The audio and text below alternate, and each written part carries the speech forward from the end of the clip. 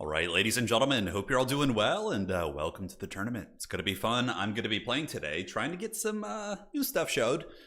Let's fire it off. All right, there's our first opponent. And let me get the pick and ban going. So we're doing 3x3 format, so it's pretty complicated pick and ban process, but I'll get that going in just a moment. Thank you all for joining. And yeah, we're going to use some cool stuff.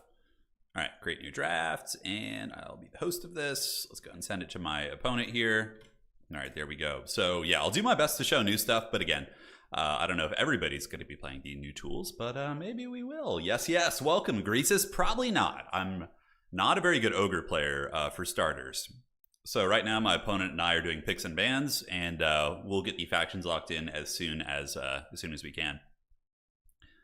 All right, so Kislev is obviously going to be very good today. So I think we need to include like a counter against Kislev if we want a chance of beating them, which there isn't really a counter, but there are a couple factions, excuse me, that can go fisticuffs. All right, so we'll get you. Let's get this also. Who else could actually beat Kislev? I don't know, it's kind of tricky. So that's fun, and then we can mix in a little bit of Grand Cathay. I think would be cool as well. I know you guys want that, so we're going to throw in some Grand Cathay as well.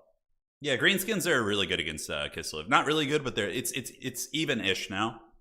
They were favored against Kislev pre-patch, but now that Kislev has cheap halberds, in my opinion, it's a bit of a different story. So, been playing Yuan Bo campaign. Yeah, he's good in multiplayer too.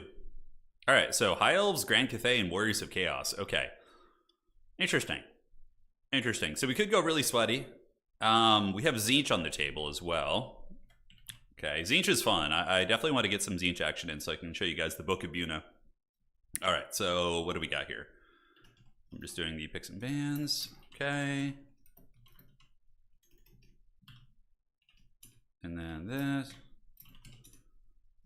Almost ready, my friends. It's not SFT today. We actually have bans. So it's a little bit more complicated. Okay, and then.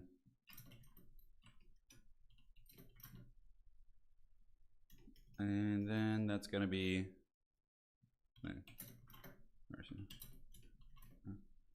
This versus Warriors of Chaos.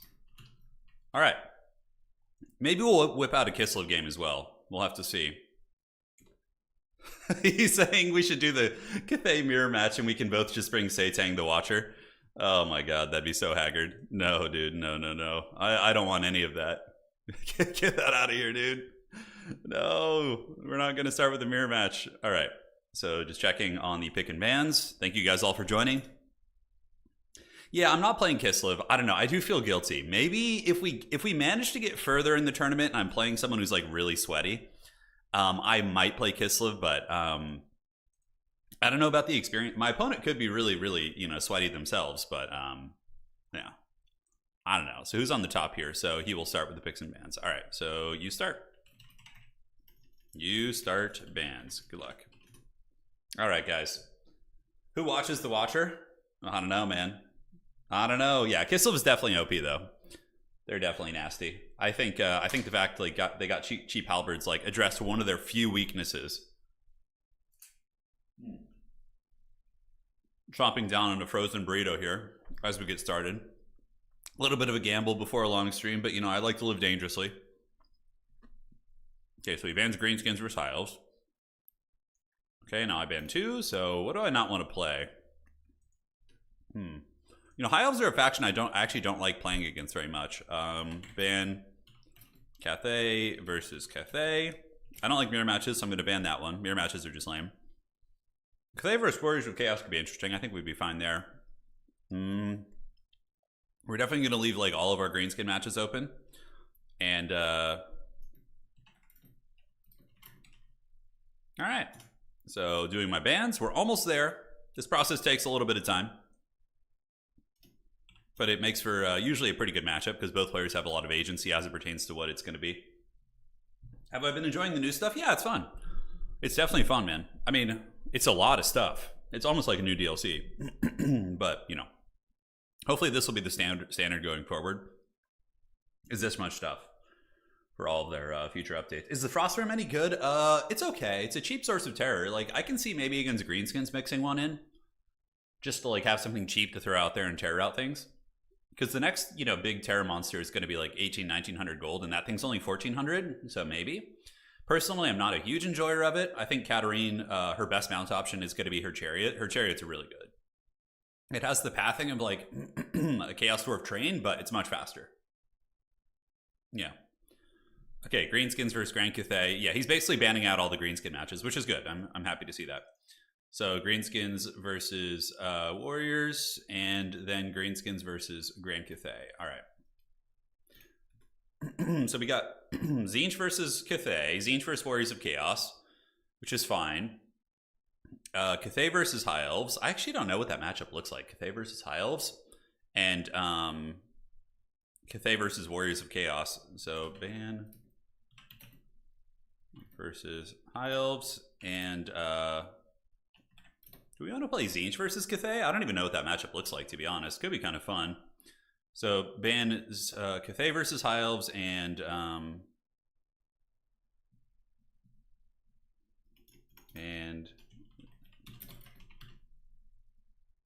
that looks fine to me, I think. Yeah, I think this looks fine, and then we'll do this versus...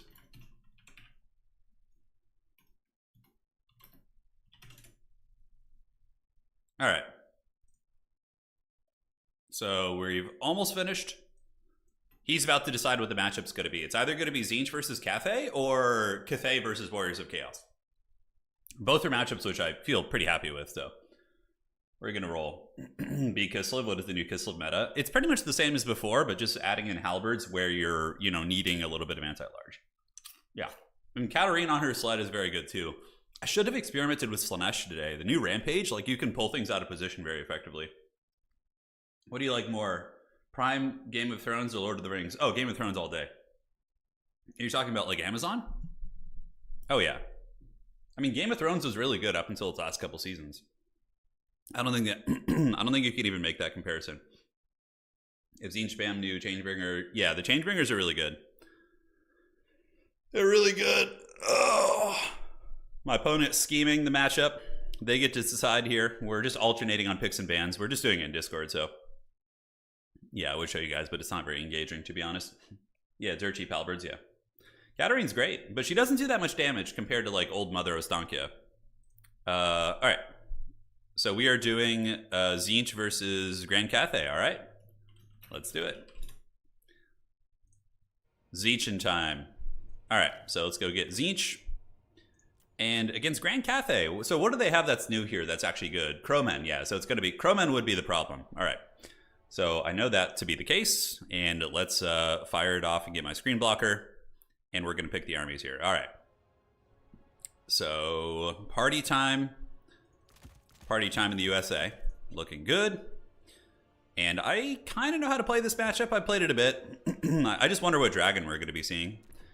Yuan Bo could be kind of scary. He's definitely good.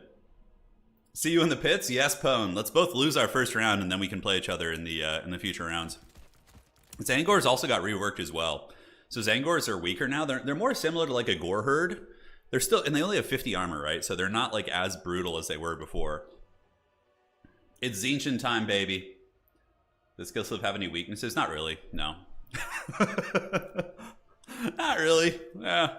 They're just kind of good at everything, which is a little bit scary, but it is what it is.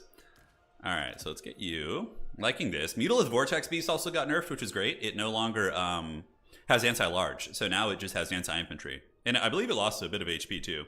Not sure about that. I'd have to double check that, but yeah, we're very happy with those changes. All right, so what lord do we bring here? Probably just like a cheapo one would be fine. The halberd lords here aren't like going to be super great, in my opinion. I don't think they'll be really popping. So we're going to get you. Let's do a little bit of this. And yes. Good, Anakin. Changebringers are a little risky against Cathay because they have Crowmen. So Crowmen will usually kill your Changebringers really quickly. So as much as I want to bring the Changebringers in this matchup, it's a very risky proposition because the frickin' Crowmen will kill them instantly. And I don't really have counterplay because Crowmen also defeat Screamers. So Screamers get stuffed really, really bad by Crowmen. So Crowmen, like, completely shut down your Air Force as Zinch. The Changeling is still not good. He's very expensive. Depending on what you change into, like, yeah, you can do some work with him, but I still wouldn't probably bring him. Yeah. So these things are pretty good. Yeah, we're going to throw in some of these. Yes, good. We got some cool units. Probably not going to see too much new stuff here. Maybe like 1 or 2 new units. Maybe. We'll try and find a way to mix them in. I wonder if we're going to see the Watcher. That'd be kind of interesting. The Watcher, yeah, Satang. Would Satang destroy me here? I'm trying to think if Satang's actually a problem. He does take a long time to kill stuff. I can't really bring Screamers in this matchup because good Cathay players are just going to have... they're going to have the things watching you. Waiting. Man, I'd love to bring Changebringers. I'd love to find an excuse to slip them in the build, but it's so dodgy. It's so incredibly dodgy. All right, so let's get 2 of these. Yes, and looking all right. And I think we're okay. Yeah, I think we're more or less ready. I got some new stuff. I got some new units here, so I think you guys will like it. It'll do, Pig. It'll do. Okay, so what else do we need? I think we're fine. Yeah, the Changebringers are really devastating, man. They're just nuts. They're very nuts. But, like, if one Crowman is chasing them, you're going to have a bad time. So I think it's just too dangerous to bring them in. Now, as far as shooting goes against these bad boys, should definitely bring the new hero. He's okay. The Halberd hero, the Buna hero, yeah.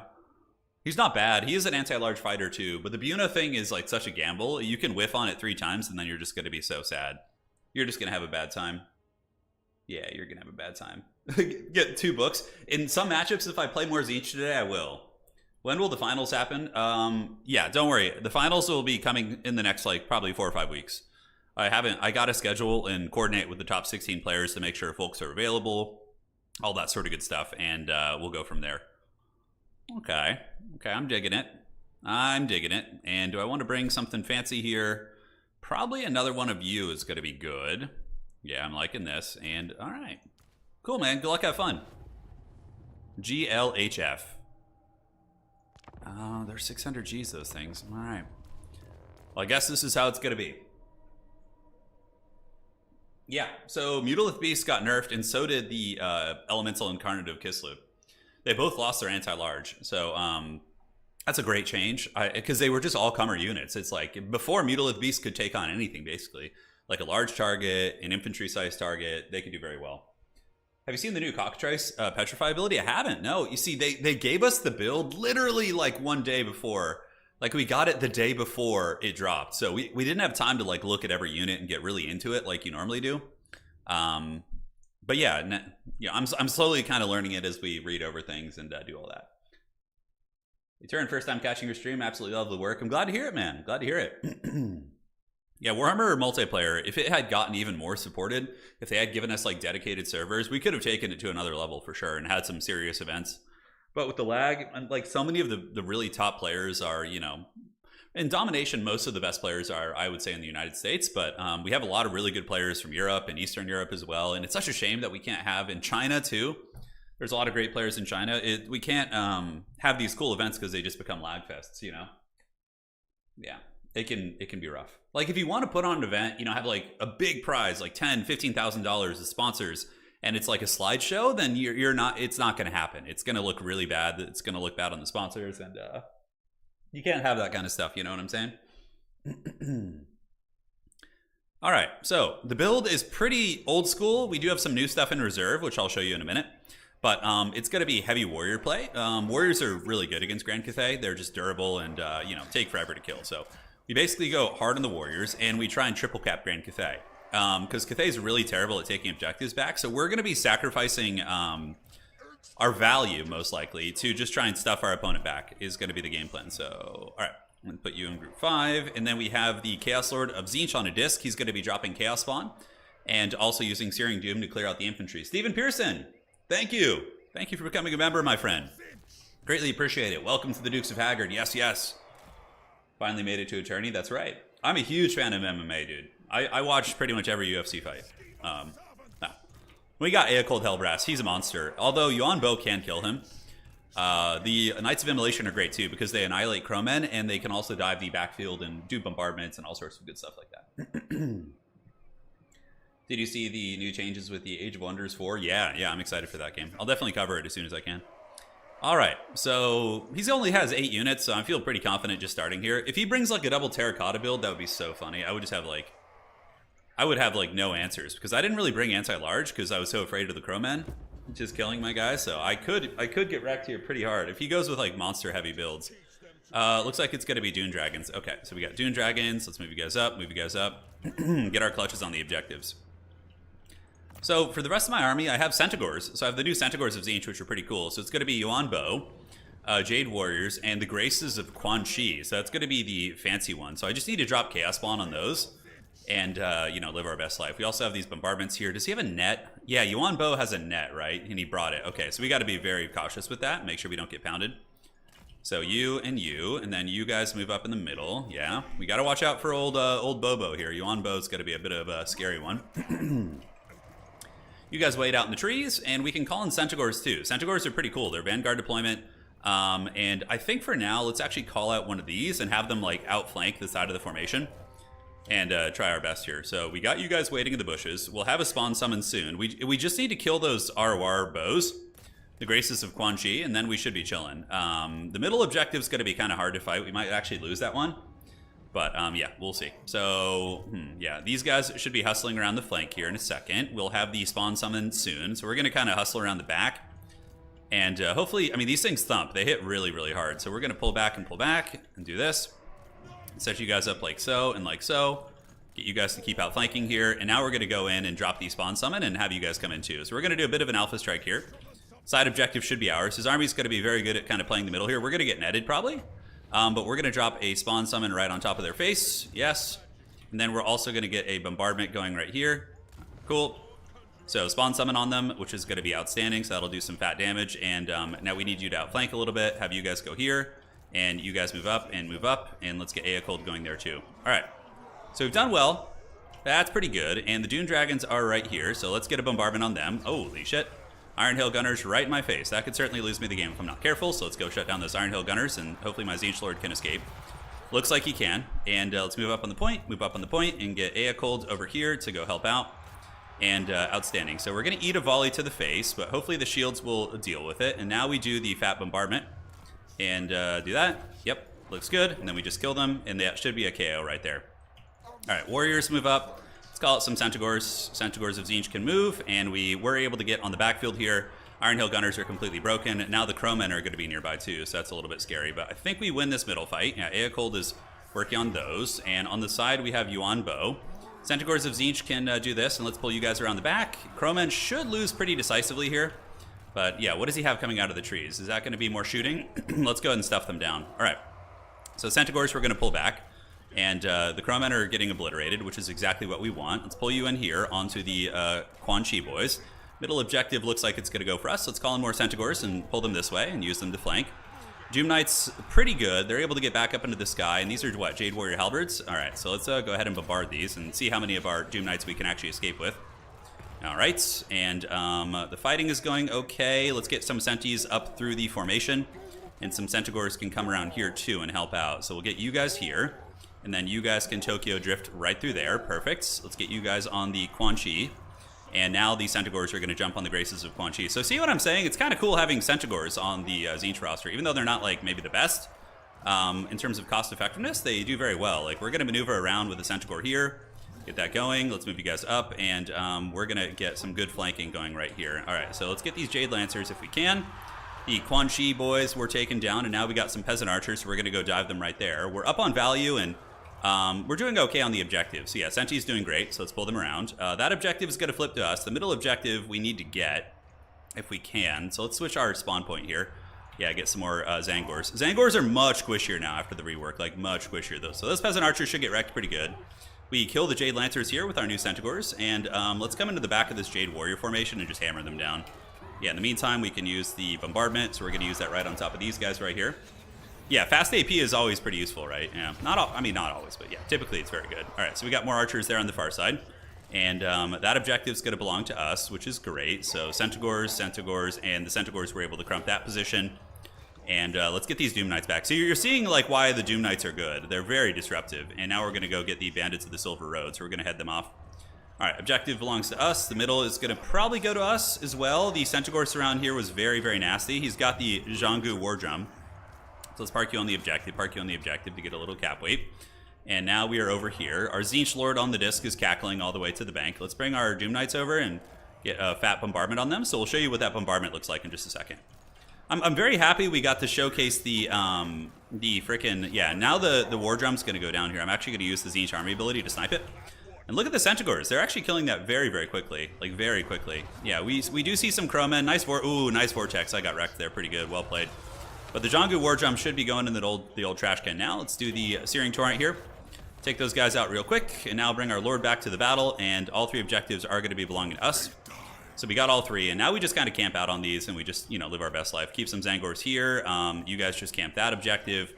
We're up on value, not massively, but pretty well. And you can see why, like, if I brought the Changebringers, I would be having a pretty bad time, right? All right, so Halberds are moving. We'll try and do a timing bombardment.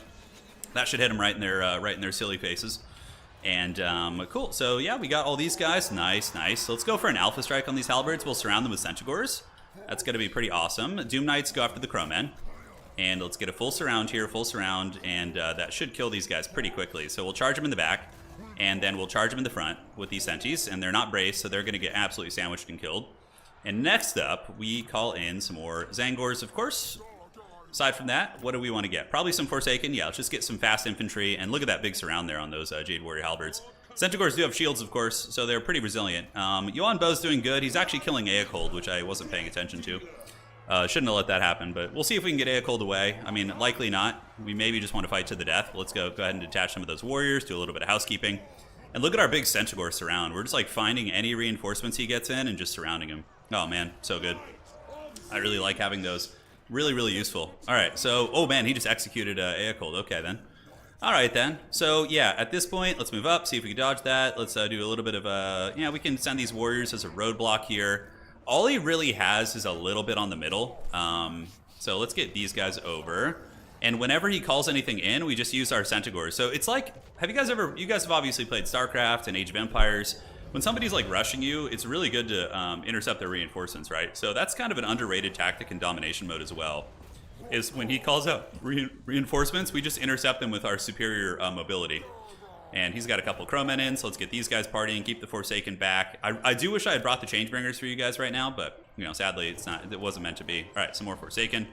So now there's going to be some more infantry moving in, so we can go ahead and do a sweet bombardment on them. So we'll set it up like so. And we'll just get our Centaurs ready, keep you guys kind of camping up in the bushes. All right, so here comes the Searing Doom. Oh, yes, precious. Give it to me. Give it to me. Yes, all right. Oh, so good. I love it. All right. Those Knights of Immolation are really underrated. They're very, very good. All right, so yeah, it's basically just Yuan Bo versus the world. At this point, Forsaken can go camp there. Forsaken can go camp here. And there are going to be some Crowmen, but they'll have a bad time versus probably my Senties. Yeah, I would wager they will. I don't need to use a bombardment. My Centaurs are going to clean that up. Let's unsummon you guys, do a little bit of housekeeping. It's basically just cleanup at this point. I don't think he's going to be able to muster too much of a resistance against us. Let's do some unsummoning on the really beat up guys. And look at that. Oh, just farming those troops as they come in. Yeah, Eocold got, he got nerfed a little bit. Yeah, he lost some stats, I think, in the patch. But it's fine. I mean, he's still very good, so he's very, very good. All right, Jade Warriors. Yep, down to Pound Town with the Crowmen. Let's pull you guys back. The dreaded Tzeentch Centaurs. It's cool that we got to showcase them. I'm very happy with that. All right, so let's call it Eocold again. It's Eocold in time, round 2. Let's get some of these and moving up to. Could try and kill the Lord, but that's going to be very hard. And now we got Iron Hail Gunners coming out. Okay, so just scatter. Kind of play a little Beastman tactics. Yeah, you can kind of play a little bit of Beastman here as well. Yeah, he can never beat Yuan Bo anyways, correct. All right, let's do a timing. Where's he going? Yeah, it's kind of hard to time him here. Let's get these guys around the side. And then we can just go ahead and countercharge here and charge here. And then we can do a little bit of this. And that should put him in the trash can pretty good. Yeah, I've gotten a little more practice timing those. And then you just pull back out of range. And then you do this. Oh, God, it's so good and tasty. Those Iron Hail Gunners are going to get wrecked there. All right. I don't even know what Yuan Bo's doing back here. He's literally just getting surrounded and dying, so that's good. Centaurs, yeah, just wrecking these Iron Hail Gunners. Oh, my God. And then I wish I had brought more. I'm like, man, these Centaurs seem really good in this matchup. All right, GG, well played. Round 1, baby. New Tzeentch mobility. They didn't really have something like that before. I mean, you had Chaos Knights, but Chaos Knights don't have AP and they're much slower, so it's harder to do that. But the Centaurs, man, they were great. They were great. He did bring a pretty elite build, which against Tzeentch is very risky because they're very good at isolating and killing like elite things. But overall, yeah, the Sorcerer was good. The Doom Knights were MVP. 2,300 on the Doom Knights. I love that they're good, like a good solid unit. And the Centaurs, you know, one of them feasted 2,000 on one, 1,000 on the other. GG, well played. Let me message my opponent. GG, well played. No worries, man. All right, so let's support that. It's a good way to start off the new season, baby. So we're on the next season, which is, I believe, season 5. Hey, Brain Dog, thank you. And Kip, thank you for the donation as well. Appreciate you both, man. Tzeentch is not S tier, but Tzeentch is good. I think Tzeentch is definitely better. I mean, the more stuff you're just getting more things, right? So that's good. I really like playing Tzeentch, though. They're very fun. So Tzeentch versus Grand Cathay. Yeah, I'm playing today, yes.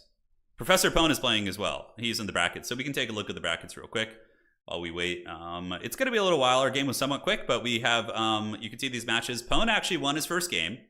Nice, nice. But it's a big tournament. We got a lot of people playing, so it's going to be a little bit of time. You can see the first couple games are coming in. The stats are completely reset. Oh, Corn won. Corn is at the top of the leaderboard. Somebody take a screenshot. This is the only time it's going to be that way, is right now. But yeah, people are playing and getting their reps in, and I do need to change the leaderboard tag, I think. Do I? Let me check and see what it says. I think we got the #1 spot. It's time. Oh, yes. #1 of the leaderboard. Screenshot it. Yeah, I need to. Are we on? What season are we on? So, hang on a second. Okay, so we did season 1, 2, 3, 4. We just finished season 5. Right? Yes. So we should technically be on season 6 right now, right? Okay. I have the wrong title here. So season 6. Okay. Yeah. So we're on, we just finished season 5. We'll have the finals for that. Now we're on season 6. I just need to update the banner and everything. We should be good. Corn S tier confirmed. I know. I finished first. That's BS turns ahead of you on the leaderboard. It's never going to happen, Pone. You're going to have to settle for #2 on the leaderboard. Yeah, it's going to have to be. So we're going to go ahead and experiment with some mechanics while we wait, because we have downtime in between rounds. A lot of games still going on, which makes sense. The players technically have another 15 minutes to finish, so we should be fine there. But something I wanted to experiment with was the new Rampage mechanic. So Rampage, all right, one sec. Let's go with, let's try it with the greenskins, for example, right? Why? Oh my god, this is such a Haggard bug. Have you guys seen this? Where if you sometimes switch factions really quickly, you can like bring a lord from another faction. Classic Total War. Okay, so fermented fungi, it rampages now, right? So if you are playing like against a dwarf, like let's say a dwarf box as greenskins in land battle or something, like could you pull out valuable assets, right? Yeah, the rampage mechanic seems pretty interesting now. Okay, so how it works is Rampage has, does it actually have it on the tooltip here? Yeah, so Rampaging unit is uncontrollable and will attack the nearest enemy unit. When there are no units nearby, he just runs in random directions, which is kind of wild. So maybe let's actually mess with Slaanesh. Slaanesh is going to have a spell Rampage, which will be a little bit easier to test with. So let's get Nkari here and see how this goes. The dynamic duo at the top of the leaderboard. It was Destiny, I know, Pone. It was prophesized. Taylor Swift or Beyonce? Oh my god, I don't know. I don't know. That's a tough one. They're both from my time, you know. They're both from my time. Someone who's going to exploit that lord thing, it's whatever. If somebody does that in a tournament, it's like they're going to get a game loss, so it doesn't really matter. I mean, for quick battles, yeah, it's pretty trolly, but... Okay. So, rampaging. So if the dwarves are just camping here, we have the rampage spell, right? The Pavane. So we're just gonna cast this here and test it out. Okay, so we rampage him. And yeah, look at that. So the dwarf seems to just be, is he chasing? Yeah, it pulls him out of formation. And now he's going to be getting back into formation. So that would be particularly good against like a gyrocopter or something, probably. What other rampage spells do I have? I obviously have like Fascination, Sweet Sorrow, things like that. It's pretty cool. And we'll try it again. So the rampage takes effect immediately now. It's not like you don't need to meet. With previous rampage, you had to meet a certain threshold. But now you don't. So that's pretty cool. I like that. It's got to be a little bit more consistent. It seems like they maybe nerfed the duration of rampage effects. Let's see what Skarsnik's rampage looks like. Because like it makes me think a character like Skarsnik could suddenly become a little bit more meta, right? Because he's got fermented fungi. That rampage lasts 15 seconds. The range is pretty short at 75 meters, but that's still good. So any like skirmish cavalry unit, any mobile piece, right? You're going to be able to nail down with the fermented fungi. So that's one thing that has been changed. On top of that, something else that you guys may have seen is Lizardman got some massive buffs. Saurus got a little bit nerfed, but not by much. Now Croxagors and Skinks have a symbiotic relationship, right? So you have the Spawnkin, which is if there's a friendly skink in range, they get 10% base weapon damage, which is really good. And Skinks also get something out of that as well, right? So they get the... if Skinks have Croxagors nearby, they actually cause fear. So that's kind of interesting. Yeah. So these two are able to be a little buddies now. So you're going to be seeing a lot of Croxagor and a lot of Skink-based armies. It's very cost-effective. And, of course, Rampage has been reworked a little bit, if I'm not mistaken. Yeah. Yeah, Primal Instincts. It's not... I don't think it's quite as good as it was before, but yeah, it still seems decent. Predatory Fighter. Okay, yeah, it's been split into two. So instead of getting one big buff, they now get melee attack and Phys Res when their hit points are less than 50%. And they also get melee attack and speed if they recently fought enemy units that are routing. So if they're chasing somebody down, they are going to get a little bit of a boost to speed and melee attack, which is kind of a cool thing because ours are very slow. I don't know how impactful that will be, but the symbiotic relationship there is kind of cool. I'm not sure what the purpose... yeah, that's a good question. What is the nearby enemy parameter, right? For the Rampage. That's that obviously plays a big part. Something else I forgot to go over in yesterday's notes is Mother Ostankia did lose 2,000 HP. So she's only got 5k HP now. She's much squishier. And the lore of the Witch has all these spells that either buff and or hex your opponents. It's the lore of the Hag. It's not a bad lore. On top of that, Katarine, her new sled is absolutely sauced. She's got 7,000 HP and 110 armor on this thing. It is a raid boss. Raid boss. Now, it doesn't do as much damage as Mother Ostankia's sled does, but I think the Ice Court sled is going to be seeing some play. It seems very good to me. Oh, Lizardmen have been top tier for a while. Like, I'll even play them today, if I get the chance. What does the new Witch Elves do? Let's take a look at that. So we're going to go look at the Witch Elves. I haven't had a chance to look at everything. So Witch Elves have Witch Brew now. Okay, so they have an activated ability. Or an activated item, I should say, or an ability, it looks like. So you can pop this, and they just get a huge damage boost. So instead of rampaging you, this is definitely a nerf, because their rampage was super strong. But on that same coin, Witch's Brew is pretty crazy. It does last for almost 30 seconds and gives them a huge boost to their melee stats. So let's, like, test the Witch Elf against like, a... what would be something decent? Like... I don't know. Obviously, an Armored Cossar is going to probably shoot them to pieces, but we could test that out anyways and see. So we'll put you here, and yeah, the AI isn't very good at testing, but it is what it is. So Witch Elf is 750. They're lightly armored, but I want to see if the Witch's Brew will make them trade better into like a... Yeah, we can actually do a Longbeard, because that'll be better for testing's sake. So let's get a Dwarven Longbeard, a unit which theoretically should counter them because of the armor. But we're going to see. We're going to see how this goes. All right, so let's go ahead and get you, and we'll just throw you on the dragon to knock away the Dwarf Lord, and we'll try it out. How would you guys beat Cathay with Ogres? Probably swarming. I would play the objectives. If we're talking land battle, though, then it's a little bit different. In land battle, I would probably use... I don't know. You could go mass lead belcher. You go like 3 or 4 lead belcher, or you could go like double scrap launcher with some saber tusk harass.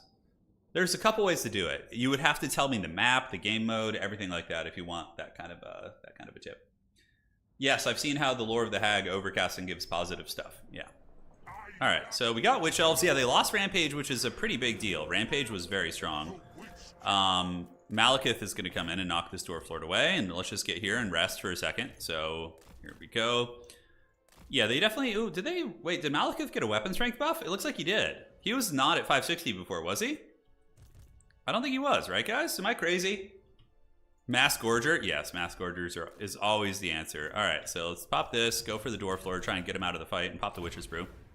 Unfortunately, Malekith's is going to screw that up. But yeah, it seems like the Witch Elves overall, with the Witch's Brew active, their stats are pretty 64 and 60.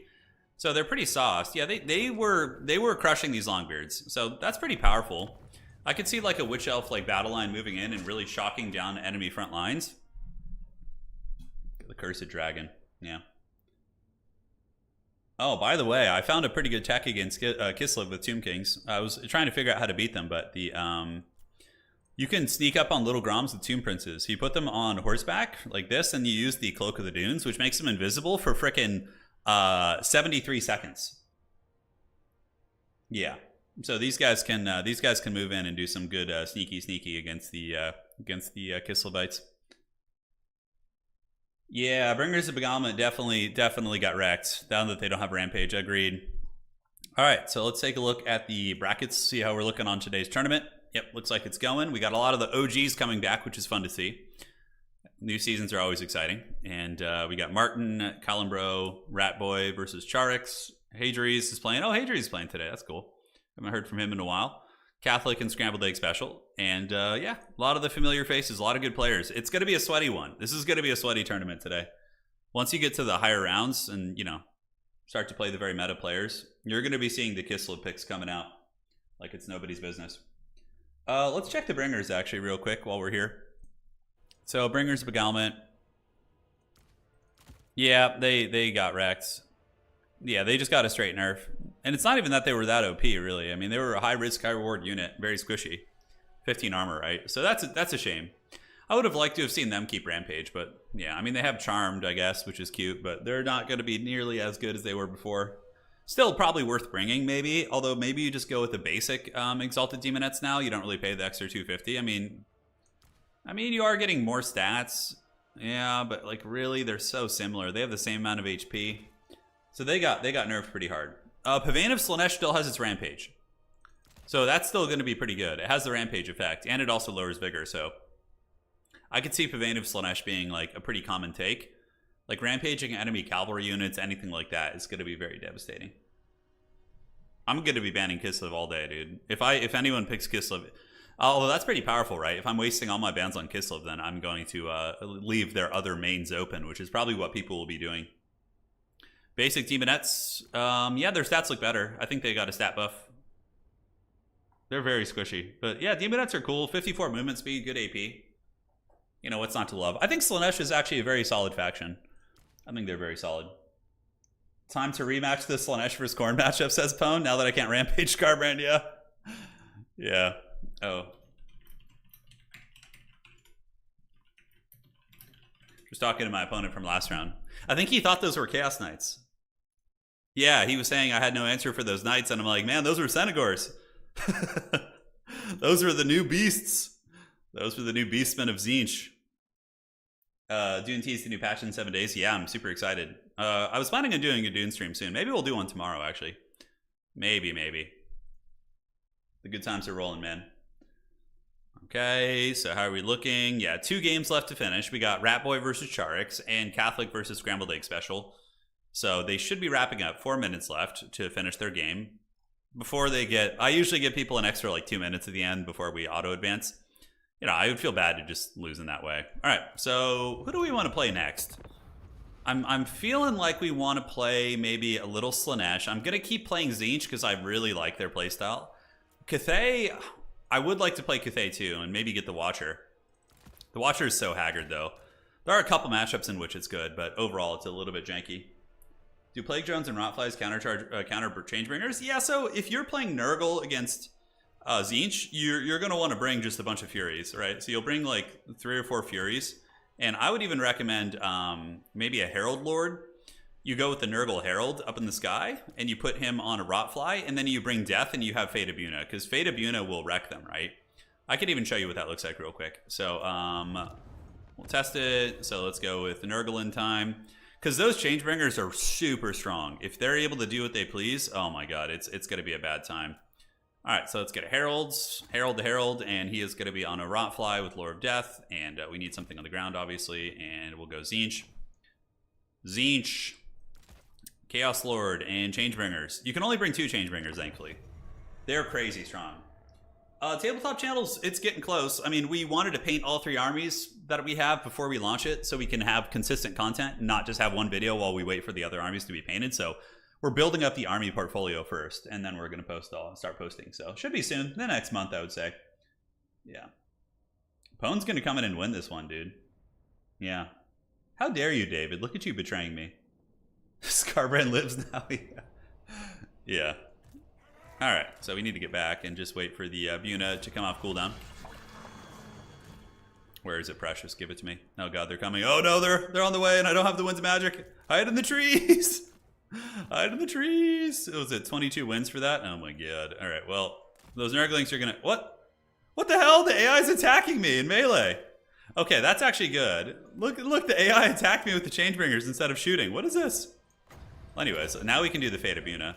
Okay, the AI clearly doesn't know how to use these units. It thinks it's a Doom Knight. That's really funny. Okay, so we're going to Buna. But yeah, Buna will one-shot them, basically. So that's 1 Fate of Buna, and you're going to get KO'd. So it's much... That's 1 Buna for 1,500 gold. I mean, so against Tzeentch, you're probably going to bring Buna now in that matchup. That's so haggard. Do you see that? Oh my god. Jumping in there.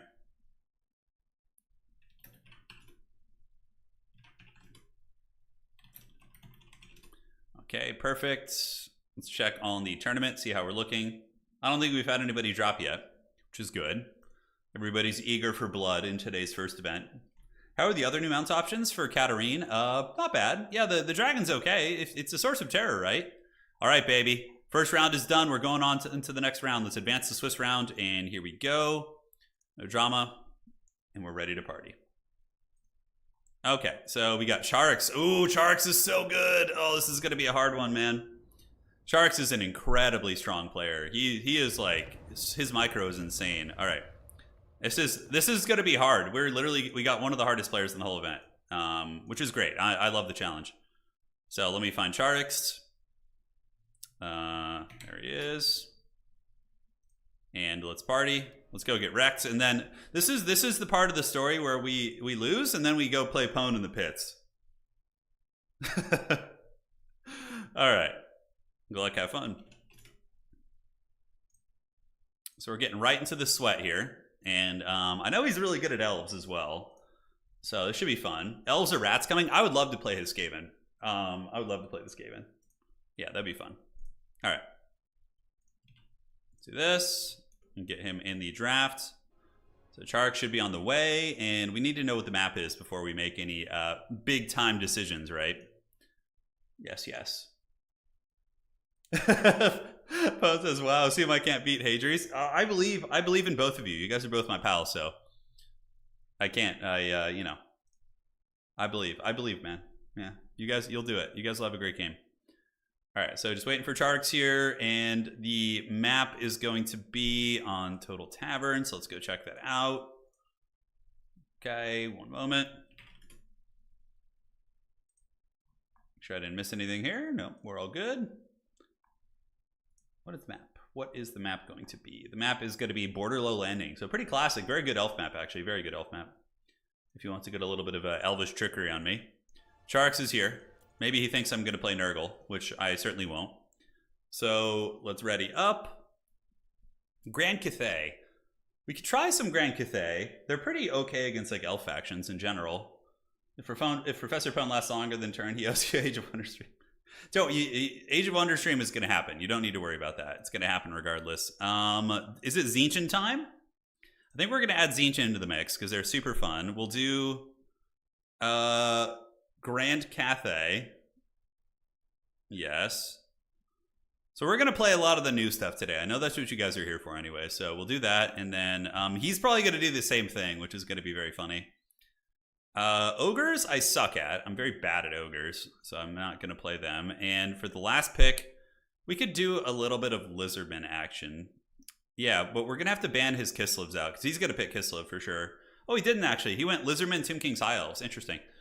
I kind of want to play Tzeentch again, but Lizardman usually I think will beat Tzeentch nowadays. I could be wrong. So I went Tzeentch, Cathay, and Lizardman, and he went High Elves, Lizardmen, and Tomb Kings. All right, that's kind of cool. All right. So chatting with my boy Charix here.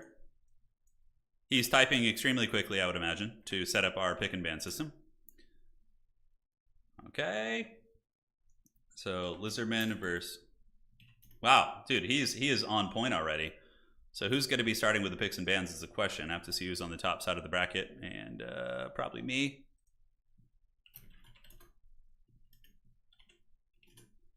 Okay, so we're going to start on our picks and bans here and go from there. Who do I want to play, though? Cathay or Tzeentch or Lizardman? Lizardman, I'm going to ban the mirror match. Okay, banning Lizardman mirror. Okay, so I'm banning the Lizardman mirror match. So that one's going to be banned. He gave me a heart. It's pretty funny. All right, so now I just need to wait for him to check it off his little box there. Okay. You gonna do it? You gonna do it, buddy? Go with Professor Pone, the professor, the weeb play? Oh my god.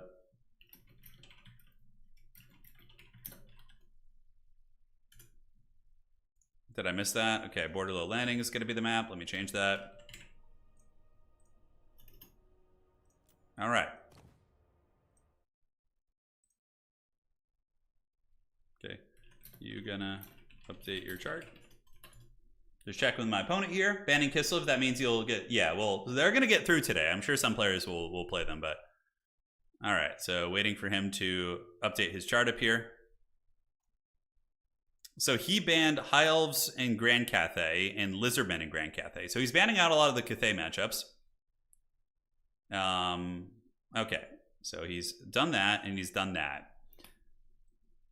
Okay, so now I have two bans. What do I not want to play? I personally hate playing against High Elves. Like, I just kind of struggle against them. Granted, I feel like Lizardmen would have a big advantage against High Elves, so I'm not like too worried about that. Grand Cathay, all the Tzeentch matchups are still open. So Tzeentch versus Lizardmen, and Tzeentch versus High Elves. Okay. Yeah, so I just banned out two of the Tzeentch matchups because I didn't feel like playing against... Tzeentch will probably get swarmed by Lizardmen with their new Kroxigor kind of style of play. And, you know, I feel like that's going to be a hard one. And High Elves are pretty nasty in the hands of Charix. So what can beat Greenskins? Greenskins, I don't know what beats them, actually, consistently. All right. Uh-oh. He's in the Discord with the RTK guys. There's probably 30 of them watching, giving tips on how to beat little old me. I can see him sharing his screen. Oh no. The hive mind is against me. Although, all jokes aside, he doesn't need any help. Alright, so we have Tzeentch versus Tomb Kings on the table. We have Lizardmen versus Tomb Kings. We have Grand Cathay versus Tomb Kings.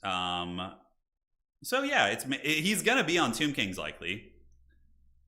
Which I'm curious, if he beats me with Tomb Kings, I'd be really excited because I've been wanting to learn about them, and if he's confident enough to play Tomb Kings, then I'm very happy about that. Destroy them. I'm going to try, dude. I'm going to try. Ninja Rats?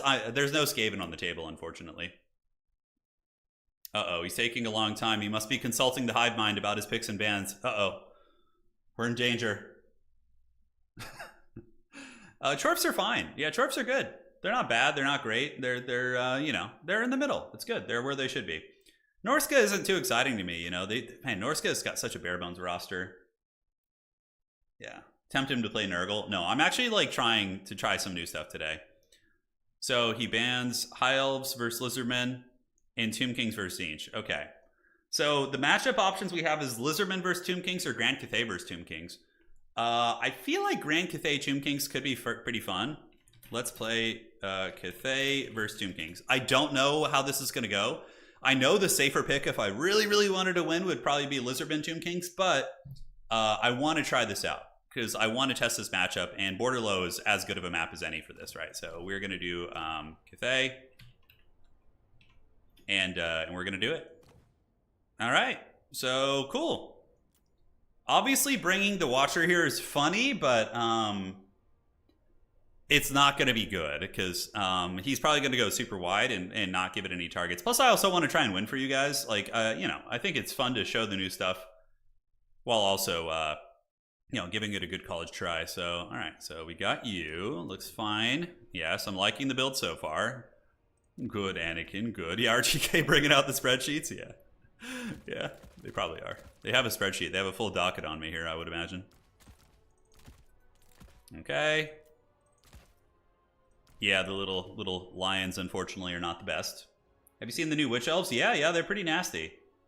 They're pretty nasty. We were just testing them against the beards of longness, and they did pretty good. So, funny Gundam man with big bow. Do you really want me to just lose though? Because he's like Charix is a top tier player, and if I meme too hard against him here, it's just going to be over.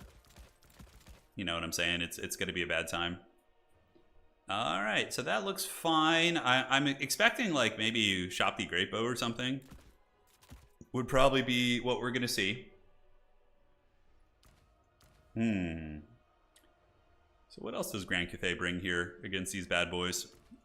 Yeah, the ROR Righteous Lances could be kind of a cool pick too. So I expect some Sepulchral Stalkers. This is kind of a funky one. That could be something. It does do fire damage. Okay. So maybe I'm going to try something a little. I'm bringing one unit for you guys that I think might be okay. It is a new unit. We're going to give it a good shake, you know, a fair shake as they say. So let's get you looking fine. Didn't they? I think they changed terracottas up somehow too. I don't exactly know what that was, but I'm pretty sure there was a little something. All right, so crane gunners are going to be a little bit too hard to protect, most likely. Let's get maybe some crossbows could be fine for a little bit of DACA. Then we want to get you. Okay. I think I like the build though. Yeah, I think it's all right. I think it can stand and go fisticuffs. God, you don't know how bad I want to bring it. All ninja rats are riot. You heard the professor, dude. I can't. I'm not even playing Skaven. I can't possibly bring the ninja rats. You guys are out of control today, I swear. All right, so let's just get one of these just for the harmony. Gotrek and Felix in this matchup? It's kind of a cute idea. What is he gonna have? He's probably gonna have like Arkin and yeah, Arkin most like. No, well, you know, knowing RTK, they usually like to spam a lot of infantry, so it's going to be like maybe a wide Kotep build just to kind of have a little bit of fun. I don't know. That thing is pretty tanky actually. So Gotrek and Felix is a call-in. Is that really going to be any good? Having those two fighting together, maybe. I feel like it's not bad. All right, so let's get this. Let's get you. We don't have any of the peasant spears, which I would certainly like. What harmony does that have? That has yin, and they have yin. Oh, that's actually pretty good. Okay. So maybe that will work. The dreaded Moonbird. You guys want it? Is that what you want, the Moonbird? You know, you want the Moonbird to come. You want to summon the beast in the night. All right, so as far as this goes, the Jade Warrior Halberds will be decent against the Shopti. Maybe it's a Shopti rush, right? Yeah, that could actually be like his overall strategy here. The Wuxing War Compass is super cool. It's very fun. Probably cut you guys. I think that's a little bit, you know, a little bit ambitious. Terracotta Sentinel is going to probably go down to some of their focus fire Tomb Kings like Sepulchral Stalkers, other things like that. Unless you're going Miao Yang, I think you want to probably be careful with that one. All right, good luck, have fun. Don't know, this is experimental. It could be really good, could be terrible. We'll find out. But y'all want the new unit at the same time now. It's burden time? Hell yeah, dude, let's go. We have our screen blocker, it's up. So, speaking of baboons, my wife and I went to an animal rescue in California where they rescue animals from Hollywood. So these are like animals that were used in movies and then basically discarded. Really sad stuff. But so they have a lot of exotic animals there. And one of the ones they had was a baboon. Holy shit. Have you guys ever seen a baboon in person? And this thing wasn't like behind bars. It was like, it was sitting next to us, just like looking at us. It was trippy. It was very friendly though, actually. Very nice creature. It was pretty cool. It was my favorite, hands down. Baboons are intense, though. All right. There we go, baby. Let's go. It's time. Moonbird or Celestial Lion? Moonbird, for sure. The Moonbird against here, fire damage really fast. It can definitely put some pressure on Tomb King's Lords. And,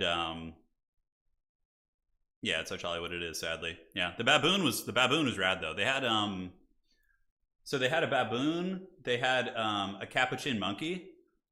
They actually had the capuchin monkey that they used in Pirates of the Caribbean, the Black Pearl. It's like the one that's like in that meeting of all the pirate lords. They had that exact monkey there. That one was pretty cool. Yeah, exotic pets are frequently abandoned. I know, it's really sad. Yeah. Bringing the, yeah, I got Toucan Sam. I do. I actually think Toucan Sam might be okay here. All right, so here's the build. We got the Iron Dragon because he's just the absolute Terminator, right? He is just like super good. We're gonna have a battle line of Jade Warriors rolling up to the center and being harmonious and stuff. We have a Halberd unit who's gonna waddle and hold the side point against any back pressure. Although, you know what? Let's just send a basic. The Halberd will probably be more resilient. All right, 2. We got Toucan Sam. As Professor Pone came up with that name. I'm not stealing it. He came up with that. And then we have the Empress's Crowmen. So these things got like buffed again. They were like nerfed, and then CA like just was like, let's just buff these guys again and give them 2 charges of their grenades. I'm like, all right, I'll take it. So basically, they just have what they had before. It's like, yeah. Yeah. No, they didn't have Jack Sparrow. They had the monkey. Monkeys live a long time. Like, how long do capuchin monkeys live? 15 to 25 years, yeah. How long do baboons live? So, wow. Baboons can live 35 to 45 years. It's crazy. So yeah, we brought the bird for you. You know, every game today I'll try and bring something new, but Charix is a tough opponent, man. This is going to be hard. He went with Double Bone Giant, which is perfect, because I didn't bring anything really big that's going to be an easy target. I can just like hide behind this pillar. And let's get the Crowmen to go into the trees. Halberds go here. I'm so glad I didn't go for like something big. Oh wow, he's got Bow Shopty too. Okay. So we're just going to go here and, you know, do our thing. Iron Dragon's going to waddle up. He's probably going to snipe the Wujing War Compass, but I do have this Dread Pillar, which I can hide behind. So Double Bone Giant with Kotep. Interesting. So calling it a Great Cannon is certainly something that's tempting. Just to try and put a little bit of lovin' on those guys. I think we're going to do that. So let's get a Great Cannon and waddle it up here. Like so. And look, the Moonbird. Yes, Moonbird, rise. Oh, this is so funny. Look at my haggard Moonbird, dude. It's just sitting there. That's so good. Oh, I love it. Iron Dragon has that like healing ability too, so he's going to be an absolute Terminator. And we're going to get in the bushes here with our crows. Oh, shit. Get down, get down. Get down. Get down. All right, we need to just hide. Look, the Bone Giants are trying to get to my Wujing. And now we're going to rip some cannon shots on those chosen of the gods. Oh, yes. By the way, I'm painting out my Tomb King's army right now. I'm absolutely loving it. We're going to hide in the trees with these guys. And are we going to get a cannon shot? Doesn't look like it. So him diving our cannon's going to be very hard. What do we got? Melee Shopty coming in now? Okay, no surprises. Iron Dragon's going to hide. Dude, this pillar is like, I feel as if I'm playing WoW Arena again, you know? And I just have some Dread Pillar. All right, so we're going to, oh, get down, get down. Saving Private Bird. Oh. Dive, lower altitude. All right, so the cannons are now going to start shooting at the Boner Giants, and we can take Iron Dragon out to go chase them, actually, which is fine. Oh, look at that. He got some cannonballs in the face, and we're going to go get this, and we can take the Moonbird over, too, and pull in the Empress's Crowmen. Let's get another Crowmen to just fly and just charge. So we're going to try and harry these guys back, and we're about to get in melee here, and let's get the Moonbird. Dude, the Moonbird, look how fast and furious it is. Oh, I love it. Go, mighty Moonbird. Look at that Moonbird, dude, showing that stupid Bone Giant who's boss. Got cannonballs coming. Let's switch on to the Chosen of the Gods. So this is a really good start for us right now. Like, really good. Are these Tomb Guard? Yeah, these are Tomb Guard. So we're going to go bombard them. But yeah, his Boner Giants are both under heavy pressure. We got Crowmen coming up. Oh, yes, let the Crowmen feast. All right, so for now, we can go ahead and do a breath attack here.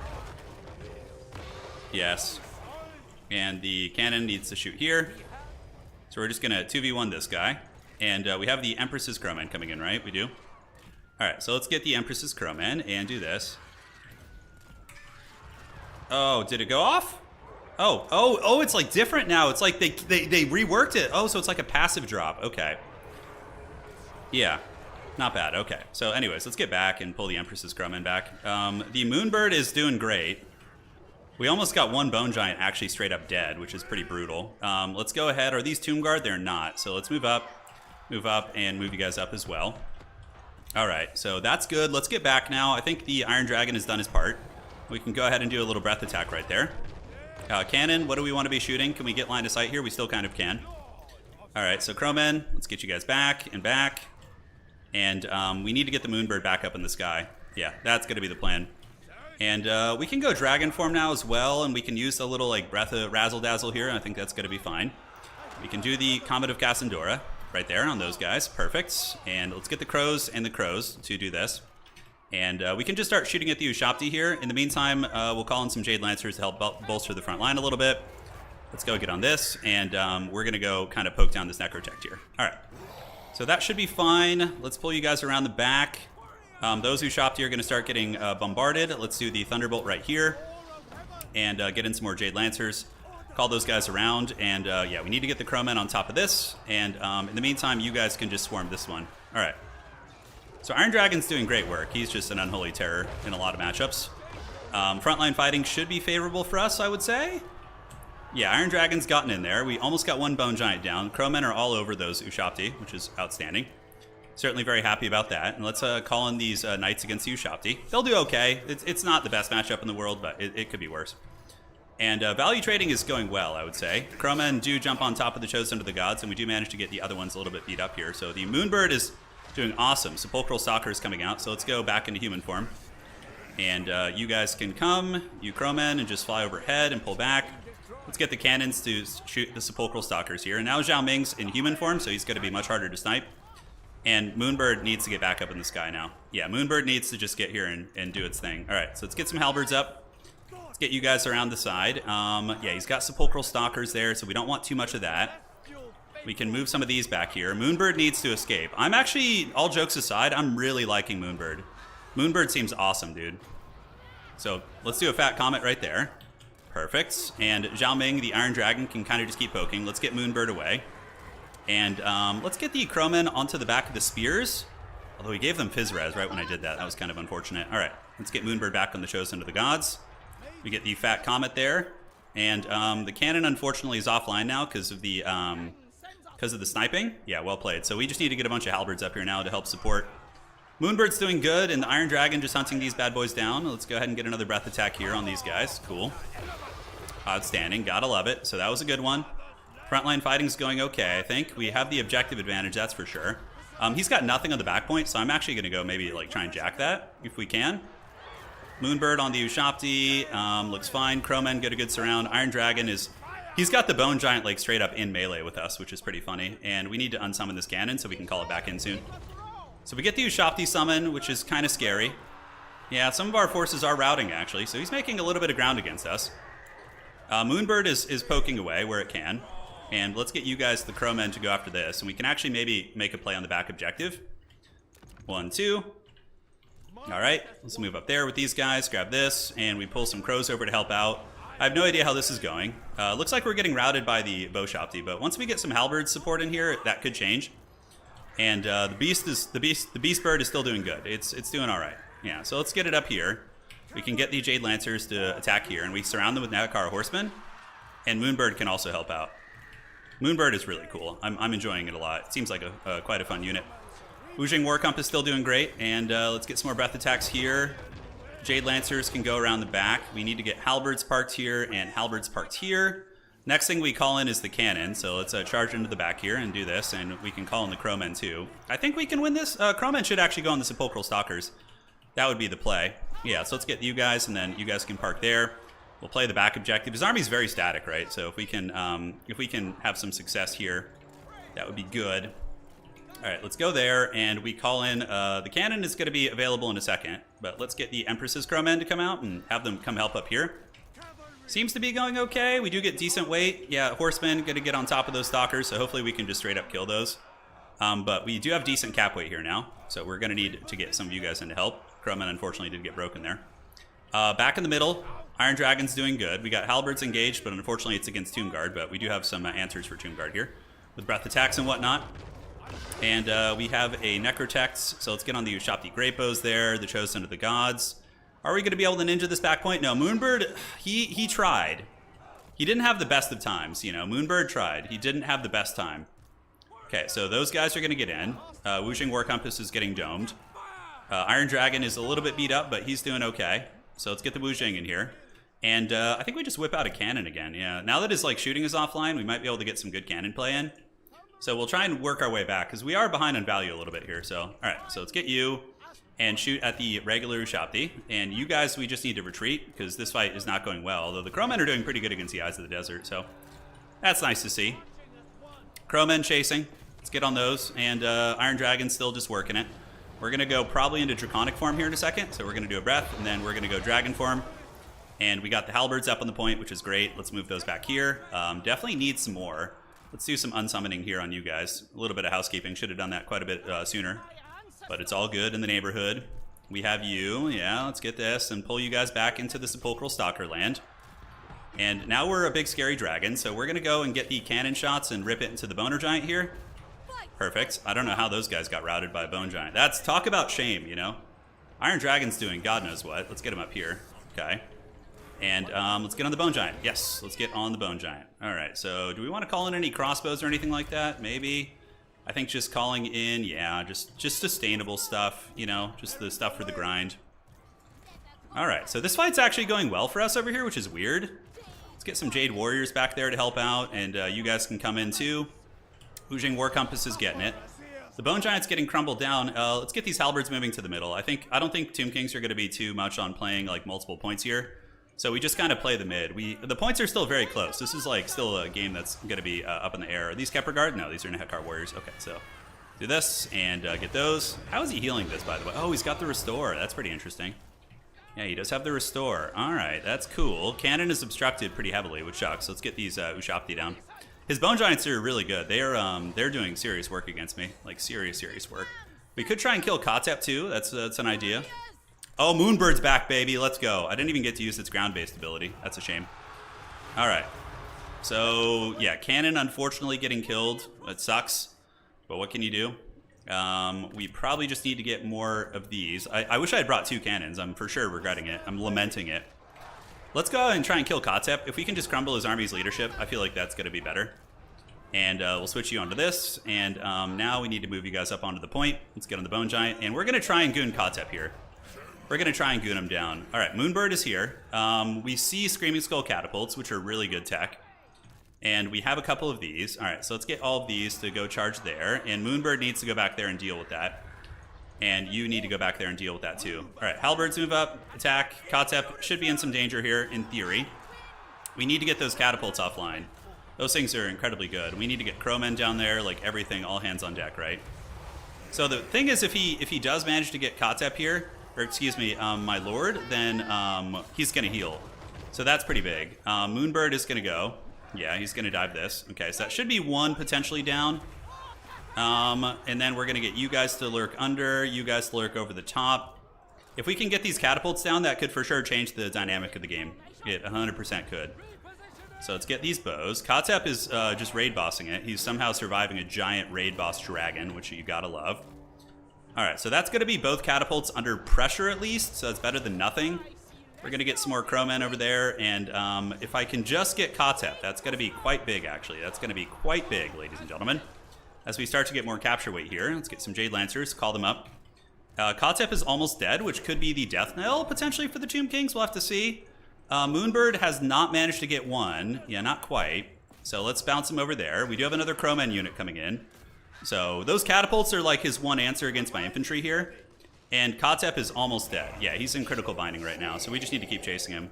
The Boner Giant's trying to he's going to try and unsummon it. So let's shoot here and do this. All right. Looking fine. Jade Warriors have arrived. Let's get them into combat here, and the Jade Lancers can go attack these and just wear them down. All right, we just can't let Kotep live. All right, so that's 1 Screaming Meme catapult down. Now we need to pull back and get the other one, and then we're just A-okay, right? So let's get another Jade Warrior. Kotep is almost dead. Let's get the Wuxing on him too, see if that can help, and maybe, just maybe, we can finish off these damn Sepulchral Stalkers. Maybe. All right, so let's do some unsummoning. Let's get you on the point, just to, like, put a little bit of anxiety on him here. Let's push that. Kachep is down, so that's going to be crumbling the leadership of the army, which is great. Bows we need to get back. Cannon is our next call-in for sure. And yeah, all right. So we got the cap weight. The objective slipping back to us. His reinforcements are a ways off. Let's go ahead and take you down. Wujing War Compass is still going like an absolute champ.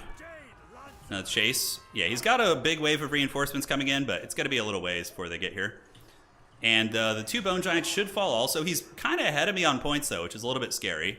So let's just get these halberds back in. We don't have enough time to really mess around with that. And yeah, I think we get the objective here before his reinforcements can arrive. I think we do. And now let's call in a cannon. Once again, 5th time is the charm. And that objective flips to us. Great. So that is big. Now we just need to hold this for a while. So let's go ahead and run into the back of these with our Jade Lancers. And the Boner Giants should both be dying right now, I would wager. Yeah, did that flip to us? It does. Good, good. Okay, so now we just need Peasant Horsemen. Let's just get speed up here to make sure we don't yield the objective. And yeah, those are the tankiest Bone Giants I've ever seen. Oftentimes Bone Giants just die, but these ones didn't hear any bell whatsoever. I don't know why it's not shooting there, but it should be. Okay. So Iron Dragon's doing it. Halberd should finish off that one. He does get a nice terror route on our formation. Okay. And let's get you to go intercept these guys. These Jade Warriors need to get to the point. Bone Giant number 2 is going to go down. Yeah, this guy's crumbling, although not quick enough. Certainly not to my liking. He's got a lot of stuff coming in. I might need to kind of play for like a side cap too. Yeah, we might need to. We'll have to see. All right, so Iron Dragon's going to go human form just to become a little bit harder to snipe. And we got the crossbows up on the point. The Bone Giant's down for the count. Let's get you guys in on the objective for now. He managed to get a big wave of reinforcements in here. Yeah, but we do have the capture weight advantage now. So we need to hold on to this for as long as possible. Let's get another Jade Warrior coming up here and send you to battle this. Bone Giant cannons can go there. Halberds, where do we have mass? We have some mass right here too. All right, let's go Iron Dragon. Time to get it, little buddy. Time to get it. Yeah, the capture weight is in flux for sure.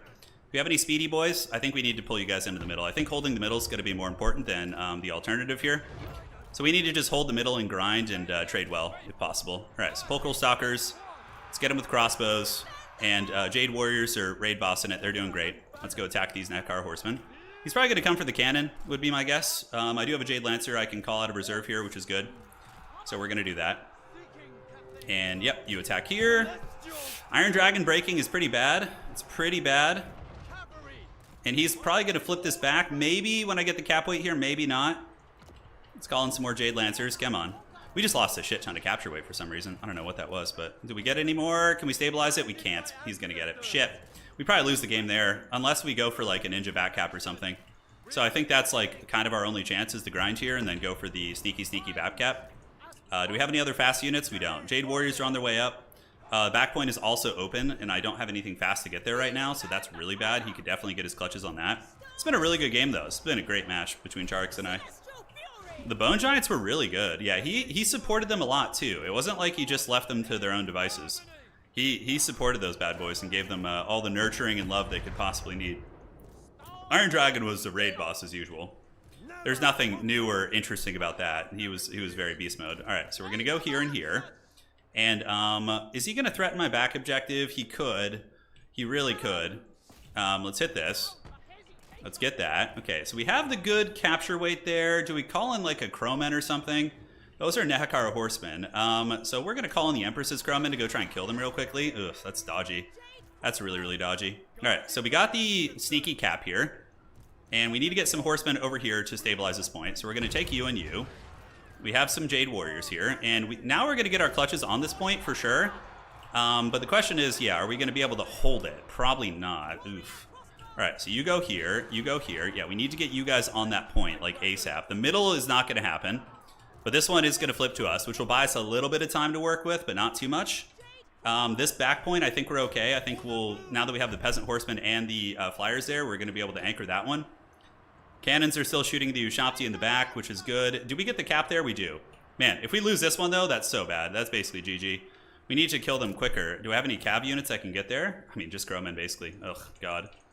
This is so shady. Zhao Ming needs to rally on that objective. That would be really big, actually. We almost have these guys dead, which means he's going to lose the cap weight there. And now he's coming for the back point here. And these are going to be some Nehakar warriors, so they're on their way. Jesus, what a close game. Oh, Zhao Ming rallies in the clutch. All right, he's just going to hang out back here and play it safe, and we'll get you guys downtown. Jade Warriors are grinding for the middle. Is there any way we can hold on to this back objective? I don't think so. Let's get these Warriors up. We actually have some Warriors here. But not really too much speed. It's very, very close at this point. Let's get the Crowmen to jump on this, and you guys to jump on this too. So we're basically just all hands on deck on this back objective. We need to hold it for as long as we possibly can, right? Those who shopped here are almost down. We got a couple Jade Warriors hustling there. That's really it. I mean, ooh, that's close. That's really, really close, guys. The current score is a draw. It's not going to matter, though. I think he's going to get it because we're going to lose that back point. We do manage to salvage this one, which was pretty good, and the value is like dead even. This was such a good game. This was such a good game. All right, so let's waddle here if we can. Yeah, he's got skeletons there and stuff. Plenty of them, one of which is an Ekar Warrior. But that's it, I think. GG, well played, dude. What a good game. God damn. That was such a good match. So, takeaways, was Moonbird worth it? Moonbird was good in the beginning. I don't want to disparage Moonbird's performance, because Toucan Sam, he did a great job. Very well played. Good game. That was a great match. And Charix is a top player, too, so I'm very happy to have with an experimental build, have it be that close. Only 900 value on the bird, though. Maybe the armor-piercing bird is better against Tomb Kings? I don't know, but this one's way tankier, too. Zhao Ming is just busted in that matchup, of course. Cannon did fine. No, we summoned it 3 times. The cannon was a bit of a bust. It was a bit of a bust. Yeah, so looking at the Moonbird, was he good? Empress's Crowmen are great. I think they're solid. I think we just say screw the Moonbird. And maybe get the armor-piercing one. Because it could have been a dead Bone Giant, right? That extra AP if we had him. If we had this guy instead. And he's 400 gold cheaper. The Celestial Lion. So I think if you're going to go for that, maybe you go for the Celestial Lion instead. Yeah, we didn't get to use the Vortex.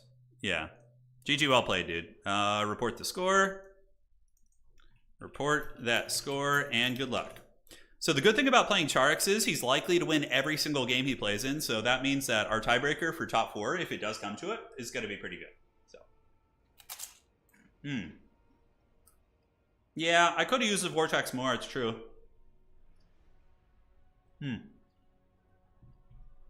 I could have been. The cannons were not worth it. They got dunked on, and they got 900 value over 3 summons. So he was very on point with that. If we had gone double cannon, maybe.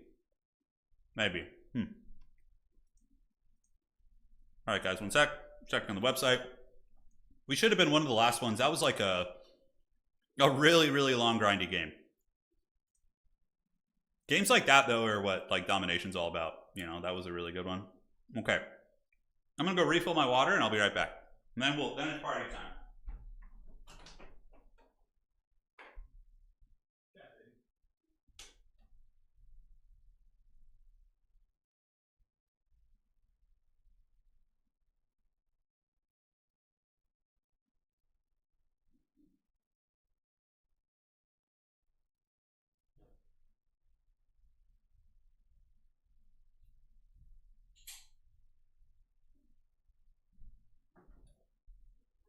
Love you, darling.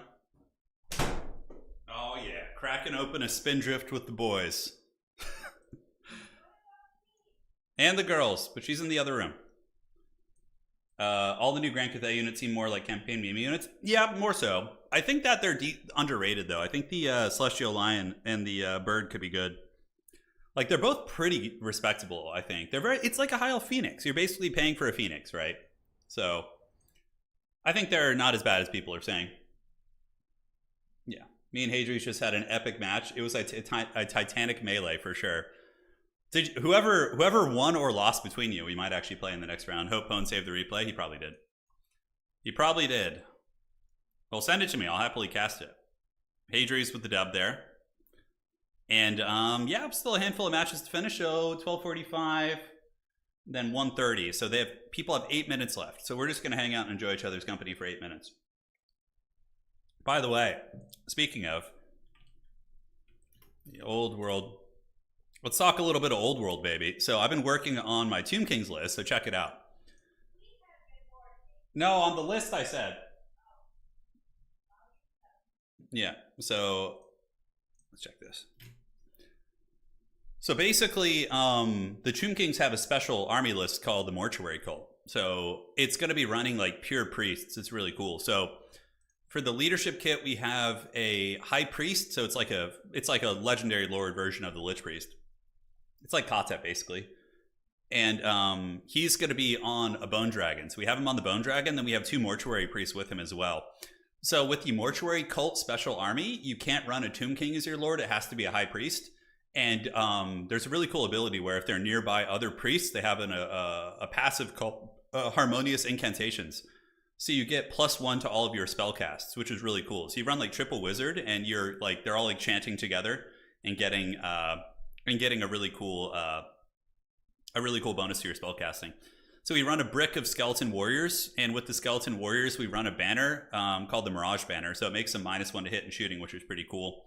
On top of that, the Mortuary Priest can be your banner bearer in the Mortuary Cult. So with him, we have the standard of the Cursing Word. This thing is so cool. So it's a Tomb King's banner that makes it so at the end of any phase in which one of your models in a unit is killed, the person who killed it has to make a leadership test. If they fail, they get zapped by like the dead spirit of your Tomb King, right? Of your skeletons. It's really cool. So like everything they kill in that unit of 40 skeletons has the potential to go back and zap them for damage. It's like super thematic. We then have 2 Sepulchral Stalkers in the army. So 2 units of Sepulchral Stalkers and 2 Tomb Scorpions. Tomb Scorpions are so good.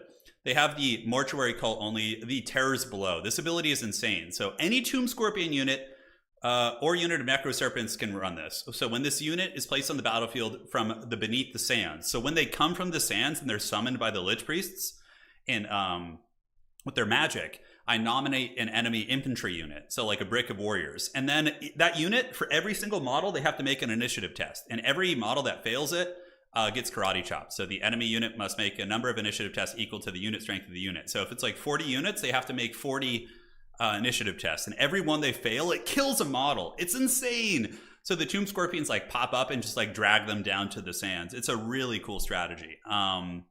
And then we have Anna just finished painting this glorious Necrosphinx, which you'll see, and a Screaming Skull Catapult as well. So does the list have Cetra? No, I don't own the Cetra model. Honestly, he's really expensive. He's like 500 points. Yeah. The list does not have Cetra. Yeah, it's so when the Tomb Scorpions pop out of the sand, they can like drag you down to the pits. Isn't that cool? So the Scorpions will wreck really slow units because they have to take initiative tests, but like fast units will be able to avoid them pretty easily, but like elves won't really care about that. But like slower units, man, oh my god, like dwarves are gonna have such a bad time with that. Yeah, the lore army list. So that's called the Mortuary Cult. Oh, Cetra is really expensive. I mean, we can look at him real quick. Hold on, let me show you. So if I were to add Cetra to this army, yeah, here he is. So he's got, look at all the rules he has. It's so many. But yeah, he's 445 points. For reference, my dragon, which has my caster with a bunch of items on it, is 425 points. So Cetra is really pricey. But yeah, he's good. He does impact hits. So when he hits you, he does damage. He has, you know, you can cast some magic. He buffs nearby units. Cetra does not kneel. What does this do? He must always accept a challenge. Oh, that's pretty funny. So if somebody challenges him, he has to accept it. But yeah, he's very good. He's very good. Missed my dono 30 minutes ago, mate. Hey, thank you. I'm sorry, David. I'm sorry I missed it. Thank you.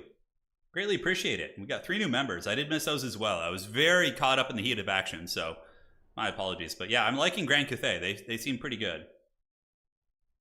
Dwarves seem set up to have a bad time. It's just the fate of dwarves. Dwarves just always, you know, always got to have something to grumble about, right? 4 minutes left till the next round. I rebased my Sigma army. Wish I knew how to play them in Total War as well. You rebased your Sigma army. What is your Sigma army? Vampire Counts or something? So we got Tea Drinker, Moose Lord, and Rat Boy playing their last couple games here. Okay. So we won with Zeech today. We lost with Cathay, but it was still a good match. Yeah. What anti-aliasing? I don't know what that is. 2v2. For 2v2, I prefer land battle. I think it's more thematic that way. Yeah. What I meant was when Cetra hits you, as in charges you, he does impact damage, even before he swings his attacks. Because that's how chariots work in the old world. They automatically hit you, so you just have to roll your saves and stuff when they charge you. Yeah, chariots are way better in tabletop than they are in Total War. Like, I mean, the Kislev ones are good, but most chariots in this game are kind of haggard. Like Gore Beast, Razor Gore, Skeleton chariots are all kind of crappy, right? But in tabletop, they're very good. They're very, very good. Subutai, who plays in the tournaments with us, he's that's who I usually play with. He's doing Beastmen in tabletop. He's got the old Bray herd. He usually runs a bunch of Bestigors and stuff. Hey, David, thank you for the donation, man. I greatly appreciate it. I wanted to ask you to show your camera settings. It always looks so nice. Sure. We can do that real quick. We got a hot moment, my friend. I got you covered. All right, options, graphics, advanced. Here you go. Yeah. Looking about right. Yes, yes. Hopefully you can get a little screenshot there, and then, yeah, should be good. I know, they haven't released all the models. Yeah, it's kind of annoying how they're doing the releases, to be honest. I wish they would just, like, release at least all the Tomb King stuff at once, but understandably they want to kind of drag the hype train along. It just sucks seeing scalpers just feasting on what little stuff they do release and then just selling it and gouging people on eBay, and yeah, it sucks. It sucks. All right. So where are we at? Should be ready for the next round in a second. We're going to look at some minis in between rounds as well. Yeah, so Tomb Kings in tabletop can make Tomb Guard chariots. Yeah, you can have elite chariots. It's pretty rad. It's like, because there's two special armies in tabletop for the Tomb Kings. There's the Mortuary Cult, and then there's the Royal Host. The Royal Host is like all about Tomb Kings and chariots and elite infantry, like Tomb Guard and stuff. Whereas the Mortuary Cult is about casting and kind of, you know, sneaky ambushes. And Mortuary Cult also has a really cool special rule where you can damage a nearby construct. You can like suck the energy from it with your casters and then use that to your casting roll. So you can like do 3 wounds to a construct, and then you can add three to your casting roll. So if you really need to get like a super clutch spell off, a Mortuary Priest can make sure that happens. It's quite good. Yeah, it's quite good. Yeah. Let's see here. What did I miss? Oh, okay. Missed my $30 donation. May 100 losses in a row bestow upon thee. Go Team Pwn, dude. David, you've betrayed me for the last time. Could you do this to me, dude? I hope I play Pwn so I can crush his dreams, so we can gatekeep him. All right. How are we doing? One game. We got Manic Tea Drinker versus Calimbro. They have 2 minutes left, basically, to finish. My opponent never replied to messages. Oh, sounds good. Dropping him now. All right. So his opponent didn't show up. No problem. All right. And we're all set. Autosave. Search. Just answering Pwn's question here real quick. All right, and we're in the next round now. So we had one player not show up, which is all good. And let's advance. Let us advance. Oh, my channel name is my actual middle name in real life, just Turin, and it's from northern Italy. So yeah, that's basically it. Oh, we got the Manic Tea Drinker. It's go time. All right, so let's party. Let's do this. I kind of want to play some Chowie today. I don't know why I'm feeling it. Hey, we're playing. The guy that was just asking me some questions, of all the players, we got matched. So, yeah, that's going to be fun. All right. So, lobby is set up, and now let's look at the map.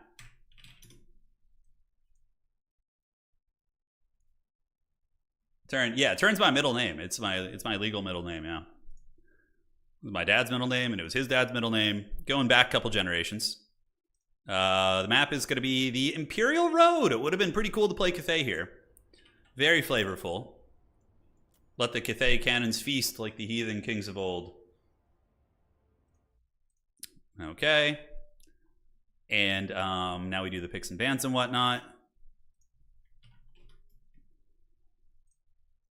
And create the preset. I feel like we're gonna pick Kislev this time. I want to show you guys all the new stuff. So my opponent, if he wants to, can ban them out, which is fine with me. But you know, we're gonna try and have some fun here. There's a city in the old world called Turin. Always makes me think of you. Oh, it's fun. Turin is from. Yeah, I'm like I mean, I'm obviously American, but if we're going back to my ancestors, yeah, Italy, Ireland, Scandinavia, you know, that part of the world really. My most predominant would be probably Irish and Italian. Yeah, my last name is super Italian. Okay. So doing the picks and bans with my opponent. Let's ready up. So we will do old Kislev. And we already played Cathay, but I'll throw Tzeentch in again just because it's so fun. I love the new Tzeentch stuff. And from here, we were going to play something a little bit different. Yeah, so do we want to play Slaanesh? Ooh, Slaanesh could be kind of fun. Or Dark Elves. Yeah, we could try the new Witch Elves out. Okay, you know what? We're going to throw Dark Elves in the mix. Okay, he went Beastmen, Dark Elves, and High Elves. Okay, interesting. So we're definitely going to try and get... Kislev is like fine against any of those factions. Yeah. Although High Elves are actually a soft counter against Kislev. They used to be. I don't know about now. When are you going to play another Warhammer playthrough? You mean like campaign? Yo, shout out from Milan. Hey, right on, Tommaso. Cool, man. Cool. Yeah, Katarine's pretty scary. She's very good, Ben. She's very, very good. All right, so I'm just going to do the picks and bans with my opponent here, and then we'll be getting started with our next game any second. And by any second, I mean like 5 minutes.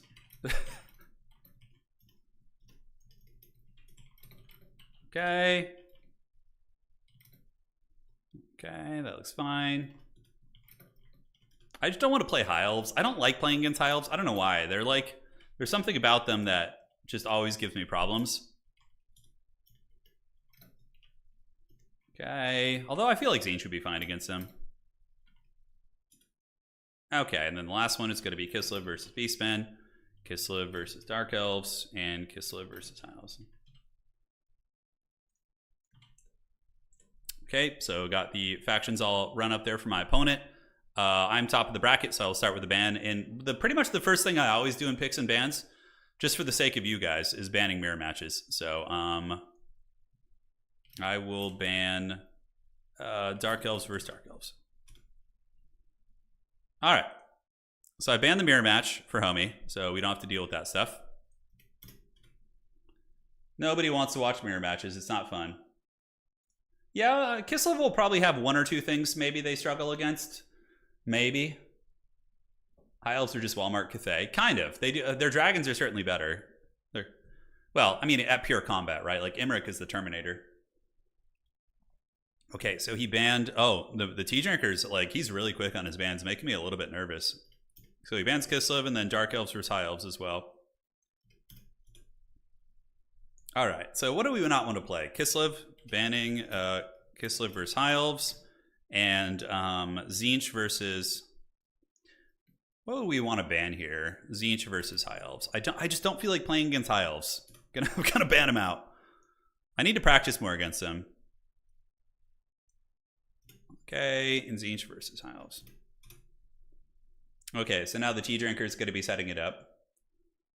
I don't mind mirror matches unless it's like a melee grind. Yeah, they're just, it's kind of, I don't know.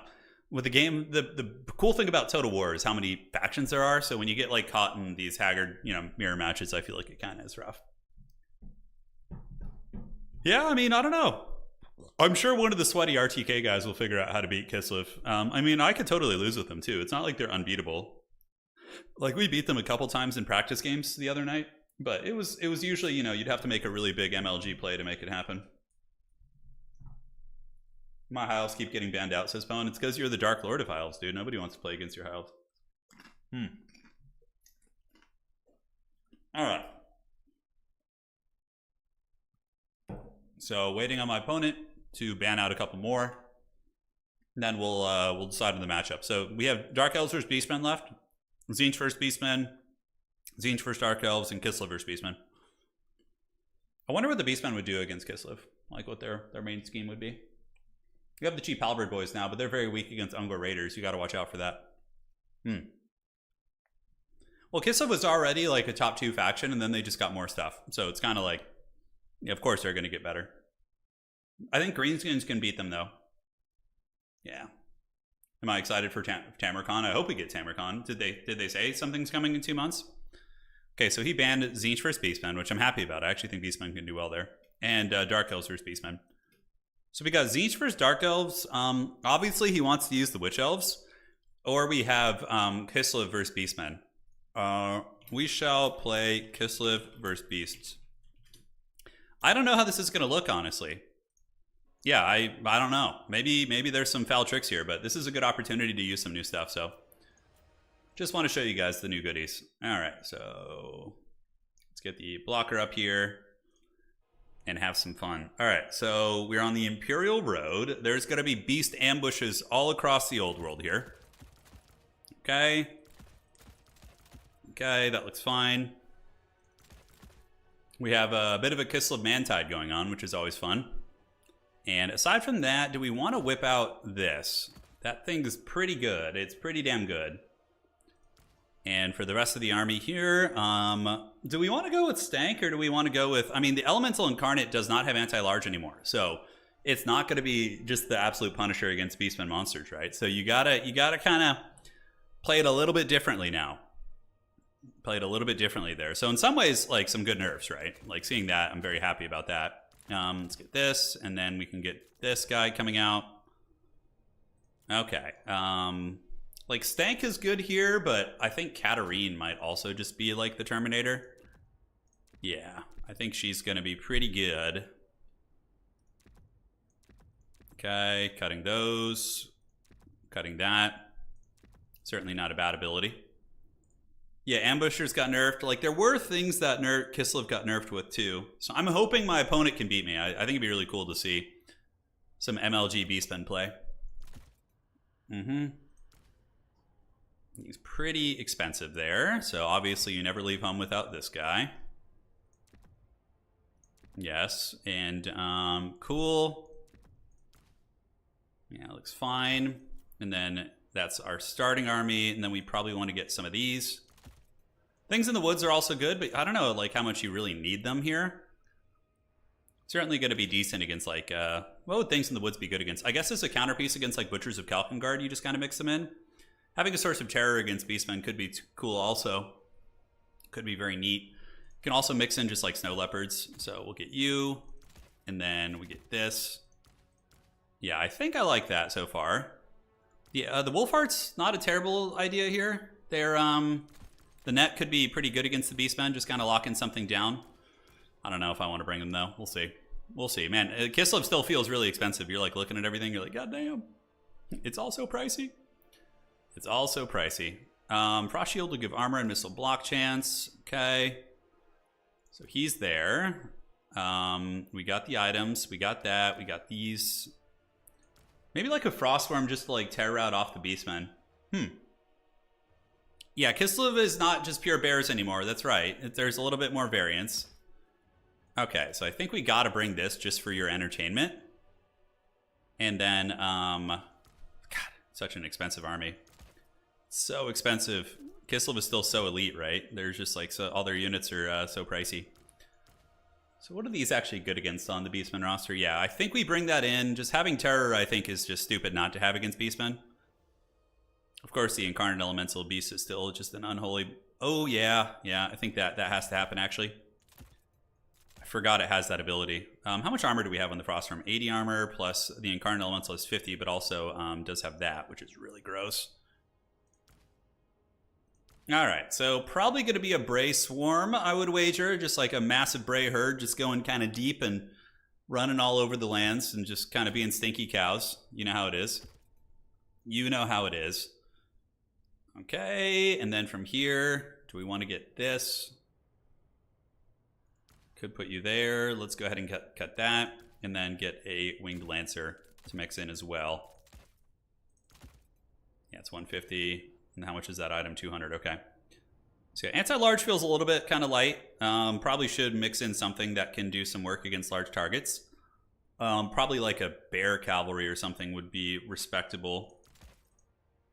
Okay, so let's go ahead and throw in these. Certainly nothing that costs 300. You know what? I was already...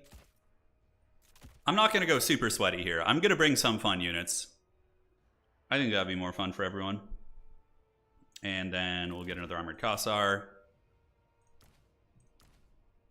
Okay, and then we can get this and this, and then we can go a little bit bigger here in the battle line. Yeah, I like that more. That feels like a cleaner build. All right, good luck, have fun. Let's get it. Let's get it. I think this is going to be cool. Yeah, because it's fun to play too. And this isn't the most degenerate build. I could have gone like just pure Mother Ostankia, you know, Incarnate Elemental, Patriarch, Sled Blob. We brought a much friendlier build, so I think that it could be strong. I don't know, but it's more experimental. Moo.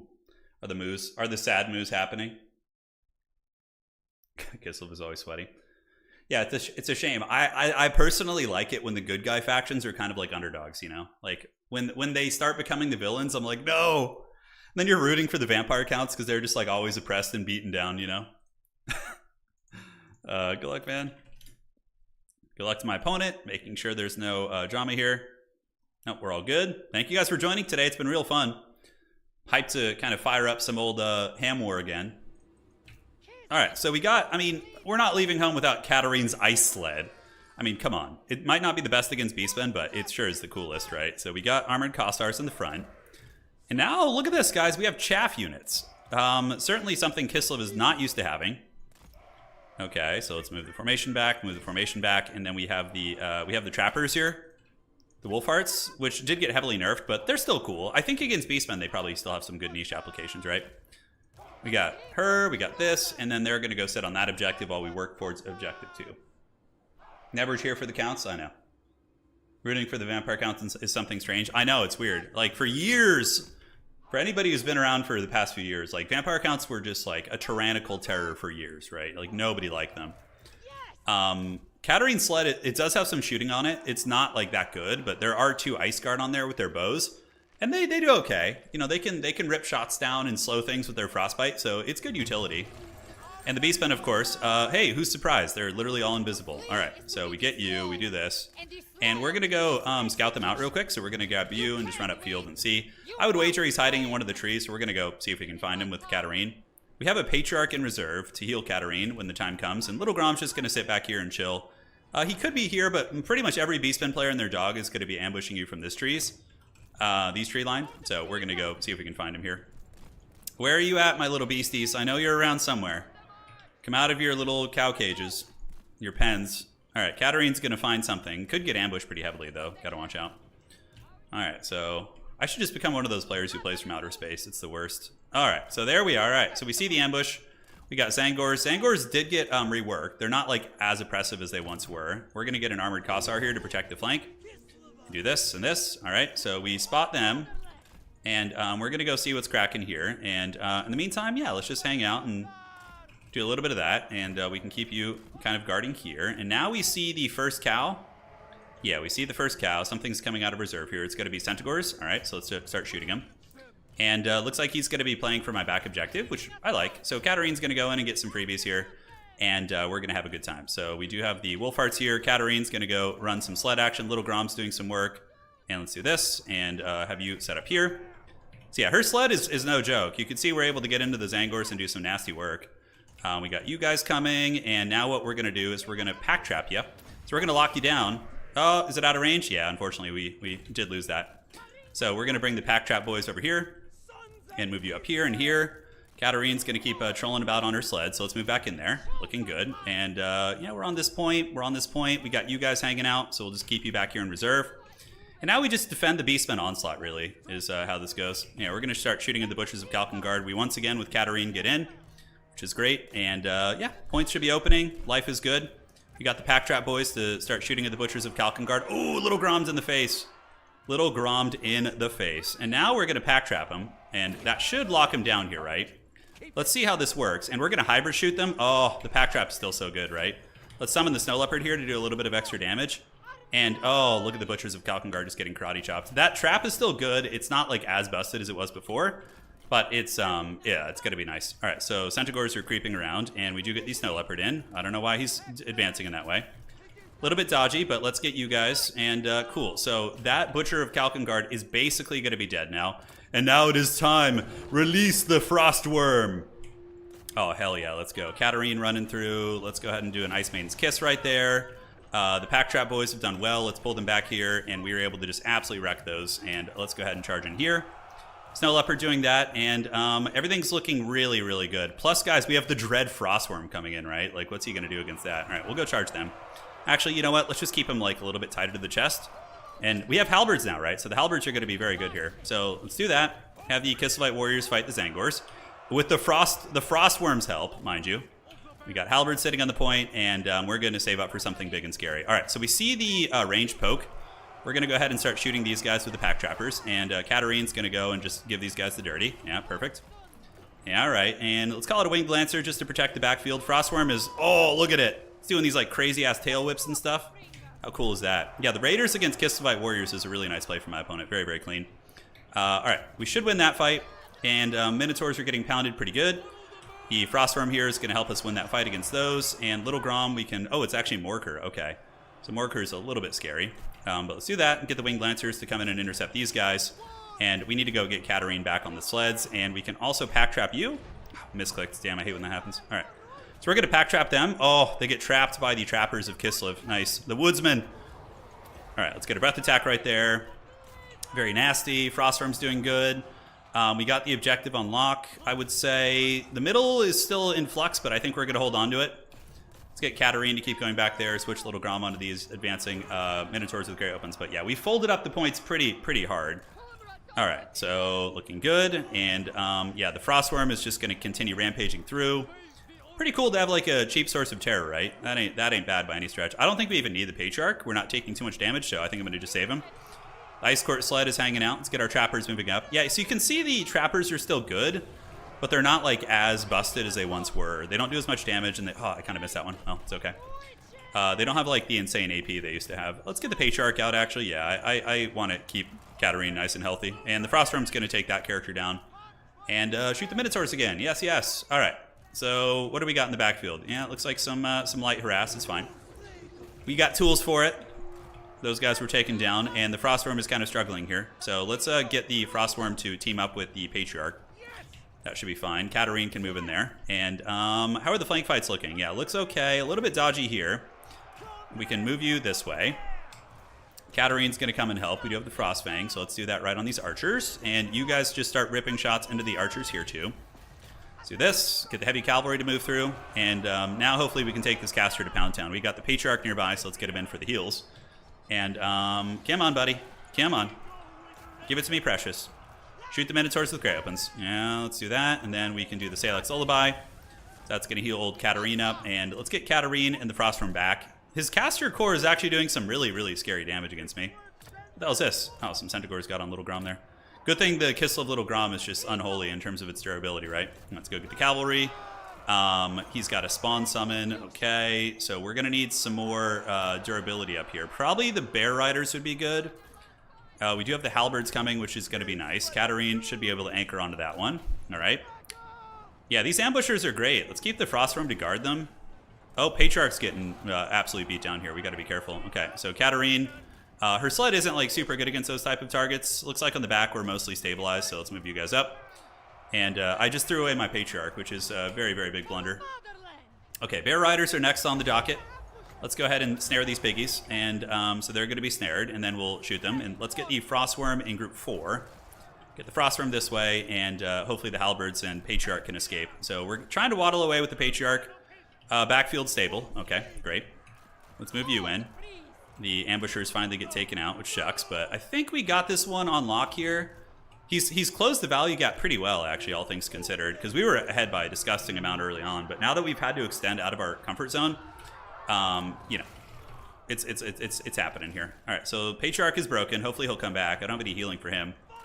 Beastmen cows. Yeah, let's get you guys down here and get the Frostworm back. The Frostworm may be the weak link that's kind of like letting him creep back here a little bit. It doesn't seem to do too hot. All right, so these are Centaurs with Great Opens. Katarine certainly could use that Patriarch healing now, so let's gather those up. And the middle objective actually influx a little bit. Let's get some of these here. And as far as that goes, yeah, we're winning most of these fights. The Frostworm is there helping. We're going to go run down these piggies. And let's get the Dragon back, and the Patriarch needs to come and pop a heal on those if we can. Kind of have like our whole army out right now, don't we? Yeah, and let's move you guys down here too. We need to just make sure we win the middle in a decisive fashion.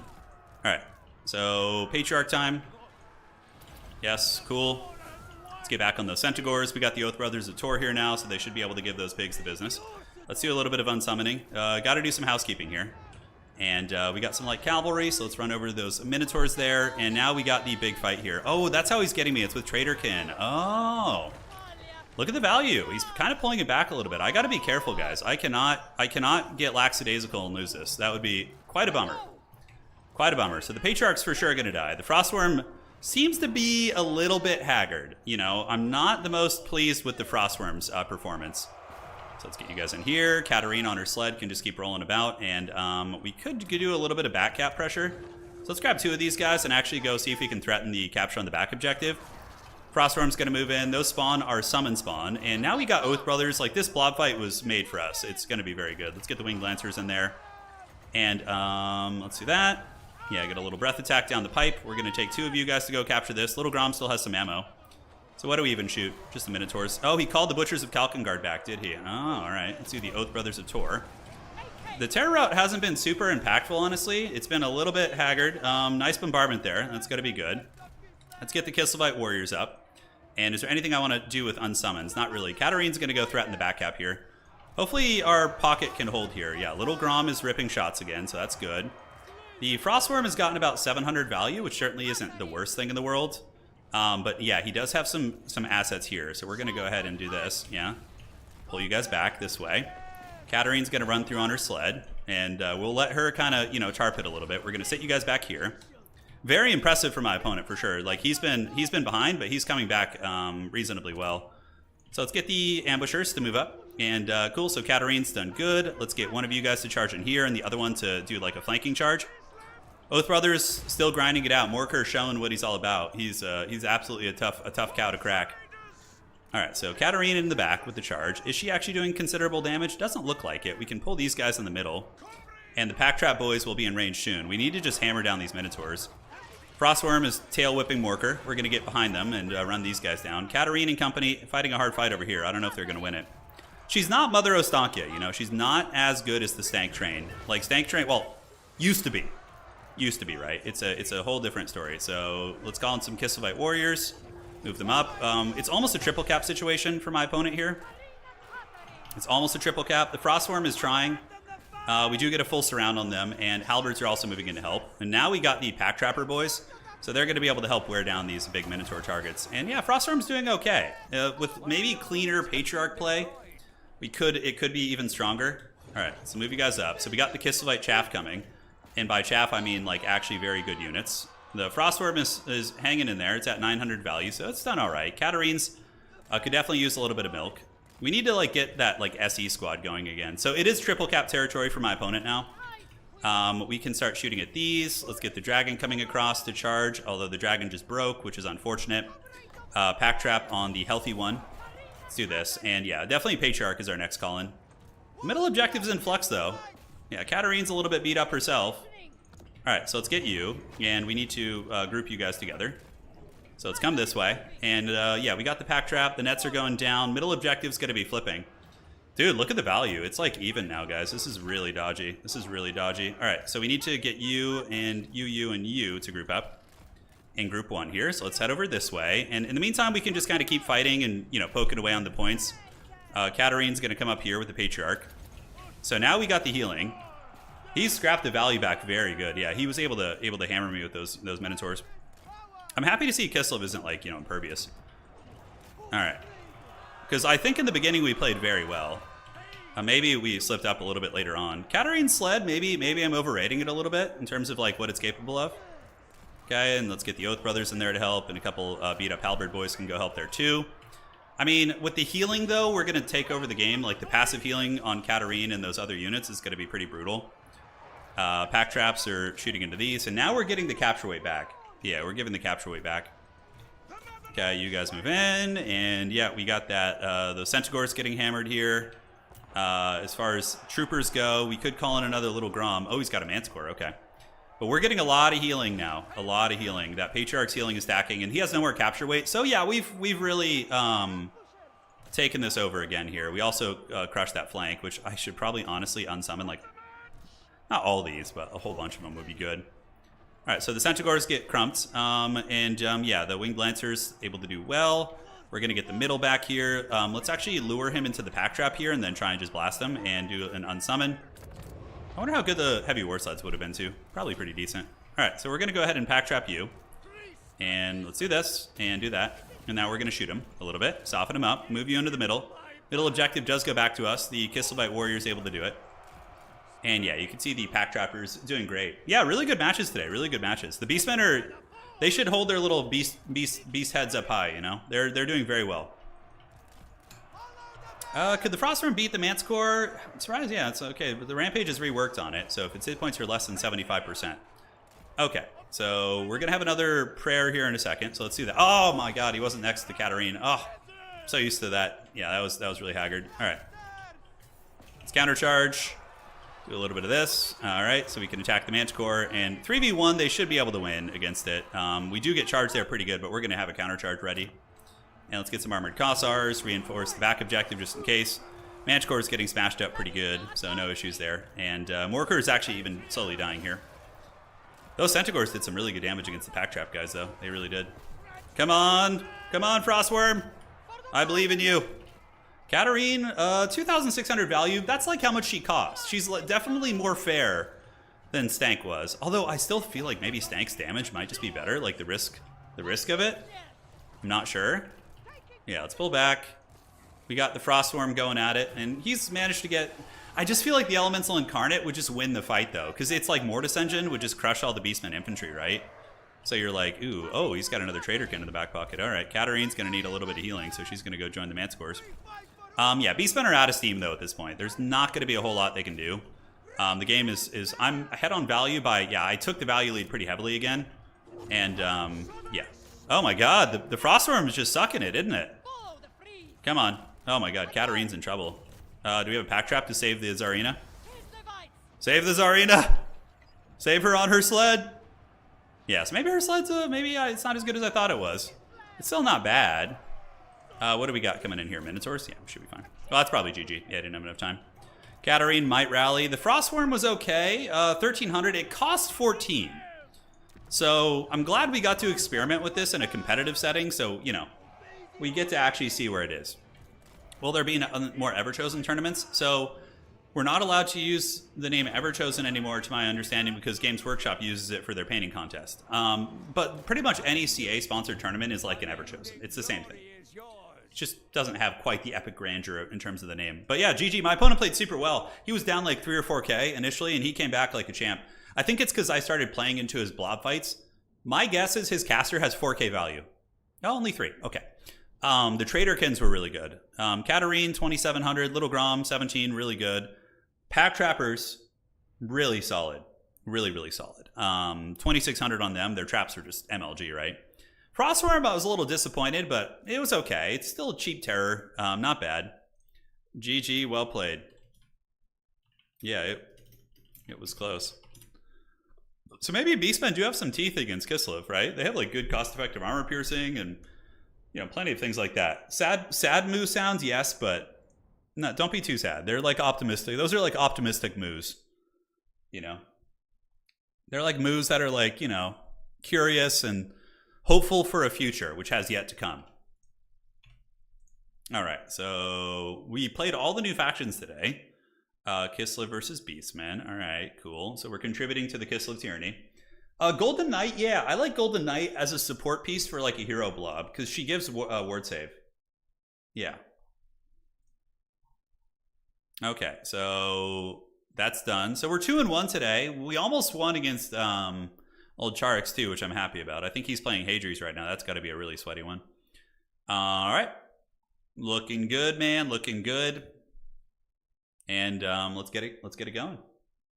Yeah, dignified moves. You played like a beast, man. The opponent was just... yeah, he was very scrappy, yeah. Temple Guard have immune to psychology now? Finally. That's cool. Halberds were great, though. Like, the new Kislev Warriors are awesome against Beastmen. Yeah, they're really good. Dragon was fine. Yeah, he was a very good opponent. I don't know if I haven't seen him around as much, but yeah, he played very well. So It was a good game. A very good match indeed. All right. And let's check it. It kind of makes me want to drink some tea. Although caffeine kind of makes my my hands hurt. I don't know why. It makes my like tendons in my wrists. It kind of triggers my pain stuff I got. So if I was going really sweaty against Beastmen, let's Theorycraft. Probably Mother Stank still. And I would probably bring the Cursed Cauldron just to like bombard down the and I'd bring that plus Witch Brew. So Cursed Cauldron, it's you just cast it on like a Zangor or an Ungor Raider and it'll one-shot them, most likely. From here, Fate of the Interlopers is good. Fury of the Land you cut. Goulash and Spirit Bear you keep. So I think I like the initial components of that army. Like the Armored Kossars with the Kislebyte Warriors backing them up. The Pack Trap unit was really good. They were like super good. I think you got to max out on Armored Kossars though and go a little bit lighter on the... yeah, get Triple Warrior and then in reserve you got all those. Max out on Dervishes. Elemental Incarnate would be one of our first call-ins because the Mortis Engine, it's like honestly probably just it's so much better than the Frostworm. It has 200 more weapon strength as a Mortis Engine. It's got 1,000 more HP. Like that's really good. Yeah, the Golden Hero could be okay here, but against Beastmen, I don't know. Yeah, I don't know if I would do that. So this would be like my opening. The Little Grom was actually pretty damn good too. It got 1,700 value and.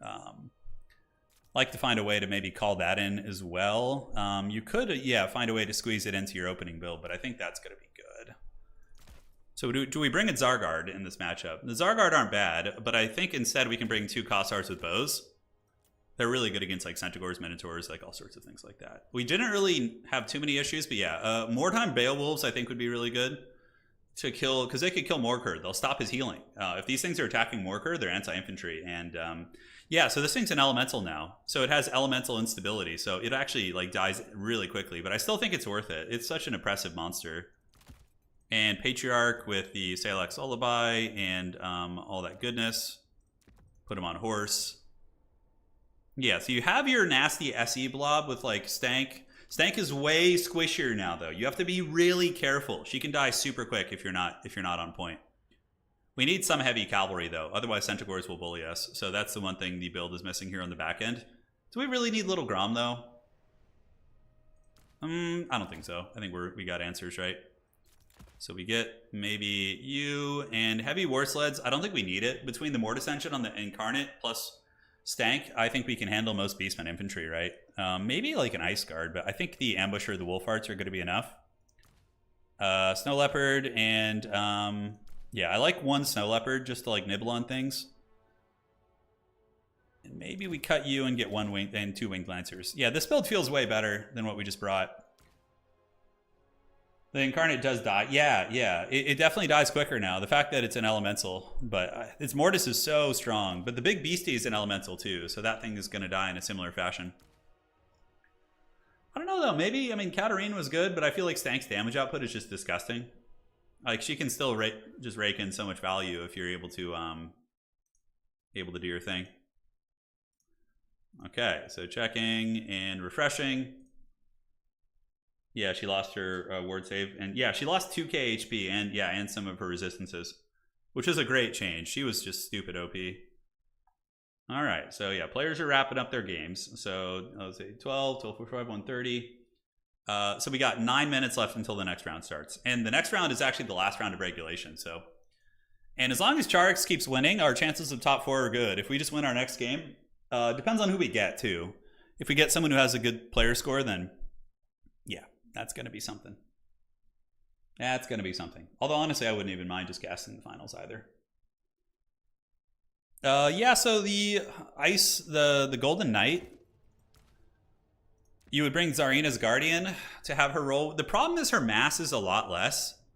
So she's on horse. So if she's following Stank around, she might get caught. Although adding her to the character blob wouldn't be bad. So you would bring Zarina's Guardian, and the Totem of Urson is okay. It silences nearby units, but the range is really small. Really small.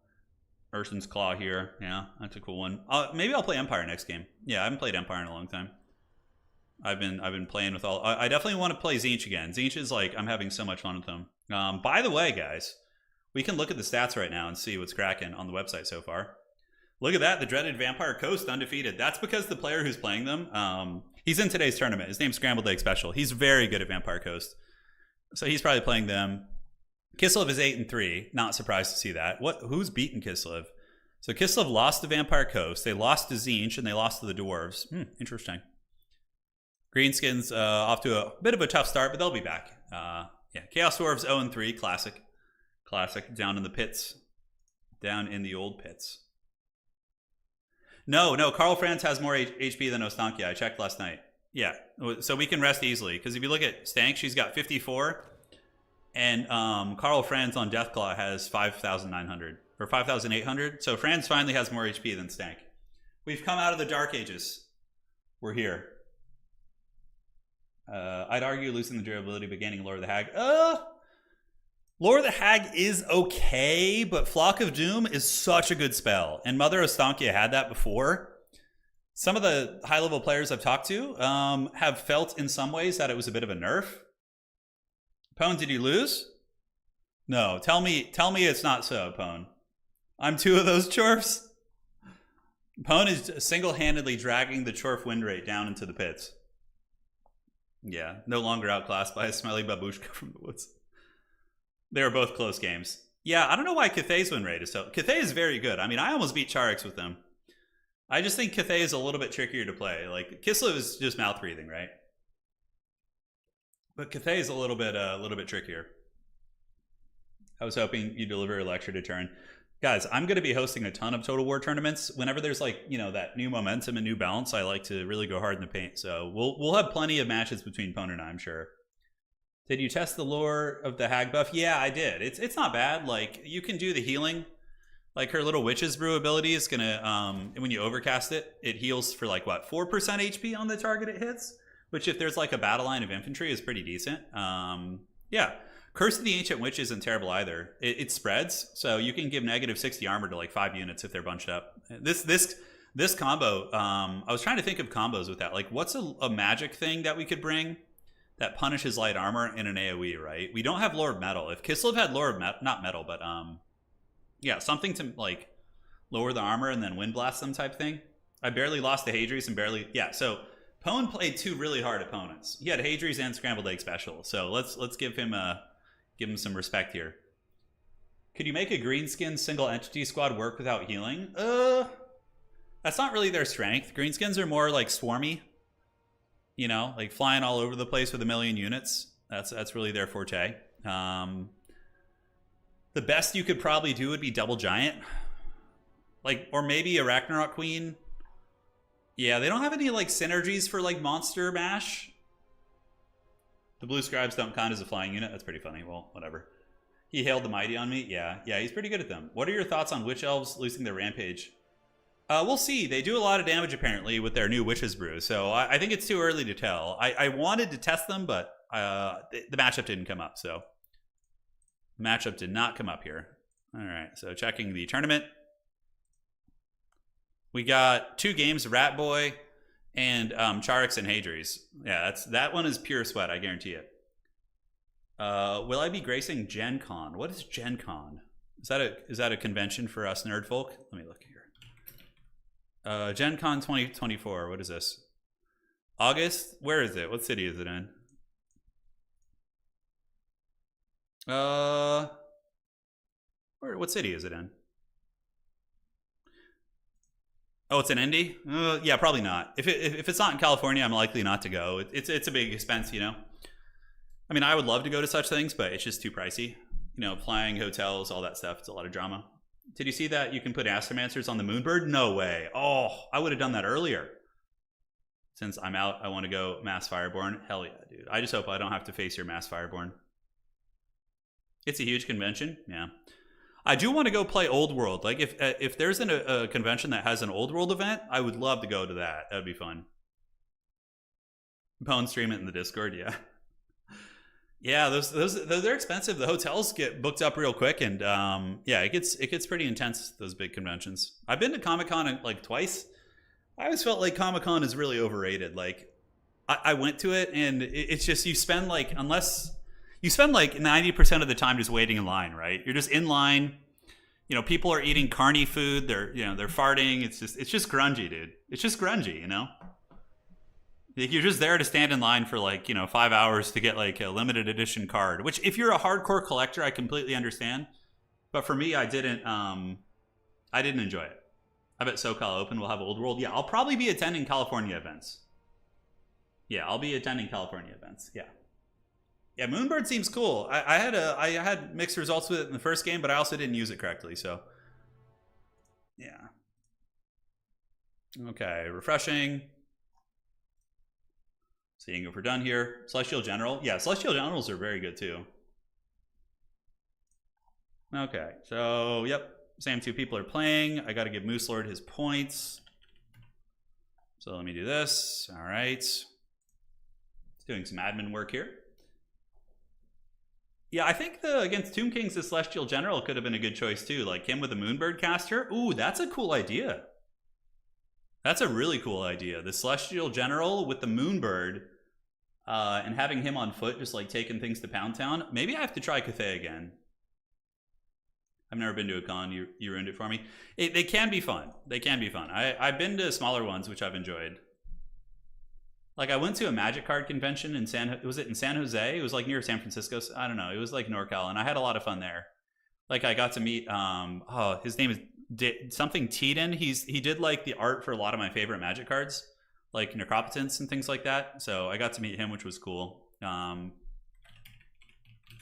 Like this art is hands down. Yeah, let me find it here. Okay, 1 second. There we are. Okay. So this is gonna be, yeah, this is the old school. This is probably like Mark Teeden. Yeah, this is one of my favorite Magic arts of all time. I love Ice Age era Magic card art. Like it is so good. But yeah, I got to meet the artist of this. It's a great one. Yeah, also a really good Magic card too. It's like a staple in like every deck. Sounds good, Dandy. Appreciate that. Someday we will, Dandy. Maybe someday. That could be a lot of fun. Is the meta? No, that's not the meta, LVO. How do you think Lions compare to Manticores? I don't know. It's too early to say. Manticores are cheaper. Manticores are more of like a throwaway monster. You just kind of like throw them at a target and just let them rampage and do whatever.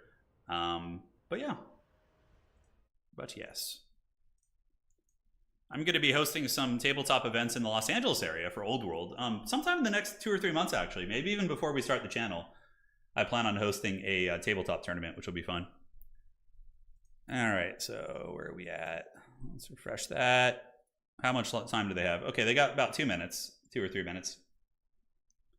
Yeah, a lot of the Magic art you look at today, some of it's good, but some of it seems very generic fantasy stuff. Doesn't really have that flavor for me. They had a huge 30K display. Oh, that's cool. That's cool, Katarina. Yeah, you'll be shocked to hear, but I love anime art they do. Oh my god, Pone likes the anime art they do in Magic. Oh god, Andy likes Rings of Power. I don't know, man. I don't know what to say about that. How are the Old World battle reports? Yeah, they're still happening. Yes, yeah, we haven't gotten to it yet. We're just painting our armies up. It takes a long time to paint, right? So I'm painting like 70 plus skeletons right now. It's like, and I have a hand problem, so it's like it takes a long time. Yeah. So much AI in Magic art. Is that true? Yeah, I kind of feel that a little bit. Remember the times Kislev was at the bottom? Yeah, of course. Those were the times. At least they've lost a couple matches today, and we've seen that they can bleed, you know? Kislev can bleed. Okay, so Ratboy and then Hadries and Charix. Give them a couple minutes, since I think they probably have a 3 or 4 minute cushion here. So we'll hang out. Magic art lost its for me when it became computer generated. Yeah. I bet he likes Big Bang Theory. Oh my god, I hate that show. Oh. Rings of Power is bomb, and I will stand alone on this hill, says Williams. Like, I stand alone. Lord of Hacks is fun, Samurai. We haven't had a lot of time to test it, so yeah. Yeah, the Lord of the Rings set had pretty good Magic art. Yeah, it had pretty good Magic art for sure. I liked it. Like, I really like the interpretation of Sauron. The one where the special art where he's like swirling into the void. I thought that was really cool. Yeah. Okay, so let's check here. Refreshing the bracket every couple minutes. I don't want to keep people waiting. But this will be the final round of regulation. Okay, so let's see who won that game. So Hadries versus Charix. Charix, did he win? Charix was able to win that. So that keeps my tiebreaker strong.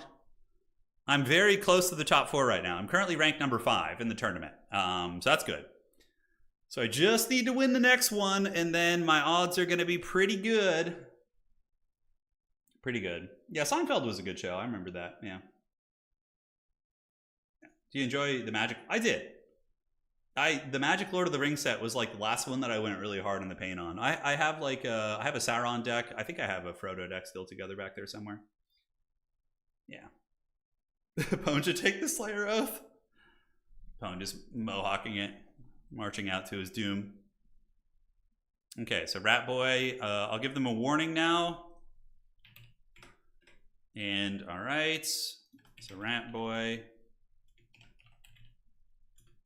2-minute warning. All right, so they got their 2-minute warning, and we'll see if they can wrap it up. Hopefully they can. Lances and Griffin Legion. Yeah, Griffin Legion seemed pretty good after some of the changes, yeah. I still like Winged Lancers more, just because they're cheaper, but yeah, both are decent. Both are decent. You bought 10 boxes of Lord of the Rings? Damn. You must have been gambling for the one ring. Yeah. Man, that's wild. Imagine like just pulling the one ring pack, selling it for $2 million to Post Malone, and just being like, well, I guess I can retire now. It's insane, right? It's insane. Yeah. Oh, man, it's wild. There's not 69 likes on the stream. Any plans to stream anytime soon, Pone? Yeah, Pone's got to get streaming. Pone should stream his perspectives. It'd be fun. How interested would you guys be in a head-to-head campaign, by the way? I think that could be fun. I don't even remember how to play campaign, but I think mixing in some multiplayer campaign, like maybe 4-player, like where we do like a battle of... It takes so long to finish those, though. It takes so long. I thought Magic was its own universe. Yeah, so Magic the Gathering does like crossovers with other universes. So they do licensing deals with other and make Magic card sets. I actually like them. I know some people don't like it, but like this, for example, looks hold on. All right, let's find it. Checking here. Okay. So like the next Magic set they're making is a Fallout. So they're doing a Fallout set. So you got Mr. President, the Wise Mothman, Dogmeat. So they're doing a Fallout theme set, which looks really cool. I don't know. It's like bugging out right now. It's like all these like weird Chaos Orbs are popping up. So you can see Radstorm, Alpha Deathclaw. You got Feral Ghouls, Vats. It looks really, really, really fun. So yeah, you got like the Power Armor, Agent Frank Horrigan. Oh wow, look at that guy. Ah, that's cool. Yeah, and look at the art. Like the art on some of these like custom like expanded universes set. Like look how good this is. Has like the guy and his dog staring down the mountain fortress. I mean, that's rad. That's super rad, right? Yeah, they did a 40K set. I actually didn't play that one. I wasn't really too into Magic when that was going down. All right, so the round is finished. Thank you guys for the heads up. And now it's go time. So let's start our fourth and final round. Thank you for your patience. It's the nature of Total War tournaments that we have a lot of downtime, but... Oh, we're going to do a Age of Wonders 4 showdown as soon as we can. We're going to do that. Don't you worry. All right, checking. Round is done. Advancing the Swiss. Let's party. Let's get it.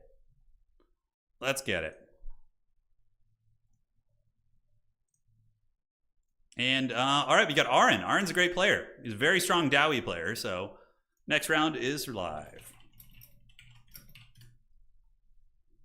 I know there's a lot of new fancy RTSs coming out, but old Total War, we're going to keep it going strong, baby. For the Warhammer, for Sigmar, for all that good stuff. Definitely not a good matchup for Sigmar here if he's going to be playing Dwarves. Aaron's a really good guy. I've played against him a lot. He's really nice. Hey, I believe he's from Poland as well. So Chesh, my friend, I hope you're doing good. Did you know the Magic card Never Needle's disc is based on a famous sci-fi book? I did not know that. I have that card. I love it. You ready for... Man, sliver decks are so expensive to make. They're really pricey. Have I been following 40K lore? Not really. No. 40K, I like it, but I prefer fantasy. Although, yeah, I don't know. I don't know. I do like 40k a lot. I like Death Guard. You know, I like the Nurgle stuff a lot. I think it's very fun. Okay, so Glade of the Everqueen is going to be the map. And, all right. So I got my opponent here. Map is going to be Glade of the Everqueen. Been hustling to try and get CA to add some of these maps to the main game. So hopefully that will happen eventually. All right. And let's get the picks and bans. He is a Dowie enjoyer. I know this. Okay.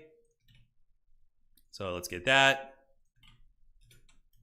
Hey, man. All right. So we're going to do our picks and bans real quick, and we'll be getting started as soon as we go. Head-to-head, especially when you bully Italian Spartacus. He wouldn't do that anymore. So yeah, Sparty doesn't like playing Total War anymore, sadly. All right. So I kind of want to maybe mess around with some Grand Cathay again. I definitely want to play Tzeentch again. And then from here, we need to pick someone that, let's try do we want to try Dark Elves?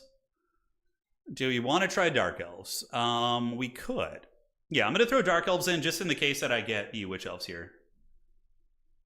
Oh, I'm going to get those maps added to the game. It's going to happen. It is my grudge list. So he picked Kislev, so I'm just going to ban every single Kislev matchup. I don't care about the other ones. The other ones are fine. So, although we could try and beat Kislev with who? With Dark Elves? Ooh, I don't see that happening. Yeah, maybe. All right, so he's typing it out, I think. Great, he typed it out. He picked Empire too, which is cool, so that's fun. All right, so what do we got here? We got, so let me see who starts. It's probably me. Yeah, Corn needs some milk. Corn needs some serious buffs. But I feel like they're going to get a DLC and probably get a bunch of cool stuff. Not having magic is rough. Like, you got to be like the dwarves to not have magic, right? Yeah. All right, so we're on top, so I will ban. Okay, so I will ban. Do we have any mirror matches? Ban Kislev versus Tzeentch. Do we want to ban Kislev versus Tzeentch? Yeah, sure. We're just going to ban all the Kislev matches out. Changeling with his 600 gold cost reduction. Yeah, Changeling is still too much. Maybe. Arren is a very good player though. That's like so how much would it cost to go Changeling with nothing? Okay, and then we bring him as the Satang, right? So where is he at? So if we bring him as Satang. Harold Hammerstorm, too. We can bring him. Satang is in here somewhere. It's kind of hard to find him. 3,200 for Satang. Oof. That's rough. He's already overpriced, so I don't know if that feels good. No, this is a tournament where it's best of one across the board, yeah. But if you lose, it doesn't necessarily mean that you're out of the tournament, you know? Corn DLC in probably a year. I know. Corn's going to suffer for a long time. So he bans Tzeentch versus Empire and Dark Elves versus Empire. Okay, so banning Kislev versus Cathy and Kislev versus Dark Elves. I'm just banning all the Kislev matches out because they're the hardest one to beat. If I wasn't in a position where I could make top 4, I would allow Kislev through for us to experiment. But in this case, I don't want to risk it. Maybe as Croak. Ooh, Croak is expensive too, though. It has to be a really impactful character, like someone really impactful. I had one more ability to take off. Oh, did I miss one? Okay, so would have been a little bit cheaper. All right. So no Kislev games. It's either Empire versus Grand Cathay, which is very Cathay, good for Cathay, or Lizardman versus any of my picks. Okay, so what is it going to be, homie? Empire versus Grand Cathay and Lizardman versus Grand Cathay. So I think he bans out Cathay here. And now we have Tzeentch versus Lizards, or Dark Elves versus yeah, let's go Tzeentch versus Lizardman. Play Tzeentch versus Lizardman. Now I get to try some truly forbidden tech. Oh, did I accidentally leave the lobby? Hang on a sec. Yeah, I did. Classic. Okay, we're jumping back in here now. I haven't played lizards today, but we're going to be doing Tzeentch versus lizards right now. So lizardmen just got a huge buff. Like they're pretty jacked right now. They're jacked. Buried under battle reports, under reports all day. I'm sorry, man. I'm sorry. We'll do our best to entertain you. Okay, we will play Tzeentch versus lizardmen. Yes. He says, okay then. I have some forbidden tech I want to try here. I have some really, really forbidden action. So let's see how this goes. Okay, so we got the blocker. Lord choices here, I mean... Huh. What spells, like what lore magic? Blue fire spam is always very, very good, right? Croxagore Pound Town, though, is going to be kind of scary. They're certainly no joke. We are on Glade of the Everqueen. Do we bring any DACA here? Like any pinks in the secondary to like... He's just going to be Skink Croxagore, like across the entire map, right? That's going to be the plan. All right, so I think I know what you guys want. The dreaded Book of Secrets. Yes. Village is pretty good at clearing out skinks and also a decent fighter too. So maybe our boy Village is going to get some milk here. Okay, and then we can do that, and we can do the Twisted Twin, and I think that's just for him. Yeah. Paragon of Change also isn't terrible. The yeah, Tzeentch Lord, Lore of Fire could be okay at roasting down skinks. The Tzeentch Lord, I mean, he's basically an exalted hero, guys. Like, I don't see the benefit of really... I guess he's got better stats, but he doesn't have any, like... He's got Change or Die, which is kind of a cool one. It gives ward save and whatnot. Salamanders are a little scary. We could go with, like, Chosen Halberds, but Glade of the Everqueen is such a huge map. It's a little bit scary for us. We know Croxagores are coming, right? We know they're coming. So let's try that. Okay. Dude, the Changebringers, they fly. Yeah, they fly if you bring them. They're a little bit dodgy here. It would be a little bit scary to bring because of like pterodons and things like that. Yeah, that looks fine so far.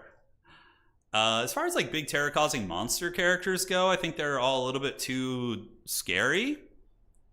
Zangors are cheap and effective, but they will get absolutely steamrolled by Croxagores now because they only have 50 armor and like they got nerfed pretty heavily in terms of their combat stuff.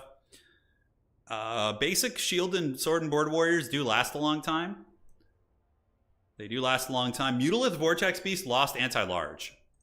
Yeah, so they're not quite as like jacked as they once were, right? You could bring a Soul Grinder of Tzeentch to poke Croxagores. That's a lot of SE play, though, that potentially is going to lose you out on the objectives. I know you guys want the dreaded Book of Secrets. That's what we're all here for. All right, so let's get a couple of you guys, and then we probably want to get the... Like, the Exalted Heroes are, like, I feel like a bit of a trap. I mean, they will kill Croxagores pretty well, of course. Oh, but they're so expensive, guys. They're so expensive. Yeah, the Mutalith Beast probably isn't good in this matchup anymore. It's probably not super good. Okay, so we got you guys, and then we can get a little bit of shooting behind it. I think that looks fine. Now, for reinforcements, do we want to get a Soul Grinder of Tzeentch? What is that good against? The Soul Grinder of Tzeentch is good at killing individual Croxagore models. Also gives you a little bit of terror. A little bit of Razzle Dazzle. Chaos Knight's not very good here. Centaur's probably maybe okay if they can catch like a Croxagore out on its own. Zangor reinforcements are good just for, getting things out quickly. So I do like that. I don't know if I want to gamble. Like, I can't tell you how many games I've gotten owned because I've gambled on the old on the books. The books are like an addiction, and it's not a good addiction. Yeah, Tzeentch is not like a friendly patron, right? He's got his agenda. He's gonna troll you and send you the memes. The Cockatrice got Petrifying Gaze. So, oh, look at that. So you use it once, and it slows them, and then it snares them. Oh, that's cool. So it slowly turns them into stone. Huh. Are we going to use the dreaded cock here? Probably not. I don't think the Cockatrice is really what we're looking for. So we got the halberds, of course. Those are pretty good here. Chosen halberds would be better if we went with like Kairos for a little bit of healing and stuff. Yeah, that wouldn't be bad. That wouldn't be bad at all. So this guy's pretty cheap. Is he cheap though, really? I mean, no, not really. Okay, so we cut that. Yeah, I mean, the shield regeneration thing is kind of a bit of a gimmick on Village anyways, I think. So we cut this, and then we can maybe throw in one of you. Hell yeah, that's what I'm talking about. This is the good stuff here. We have to deal with those little skink gremlins just running all over our shit. They're pretty annoying. So, like, part of me wants to just throw in, like, one Chaos Knight to just, like, run them over, but I don't know if that's really going to do a whole lot for us. Probably good enough in the opening build. I'm just scheming. I'm just thinking out loud. Changeling into Scribes. Oh. Changeling into Scribes and 2 Exalted Book Dudes make it a jackpot build. Well, Arin is a good player, though, so I'm trying to put some respect on his name here. You know, if I do that, then it's just becoming a meme build. And, you know, I probably won't win at that point. Okay, so that looks fine. And as far as reinforcements, I've got... The power fantasy really is telling me, like, bring a Chaos Knight, Anakin, do it, you know? Mutilith Beast still is a big scary Mortis, but Croxigors are going to be... like, there's no reason not to bring Croxigors. They're just so good. Aecold is... He did lose some MD, so he's a bit squishier, but he's still a raid boss of a fighter. Like, on an objective, like, grinding. So maybe we still mix in our boy Aecold. Yeah, Aecold could be the way. It's Aecold in time. 1350 though. He does. I mean, is he going to get that much value for us? Maybe not. And also, he will be getting paddled by Croxigors pretty heavily. So don't know if I like how that is cooking. Chaos Chariot's probably going to suck. Honestly, probably not going to be super good. And I really want Chaos Knights to work. The Cockatrice would be cool too, but it's just too vulnerable. It only has 30 armor, and Skanks and whatnot are just going to Shadow Realm that thing. They're just going to give it the dirty. I hear my Chihuahua barking outside angrily. The Beast, the Hell Beast. Forsaken are also a good shock unit for killing Skinks, so we can bring some of those. Okay. Trying to think of, like, what I could run into in the air that would be some drama. Alright. Cool. It's go time, baby. Let's get it.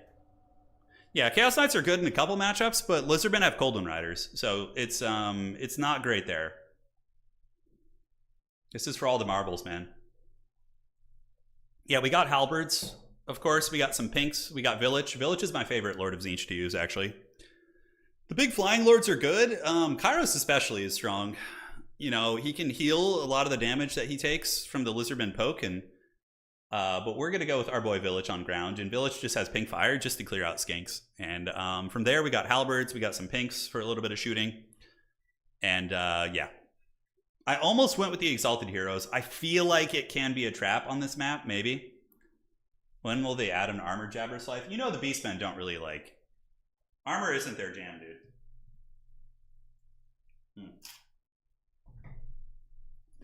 Did we get the Arwar Screamers?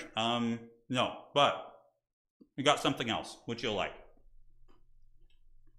I'm just eating my nasty ass burrito that's laying here. Okay, so we got Severed Claw. Marauders in the front line are going to be, you know, absorbing it like champs.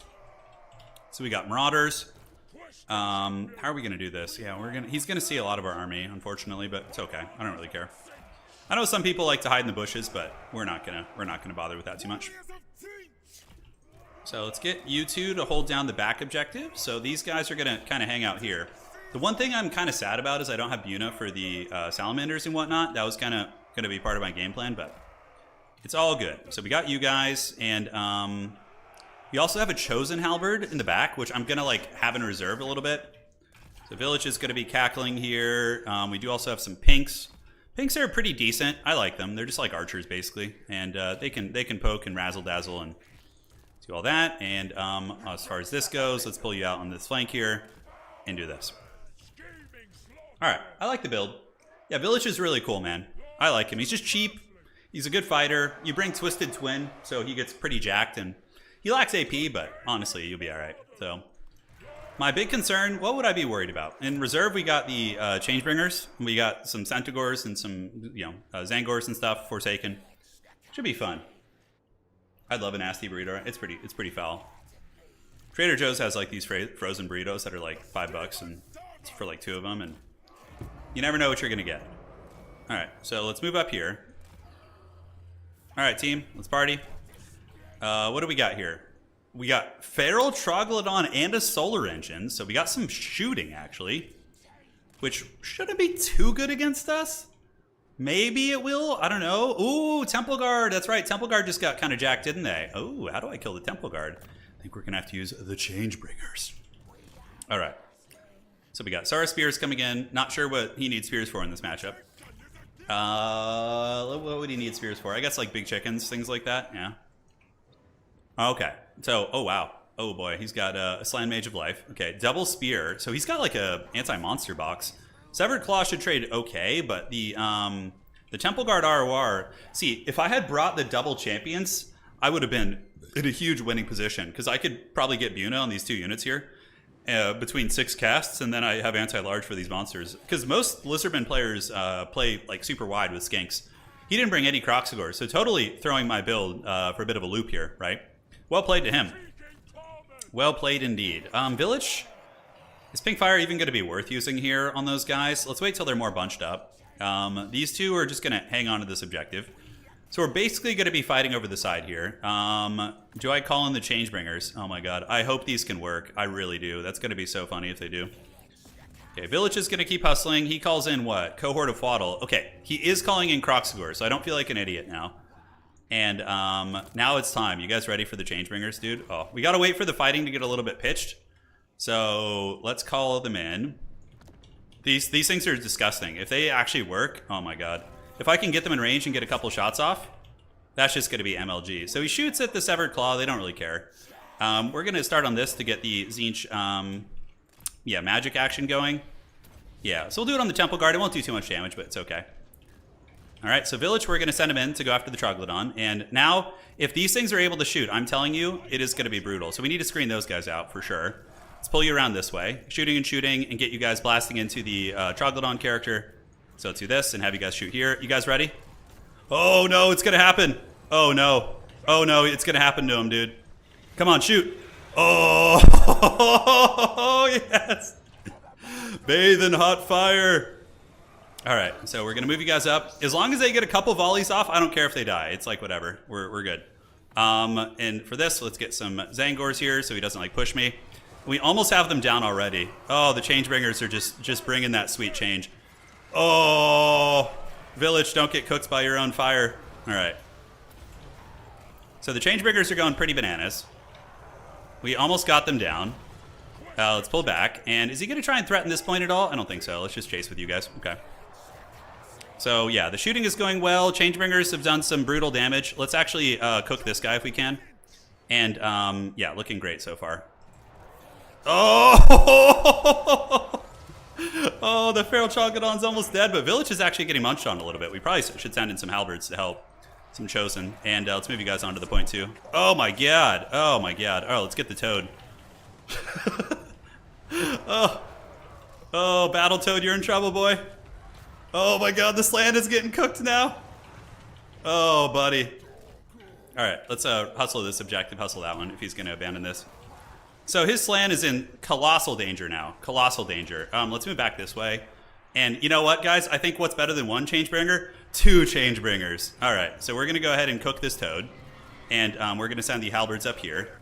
And yeah, he definitely needed some anti-air, but people are not used to this unit yet, so I think in time they will be. Do we have the halberds hanging here? We do. We should probably just sit on this objective, like I said. Village is like dying to those freaking Temple Guard, though. Oh, man. Come on, Village. I don't want to lose my Lord. Jeez. That'd be really Bronzodia. All right, let's fly over here. Battletoad is probably going to die. Village is going to go for the kill on him. All right, here it comes.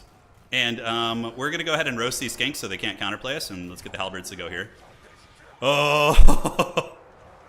It wasn't that much damage against that unit, you know. It still takes a little bit of time to get going, but yeah. Holy shit. All right, so I should probably start paying attention here and stop laughing and make sure I don't get flanked and shit.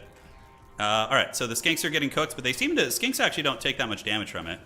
Let's get on the Bastillodon with the Solar Engine, and we can go ahead and do a little pink fire right there on those bad boys. Let's run and get you guys back. Let the Zangors feast, and cool.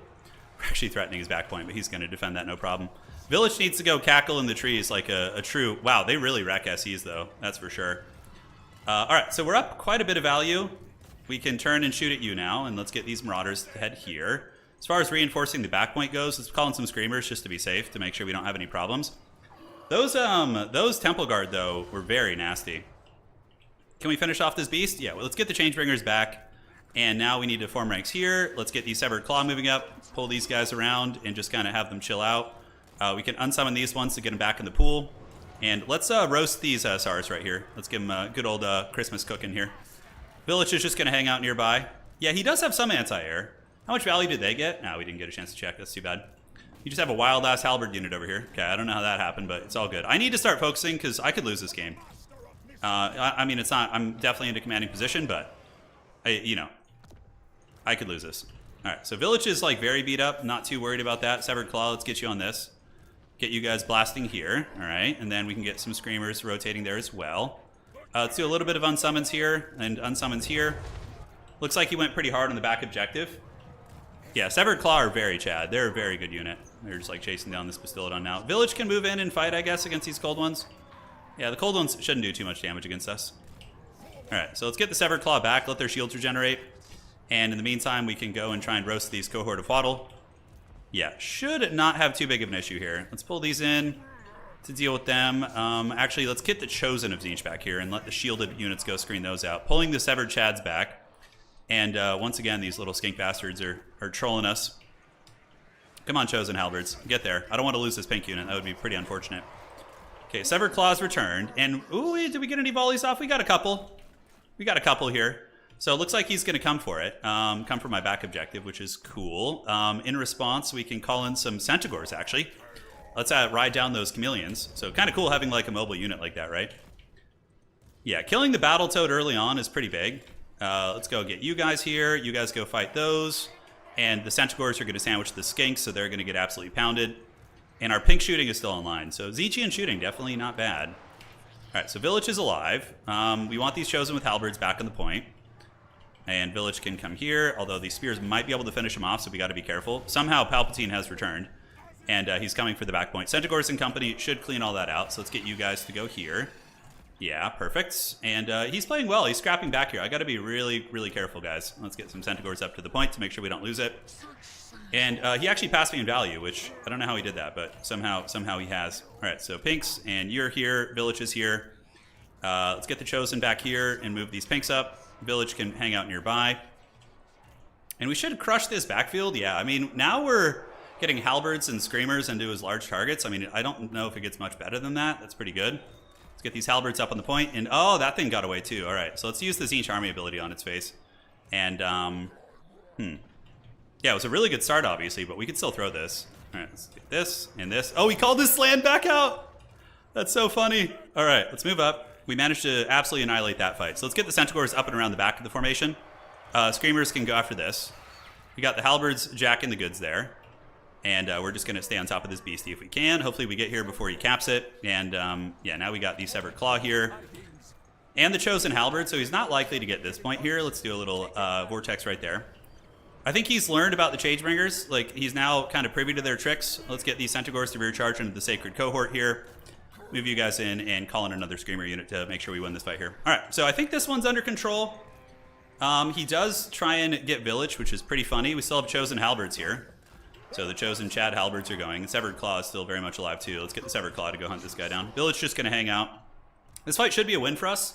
We got a full Centaur surround on those bad boys. A lot of his monsters are in a little bit of trouble. You can see his monster here is getting Screamered, and we can also just Screamer you too. I'm curious to see the Changebringer's value. They seem to do a lot, for sure. All right, so Village had a bad time, though. He really did have a bad time, but at least he lived. That's the important thing, right? So that objective's going to belong to us, for sure. We're going to get that one back. Let's call our Screamers out here. We don't really need them. When I first looked at the Tzeentch Centaur, I was kind of like, oh, it's just like seems crappy.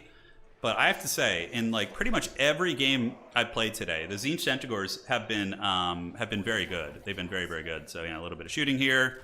Got Chosen with Halberds chilling out. We're gonna go get you. His Troglodon is running, and cool. Set up here. Got to make sure we finish these guys off so we actually get this point. All right, so that should be a kill on that, or at least some damage, as the French say. And let's get another pink fire down the pipe. Yep, boom, headshot. And you guys know what it's time for now. Another Changebringer. Oh, let's see how much value they got in their first life. Okay, checking. 2,000. This is probably the one that killed the Slan. This is the one that made the dinosaurs go extinct. Yeah, we got the lockdown on the 2 points. We're pretty solid there. Let's do a little bit of unsummoning, some housekeeping. Get you guys forming ranks and get you guys back. Severed Claw is just going to keep hunting here. Now let's just pull back on our 2 points. We don't need to overextend. Let's not like lose this game like an idiot. All right, so we're back. Let's get these Centaurs back. We only have 28 of them. Screamers are going to be chilling here. And we need to call in some sustainable reinforcements. We have any, I think all our friggin' halberds are still on the field. Yeah, we need to unsummon those. Let's chase down the skink skirmishers. And are these Severed Claw?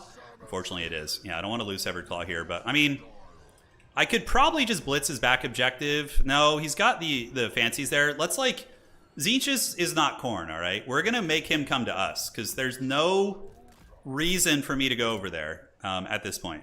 Let's get a Forsaken unit coming out just to like kind of rotate around. Okay, he's shooting at the Changebringers. Let's run them back. Village is still chilling. He's got Golden Riders coming, but it's not going to go well. We have Screamers here and, you know, Chosen, so that's going to be an easy fight for us there. Severed Chads are pulling back. Let's get you back on the objective, and the Forsaken should be here soon. Let's pull the Changebringers in. Village can waddle over to magic down some of those bad boys. Yeah, and those Chosen are going to just annihilate those. Oh, those pinks are actually out of ammo. Look at those guys, those little dudes going hard. Changebringers are not good against these. Oh man, he's going full Battletoad, guys. He better watch out. He better put some respect on us here. So we're gonna go chase these guys down, and Blood Statuette of Spite will do some okay damage. Okay, I hate when that happens. Okay, can we cancel that and then do this? All right, perfect. We're gonna go get that Battletoad if we can. Okay, so we got that. Let's get the Severed Chads going in. Now it's time for some more French cuisine. We're gonna certainly cook some of this guy up.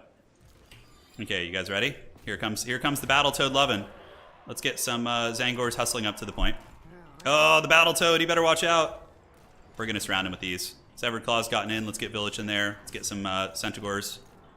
The Chosen have done a great job here. Chameleon Skinks are there. Let's pull back, and then you guys can shoot here. Okay. The Battletoad is gonna get cooked once again. So yeah, this is gonna be some sweet cooking. Yeah, now we got the Temple Guard, so we don't want to fight the Temple Guard fair and square, so we just want to cook him, right? So let's take him to the Pound Town here. Let's get another Halberd unit coming up. You know, always good to reinforce. Yeah, these things are great. They're basically like flying flamers, right? Which those things are a decent unit. So back on the point we go. Those Chosen have been a nice anchor on the far side. Only 600 value so far, but they've been able to do their thing. All right, we want to keep the Changebringers alive. Severed Claw, I could unsummon them at this point, but they still have 14 models. So it kind of would be a little bit foolish to do that. He has some time to work with, but not too much. All right, so let's go after those. And the Screamers are on top of the Battletoad. We're going to go ahead and blast the Battletoad here as well. We got Forsaken coming. We can definitely probably counter push him here. I feel like we have enough units that we can move up. So let's do that. And do we have any Horsemen? We do have another Screamer, I guess we can do that. All right, let's pull you. Village is going to go hang out nearby here. Chosen, need to get back on the point. Yeah, we might need Centaurs over there.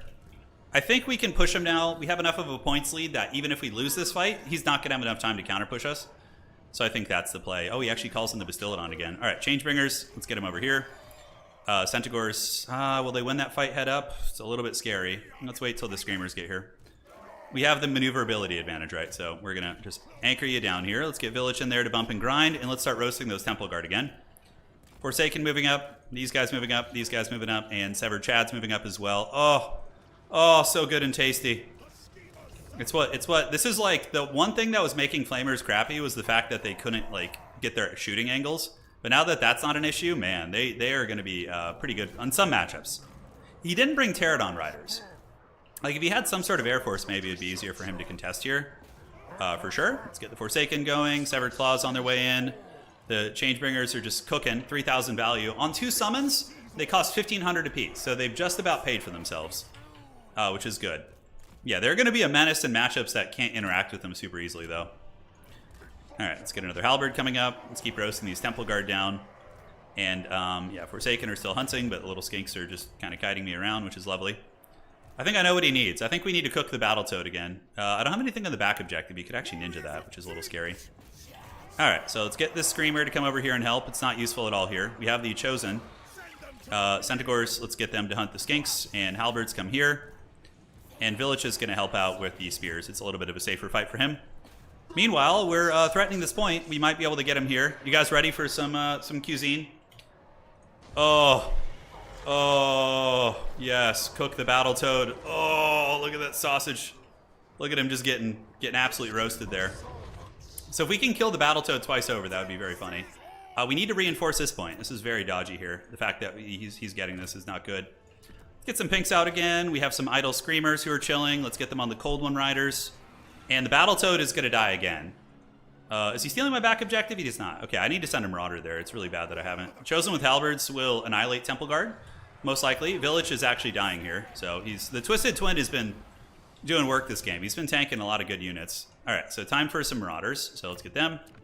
Get them on the back point to make sure he doesn't like slip a skink back there or something. And did we take this one? We did. All right, great. The battle toad is getting cooked once again. So farewell, sweet battle toad. You shall balk no more. This one's a little bit scary. He's kind of getting his clutches on it, but we do have some halberds arriving, so as soon as they get there, that'll mitigate the capture. Chosen, yeah, doing good. Chosen are just great. I love them. They're good in tabletop, too. Very good.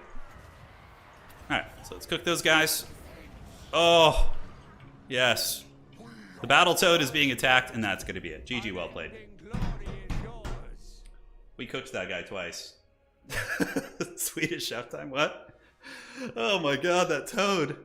So he brought a very elite army, which played into our Changebringers. So Village paid for himself. Halberds did fine. Pinks did really good. Look at the value on these pinks. Wow, 1,700 on that one, and the other one got 16. So that's from shooting the Troglodyte, probably. 3,700 on 2 summons. So they cost 1,500 a pop. So he got 3,700 at the cost of... Yeah, so he netted 700 value on top of his cost, which is very good. And the other one didn't quite pay for itself even, right? So even though they did punish the Lizardmen super hard, they also give up a lot of value when they die, and they're very squishy. So this one did not pay for itself. I still think they were really good and won me the game, but yeah, it was good. So Screamers, Centaurs were awesome. 1,500 on the Centis. I was so wrong about the Centaurs. His Temple Guard did okay. Yeah, losing the Troglodyte early. I think, yeah, Solar Engine 2,200. Wow. So the Solar Engine countered my flyers. If he had brought 2 Solar Engines and hadn't lost his Troglodyte, his Feral Troglodyte, we have a different game. Right, we have a very different game on our hands. So, yeah. Yes. Dinner. Sweet. Yeah, what a good sport. He says, oof, GG, those flamethrowers. Yeah, they did some work. So our chances of top 4 are decent. But if we don't make it, we went 3-1 today, and we beat some good players. So I'm very happy with that. All right, so that's going to be here and here. I love playing Tzeentch, man. How is the Tzeentch Air Force into vampire counts? That's a good question.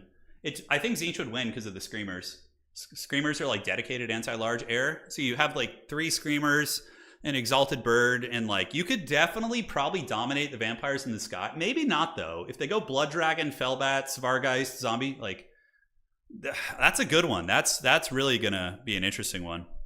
Because yeah, if Tzeentch dominates the air and then just has like 2 Changebringers cooking their army, it's gonna feel pretty bad. But I don't know. Yeah, I don't know. So he was playing what? He was playing the Lizardmen. All right. The Buna books could have been good too.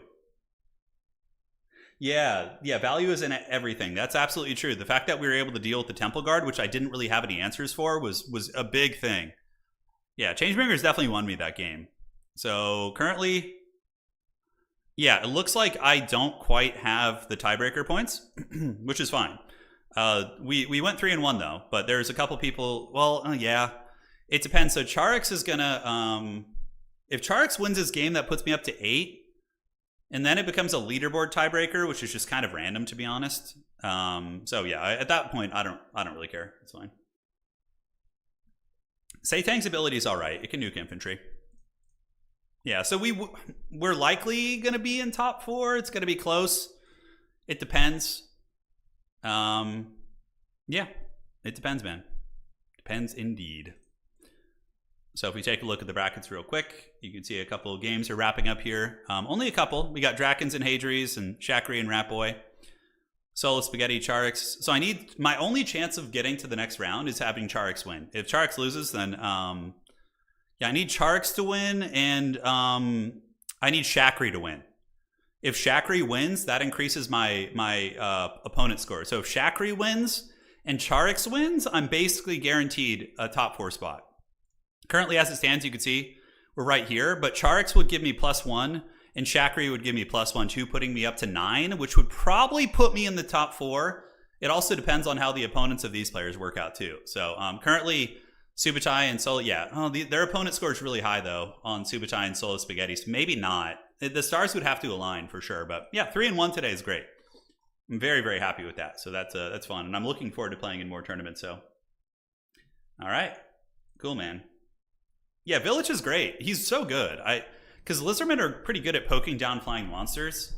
And he's only 1250, and you just, against meta lizards, he's going to be pretty good because he just sits there and tanks and blasts the skinks away from the Croxagores.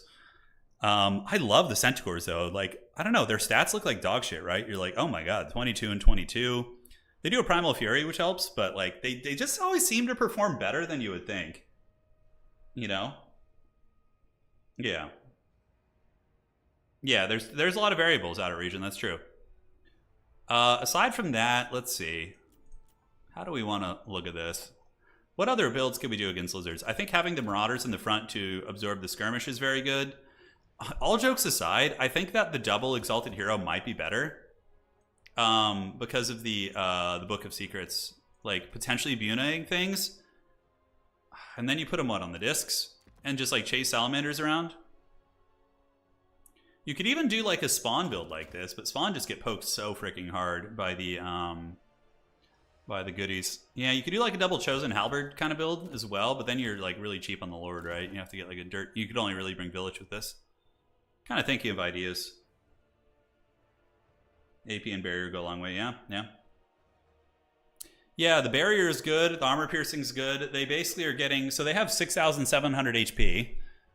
Plus Barrier, and then if we look at the Beastmen variant, 6,700, and the Beastmen Sentis have, okay, so they basically have like 1,000 more HP than Centaurs, right? You're paying a price for it, but they do.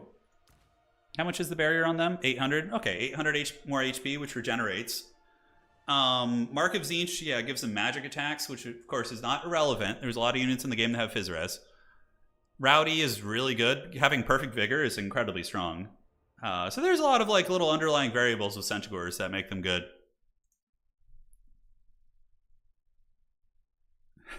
He says 3 games today. I was surprised with stuff from the DLC even when I was looking at them for 3 days. Yeah, a lot of new tricks. Tzeentch is really fun. Kislev OP. Yeah, I wouldn't say Tzeentch is OP. I would say they're stronger, but they're not like busted. Kislev is going to be, I think, tyrannical. Looking at the stats so far, it's always fun. Vampire Coast, Wood Elves, Norska is doing well, but it's very early. Tomb Kings are 5 and 2, so it's probably Charix, honestly. Charix is probably just beating everybody with Tomb Kings. So the Boner Giant with Kotep, that was a pretty MLG play he had earlier. Changeling still sucks.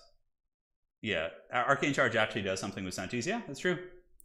Let's look at the Arcane Charge ability so I can have a good understanding of it. All right, so effects increase when nearby allies or enemies cast spells, and the range is infinite. Okay, so that's actually good. Tzeentch, you're casting a lot of magic, right? You're casting a ton of magic. What other like shenanigans could you pull? Like, what changeling options would be good against Lizardmen? Maybe a caster with Buna, right? Oh, is that like a forbidden? The problem is, if I go with like Azag, right? Like I'm having to pay for every single spell, which really sucks. If you could like fine tune the character you were picking and get a cost reduction on that, I think Changeling might be okay. Yeah, I don't know. Probably maybe one of the Dragon Twins actually. This might almost be worth it, like getting Iron Dragon and having Zhao Ming.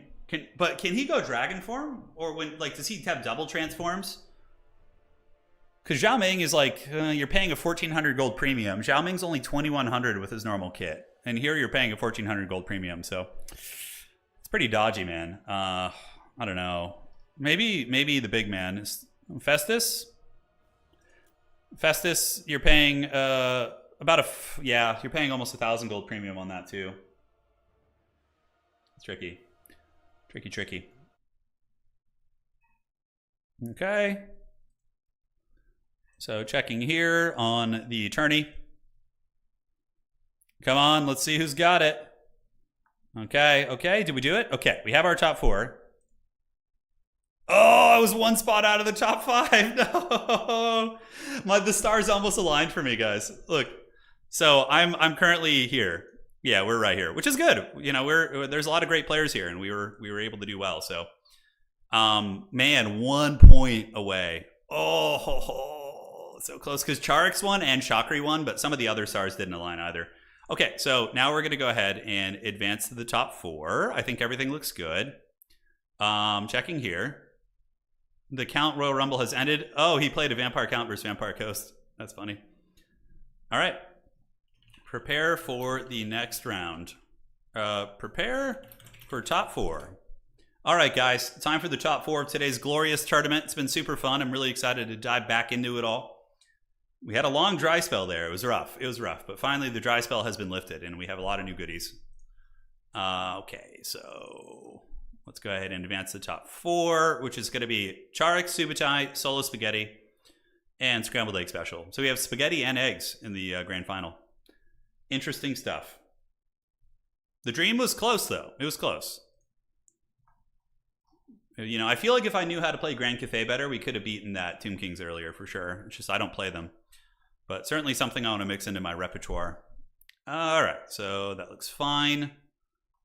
Glorfindel, thank you for the 25. Caught the stream, and I appreciate that you do for the community. Started a new job, which has been keeping me busy. Thank you, sir. I got you, and congrats on the new job. Hope it's something you actually enjoy. You know, it's always the dream.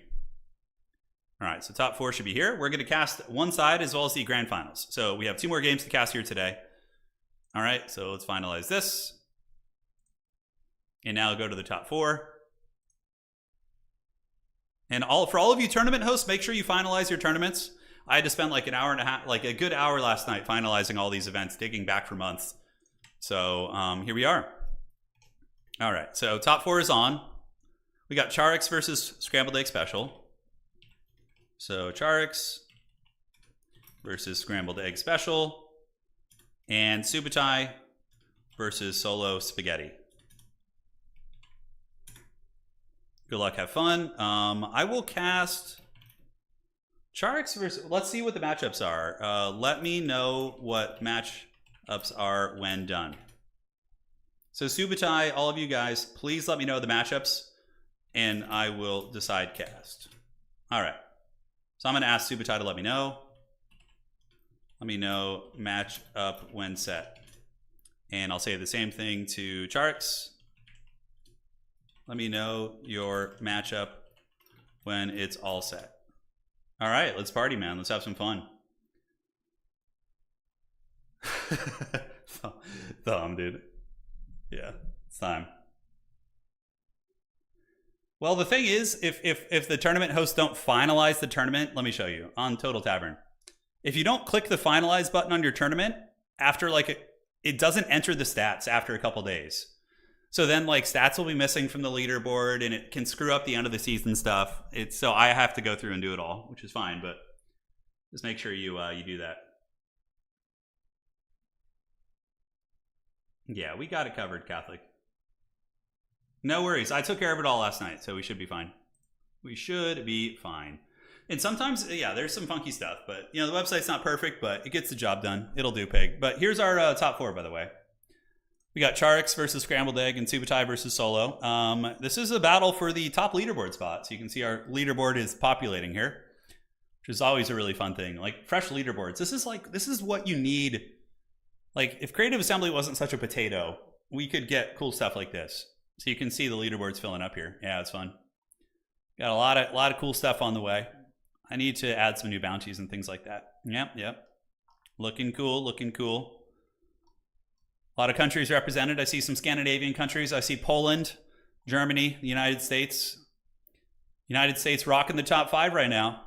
We got 4 of the 5 spots, but we'll see. We will see. All right.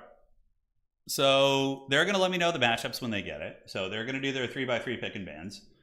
and then we are going to go cast those games. Overall, I'm really liking Tzeentch. I think Cathay is actually really good too, but people have to just figure them out first. They're not as intuitive and easy. But I think like here's a build idea. Like, okay, so let's play I'm playing Tomb Kings, and I'm playing Charix again, right? The double Bone Giant seems to be pretty popular for the Tomb Kings these days. So let's go to Grand Cathay. So you get a Celestial General on foot. Will of the Dragons is fine. Lord of Grand Cathay you probably cut. This ability actually is really good. Celestial Sweep, so you put him in a Tomb Guard unit and he'll crush him. Brass Cleaver, Potion of Speed, and you just bring him on foot. 1250, you have a really good Combat Lord, okay? Next up, we do a Astromancer on the Great Moonbird, okay? And we get Wind Blast. Wind Blast is really good against Tomb Kings, right? So we bring the Cloak of Pomei. We don't really need that. So now we have a really cool kit. Like, we have a Bird Caster who's a good fighter and can Wind Blast spam on the Tomb King's infantry. And from here, I think we mix in the Jade Warriors. And I think the Empress's Crowmen are like an auto take. They seem really strong. Maybe we throw in a Celestial Lion too and have like a Goon Squad. I like to deal with those. And then we have double cannon in reserve. So if we can deal with those, maybe. Although the cannons kind of got dunked on this game. Maybe Righteous Lances of Wei Jin to deal with the armor. Terracottas will get killed by the Bone Giants, so you don't do that. Do we spam some basic bow units? Just like crossbows? I think so. Like, that feels like that could be pretty good. And then we just spam halberds for the rest of our army. 3, 4, and then we get some Jade Lancers. And Seitang could be cool, but Bone Giants are just going to give them the dirty, right? So you're going to have a bad time there. I kind of like this build. The Iron Dragon is obviously a hard carry, though, so it feels kind of bad to give up the Iron Dragon, but Lion King, win Cathay with all 3 of their lions. That's actually a really good bounty idea. That's a really good one. I like that a lot. Yeah, this is kind of a decent build. You could find a way to slip in a Wuxing War Compass. Maybe cut this, and then we need a couple Peasant Horsemen. Yeah, I don't hate this build. This one feels pretty clean. You have a nice Goon Squad. You have a good foot character who actually is a great fighter. And then you have the Celestial Lion plus the Astromancer, so you have a lot of SE potential. You might struggle to deal with the Sepulchral Stalkers. The other thing, though, is you could also just go super wide and not bring like any targets for the Bone Giant, so you just go super cheap and wide. That might even be better against Tomb Kings. Like, super wide with Iron Dragon probably is the meta way, but then Screaming Skull Catapults give you the dirty. But yeah, I like this build. Like, Cathay's got to be very fun to experiment with. Okay, we don't know what the matchup is yet. I'm going to go grab another little drink here, and we'll be back in just a second. So give me one moment, my friends.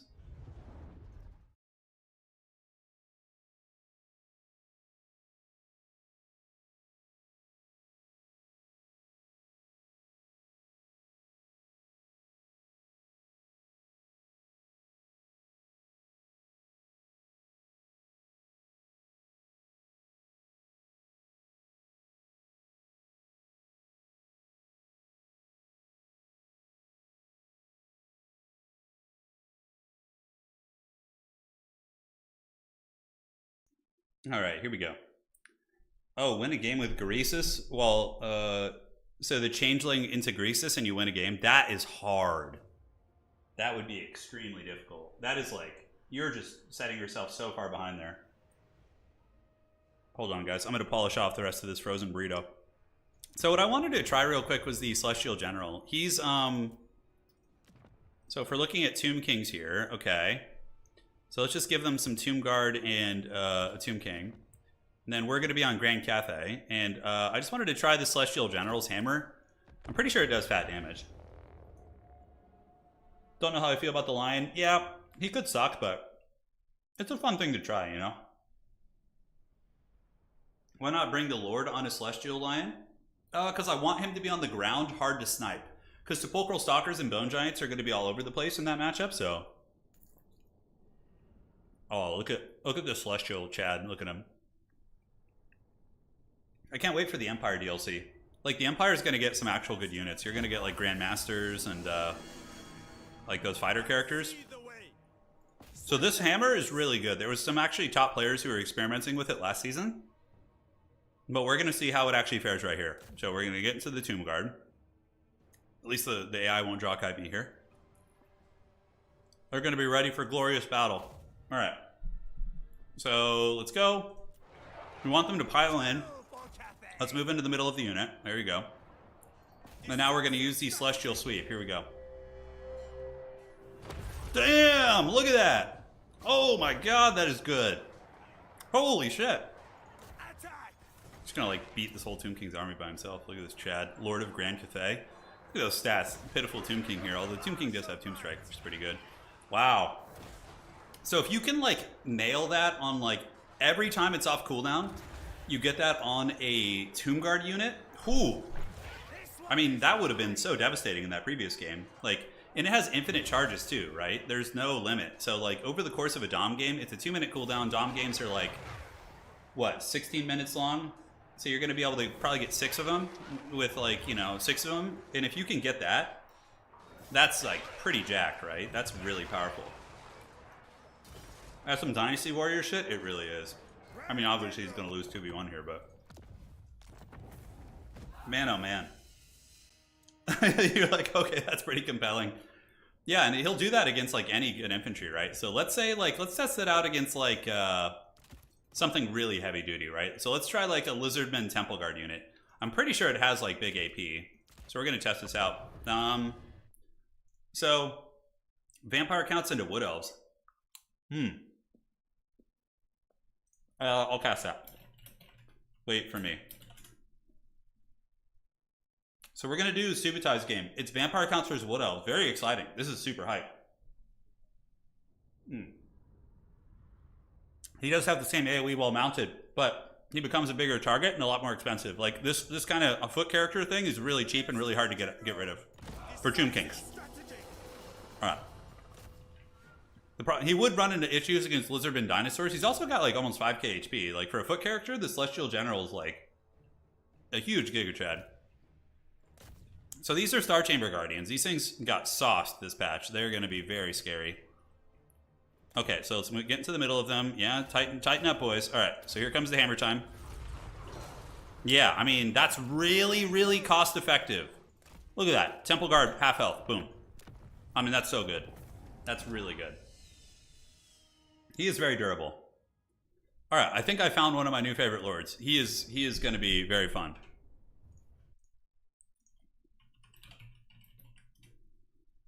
Okay. And let's find this game. So this is going to be lobby code, please. So let's see what lobby he's in. Is it Charix? I think it's this one. Charix always puts a weird password on his game. I don't know. Does he have a 4 at the end? Password, please. I gotta figure out Charix's dreaded password. He's very sneaky. I invited him to my lobby earlier, so we'll get in there. Yeah. Yeah, no, the hammer sweep has always been good. It's just, yeah, just kind of a, you know, experimenting with the new unit synergies with Grand Cathay. Oh, of course. It's like a random number. All right, we're in. Oh, wait, hold on. No, this is the wrong lobby. Do we want... Actually, I feel like let's watch some Skaven. We're going to do a Skaven game. Start without me. We never get to see Skaven at a high level. It's very rare. So we're going to cast Skaven versus Bretonnia. Now, Charix is like one of the only super high level players who plays Skaven, like in high level situations. So we're going to see the... Oh, it's actually versus Beastmen. Oh, wow. Okay. So Skaven versus Beastmen. So we have the two Beastmen factions duking it out.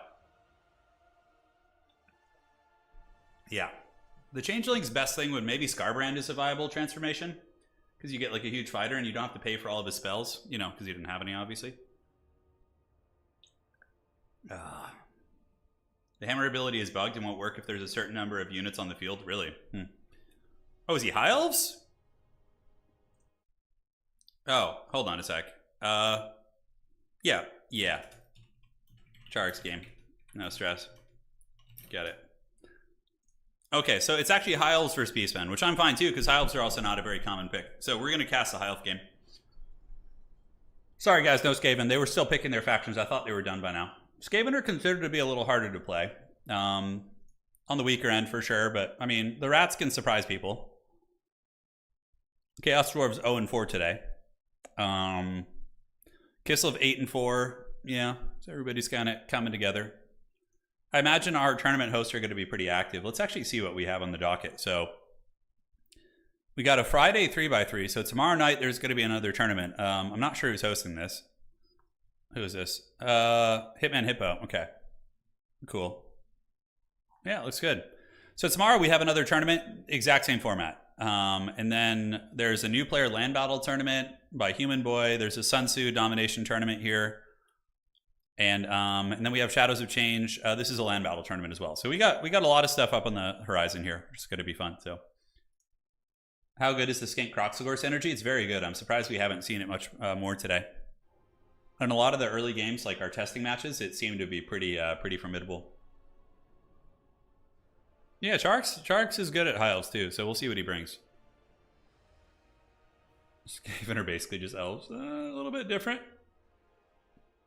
Little bit different. Like the Avatar. Yeah, we need Sterngard in here. The Chaos Dwarves had a rough start. I mean, so Chaos Dwarves have no chance against Kislev whatsoever, in my opinion. They probably can... I don't know, I feel like Grand Cathay would be favored against them. Yeah, and against Tzeentch, they probably are fine against Tzeentch. I think the Chowie can do some stuff there. So why did the entire Lizardman roster get buffed? I don't know, yeah. I don't know. I do like it, though. Like, I like the synergy between Kroxigors and Skinks. I think that's a really cool, flavorful thing. And, you know, Warhammer should have its flavor. 100%. Skarsnik Changeling is interesting since you can bring fermented fungi. Yeah, that's actually like you're getting Skarsnik. What, he probably costs 1900, but you do get a rampage. I like fermented fungi on like salamanders and things to like pull them in, but Sallies aren't really that good against Tzeentch anyways. They're okay. You're not like bringing trolls or spawn or anything. You don't have trolls firstly, but yeah. Sorry, I'm sorry, Skaven. Oh, literally a gentleman named Skaven Lord in chat is sad we're not getting Skaven. The other game is Vampire Counts versus Wood Elves, so we're getting a good range of factions. And what's cool about this pick and ban system is you can, yeah, thank you. You can ban out the OP stuff. So if there's something you really don't want to play against, you don't have to, like one of their 3 factions. And thankfully, there's only really 2 factions in the game that are like really nasty. And that's Kislev and Greenskins, in my opinion. Although, I don't know. Maybe Greenskins have found some natural predators now. Things that can prey on them. I could be wrong, but Kislev is really the one that I would probably like permaban every series myself. But maybe they're, I don't know. Maybe now that Stank has been nerfed and the Mortis engine doesn't have anti-large, maybe it's not as bad. We'll see. How does one beat Kislev with Nurgle? Ooh, that's a tough one. It's mainly suffering. You would probably go with, I don't know, man. Because like Kossars with things in the woods on top of them just kill your infantry. I might use Soul Grinders, but then Little Grom is going to kill you. Oh, Soul Grinders won't work there. You'd probably have to swarm pretty hard. You'd have to spam Toads and probably Chaos Warriors. So I would use a front line, like 3 Marauders, then 4 Chaos Warriors with great weapons behind them, and then Toads behind them. Probably Festus is a little dodgy there. A little dodgy. He could get sniped, so maybe Festus is the way, though. Kugath is probably too big. He'd probably get shot to pieces by a Kislev. Yeah.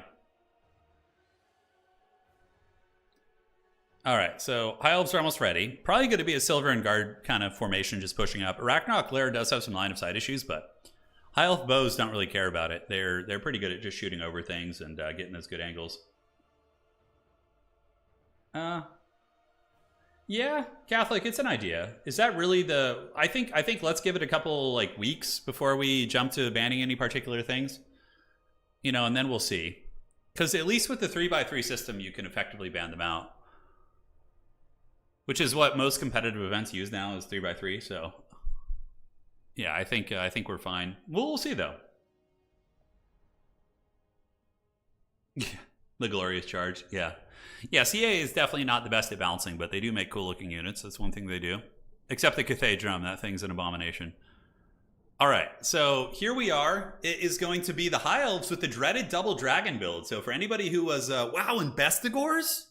What planet are we on, guys? I feel like we're, 3 or 4 years behind here. So we got a bestie front line.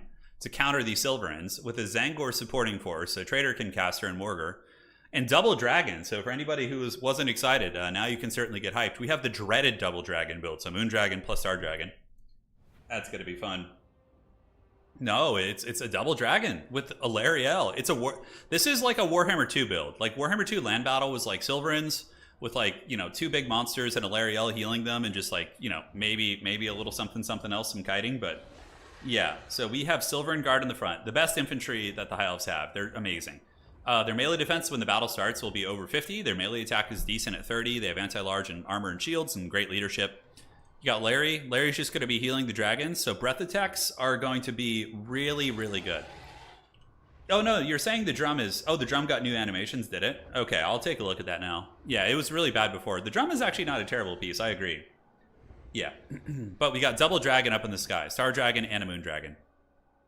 On the other side, we do have the Beastmen, so the Beastmen are going to be rocking Zangors into the sunset. Now remember, Zangors got reworked, like heavily. They have lower armor, and yeah, are certainly more similar to Gore Herds now than they are Bestigors.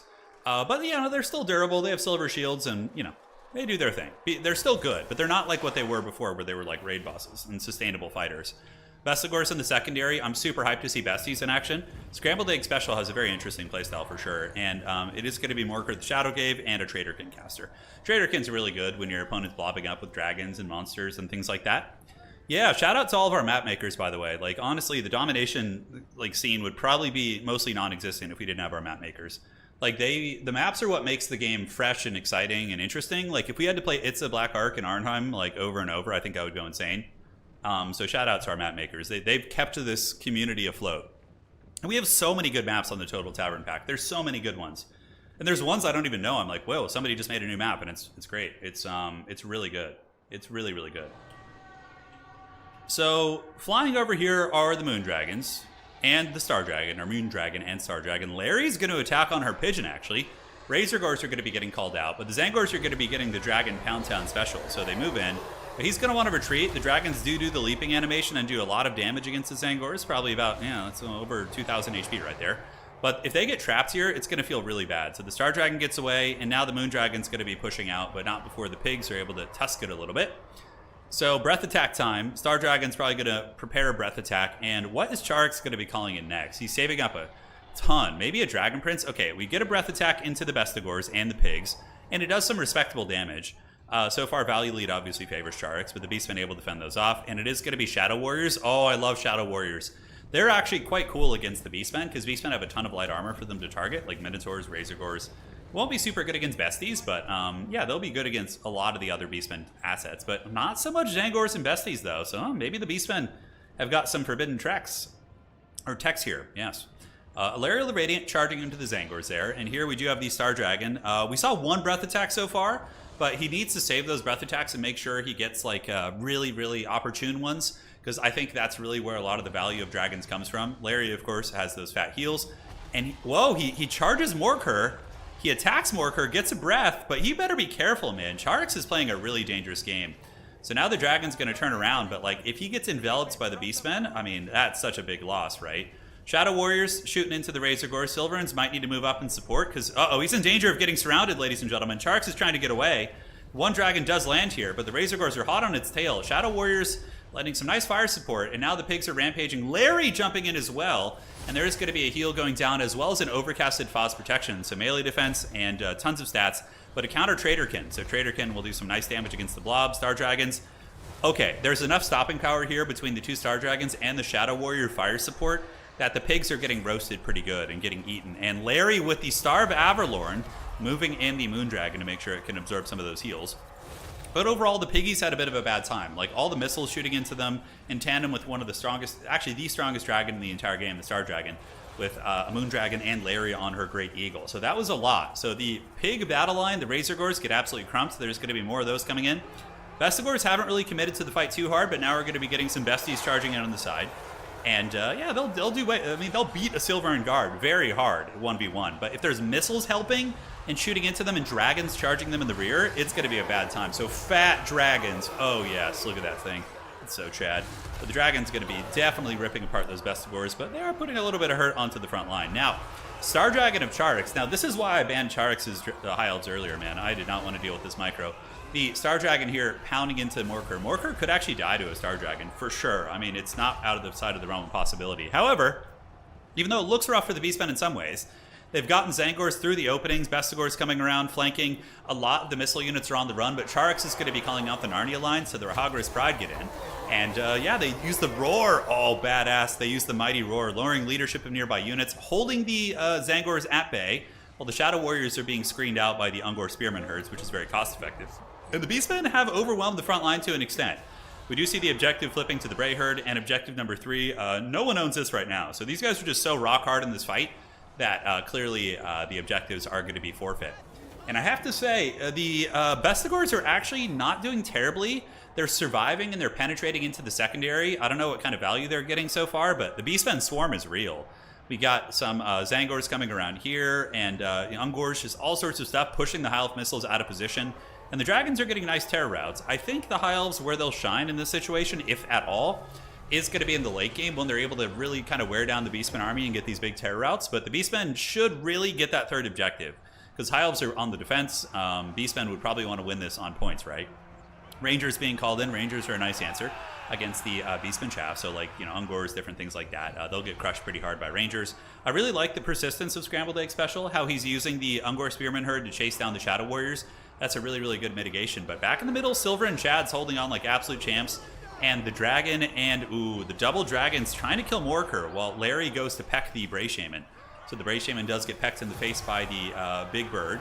And that was a nice Earthblood right there, which is going to be healing up the Dragons as well as the Silverins. Silverins just showing why they're one of the best infantry units in the game. Being swarmed by so many things that in many ways counter them, but still holding on like absolute chads. Back here, Bestie's able to clean up a lot of the Silverins. They've gotten 51 kills so far and 600 value. So man, these Bestigor herds are looking pretty good. I know in the last season we had a renaissance of greatswords. Like greatswords are making a bit of a comeback. Has the time of the Bestigors, has it come?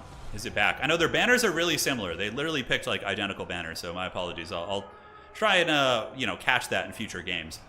But the 2-star dragons, or 1-star dragon, 1 moon dragon up in the sky, breath attack gonna go down, and oh, that's gonna be a good one potentially. Although it does cook some of the high elves. The dragons, apologizing, waving his little dragon hand, like sorry guys, we tried, but it is what it is. The Beastmen seem to be pretty dominant in terms of objective control. The trading is even. I would say trading slightly favors the elves, but the Beastmen are dominating the objectives pretty hard. And unfortunately for them, though, they didn't get the side one. If the Beastmen had just sent one Ungor over here in the beginning and captured that, they would be up by another like 200 points right now, give or take, maybe 150, which would be pretty big. And now we do see the Beastmen getting worn down. Zangor's a little bit beat up. The Besties are running out of steam a little bit. Morkar and his Zangors trying to fight in the front line. Bestigors over here are just absolute chads, cutting through a lot of units, including these Silverins. And now the other Bestigor is going to be surging into the backfield to engage against the Silverhelms. Silverhelms against these summoned Chaos Spawns, so the Beastmen have a bit of a false power inflation right now. They're rocking the spawns from Morkar, which will be disappearing here in about 15 seconds. And the heals from the High Elves are so good. That Fat Larry healing, the Forbidden Warhammer 2 land battle tactics coming back, as we do see the Star of Avalorn being dropped on the Moon Dragons, and they just start to crump those Minotaurs. Although the Minotaurs do good damage, you can see the Dragons are approaching their healing cap, but I think the Minos will end up losing this fight. And Larry still cycle charging into the Bray Shaman. I think the Star Dragon needs to go over there and try and kill that Bray Shaman. Those Traderkins are very, very devastating. So Scrambled Eggs up a little bit in value. However, with Larry's healing taken into account, I would say the Elves are actually ahead. And now we see the Minotaurs with Great Opens being taken apart. Objectives starting to flip right now. Scrambled Egg making a play for the side. He does get some Harpies on top of the Shadow Warriors, which is a good call. And we have Gors against Rangers. And these are the actual Gor. They're not Ungors, they're Gors. So Gors with the dual weapons. I don't know why CA hasn't given them a bonus for infantry. Like every unit in this game that is like dual wielding typically has a bonus for infantry. I think Witch Elves do not, do they? But they're supposed to, typically. I know that, like, I was literally talking to one of the CA people once, and that was like their philosophy was, but for some reason Gore herds just don't get it. But I think that'd be cool if they got, just give them like 5 or something. Wouldn't be that bad, I don't think. But even still, Larry the Radiant going to be hunting down this Bray Shaman, and the Dragon is now just going after Morkar. Will Morkar be able to kind of distract things long enough, occupy these Dragons that the Beastmen are going to be able to claw it out on points? I don't think so. The High Elves are starting to take over the game. Just like we talked about when the late game comes around and all that healing really saturates in, the Beastmen numbers start to dissipate. That's where you can see the Dread Dragons really shine. And they do finish off the Minotaurs. The Dragon Goon Squad, man, doing work. 68-54, 53-48. Good stats on those two. On the side point, couple Ungor Spears, going to be camping that to make sure it doesn't flip. Middle still in control of the Beastmen. Vestigor's doing probably not bad this game, to be honest. They're fighting hard, man. These ones, I believe, just got fighting, and they got breath attacks, so they haven't gotten too much value, but the other ones I think did okay. We'll have to keep tabs on them. Harpy's also being pretty MLG, shutting down many of the Shadow Warriors. Minos with Great Opens on the way in. Vestigor's being unsummoned. Those besties did pay for themselves, just about. Breath attacks, though. Ooh, devastating breath attack from the Star Dragon right on top of the Vestigor herds. And now we're going to be getting a Dragon versus Minotaurs with Great Opens. And the Minos are 3v1. There's a Cav unit here helping as well, these Silver Helms. So the Minotaurs probably lose this fight. It's just, even though they are a counter unit, it's just too many things. And Larry comes in with her little Eagle Claws and is going to be tearing apart a whole bunch of these units right here. So, yeah, Witch Elves do have it, right? It's just Gore Herds who don't. Yeah, it's very weird. Very, very weird. So, Objective 2 still in the clutches of the Beastmen. The side point is being contested a little bit as well. Beastmen look like they might be able to find a way to ninja that. Sending in just Razor Gore Herds after Razor Gore Herds. Razor Gores do okay against dragons. It's not great, but at least they pack punch and AP. So they can punch through the armored hide of the Star Dragon, which I believe is, yeah, Moons are 70 and Star Dragons are 90. So yeah, they're pretty heavily armored, right? Razor Gore Herds against Silver Helms. I think the Elves just have such a nasty Death Star. The Dragons are both healing caps, so you're not going to be seeing any more milk out of those bad boys. Side point is in danger of flipping. Elves do manage to get some Spearmen down here, so Spearmen going to be getting that point. And I'm fairly certain we're going to be seeing Charx making it to the Grand Finals. Very well played. Charx, the last big qualifier tournament we had for our upcoming special event, which will be really fun. You'll get more details on that soon. Charx did win the qualifier for that, but sadly he wasn't able to make it. But yeah, he's a very, very good player. Very, very good player. Pretty insane. So Objective 3, owned by the High Elves. Objective 2, owned by the Beastmen. And Objective 1 right here is going to be flipping to the High Elves here in a moment. And then the Beastmen are probably going to get routed out of the middle unless there's some miracle. The value's even, and Charx is like healing cap 2 dragons. So that's like so much value that's been recouped. Yeah. That's that. GG, well played. Scrambled Egg Special probably will tap out right now. I suspect that he's going to be giving up here in a moment. Once he looks around the battlefield, takes inventory of what he has left, I think he's going to realize that he has no chances. Couple Zangors creeping on the low ground. Morker's cool and all, but you know he's not going to win any beauty contest here. Down at the bottom, we have a couple besties. Might be able to get these Silver and Guards off. Maybe the Beastmen player thinks he can win on points somehow. Some sort of cheeky shenanigans, but I really don't think that's going to be happening. The Dragons are just going to maneuver around and kill everything. And the Beastmen just don't have the staying power on the backfield. So yeah, there's another attack there. Star Dragon jumping into the Zangor is going to be able to easily wreck them. Morker now being attacked by the Moon Dragon. And Charx just kind of chasing down the Haggard reinforcements. It's basically what I like to call the Reaganomics of Total War. You got the trickle-down theory here. It doesn't work in this game, that's for sure. And the Zangors are going to be just coming in one at a time, and that is going to be that. GG, well played. Morker is a raid boss, dude. He's really hard to kill. He's got high melee defense. He regenerates. He's just surprisingly annoying to remove.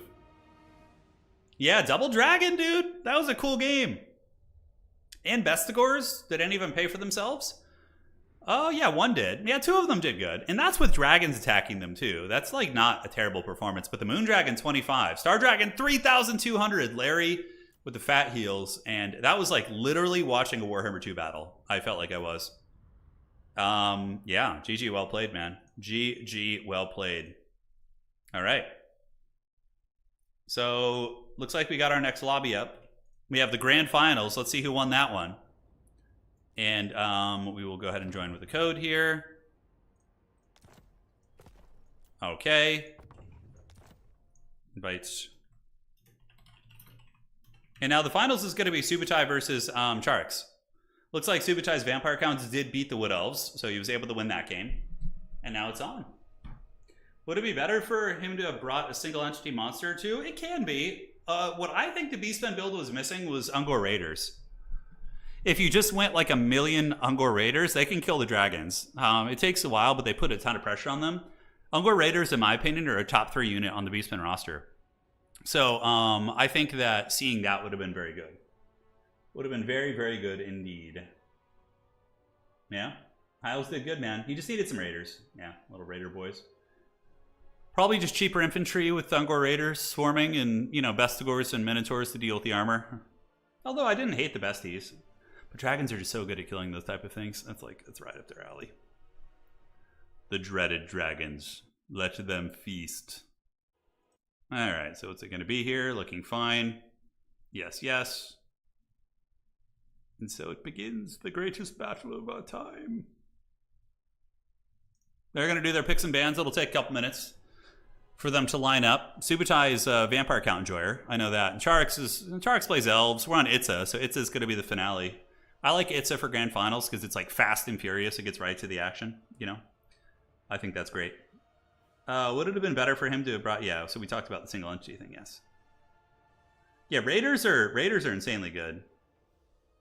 Shark said it's dragoning time. He did. You think he's going to try and dragon Subutai here in the finals too? I hope we see vampire counts. I think it'd be fun. We need them to become the villains again. Although I think Kislev are the true villains at the moment. They're the true villains of the old world. It's cool. We got another tournament tomorrow. Maybe I'll play in that one. Yeah, maybe we'll play in that. Saturday we're going to be doing a tournament stream. I'll be doing that as well. So details on that will be fun. Yeah, Noblars are also very good. Noblars do a shit ton of damage. They just like something about them. They get it done, man. They get it done for sure. Okay, so checking this to make sure there's no issues or questions for the players. I do not believe so. And soon. So what would I bring? Yeah, probably Ungor Raiders. Morker is a good choice against Elves. He's just annoying and durable. I don't think any of the other options would be very good. Doesn't Taurox have fire resist though? But so do Yeah, I don't know. Taurox would probably suck. You could bring a Great Bray Shaman, but he's very in danger of being hunted by the dragon. So maybe you do go Morker and just like a cheap Bray on foot. The Traderkins are really good. I mean, he healing capped the dragons, which was not easy to do. Both dragons were healing capped by the end of the game.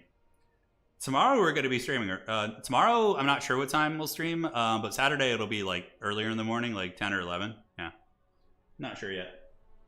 Probably not a good strategy, but I like starting with Clan Rats and follow up with Storm Vermin. Yeah, Storm Vermin are, I think they might have some weird niche applications, like against, I don't know. I think like Shielded Storm Vermin maybe in a couple of matchups. They probably could use like a 50 gold cost reduction, I think. Their leadership is so freaking low. It's just like they route so easily. Yeah, so Stank is really good, but we haven't cast it enough to draw conclusions yet. But Stank is currently going to be a lot easier to kill. Like 2,000 less HP and less resistances is a big deal. And she also lost her new lore is okay. I don't know if it's as good as what she had before, but we'll see. Yeah, Storm Vermin are very overpriced. They are. So she lost 2k HP, 10% ward save, and ammo. Yeah. Yeah, she definitely needed some nerfs. She was pretty broken. She was probably the most unfun character to play against in the last patch.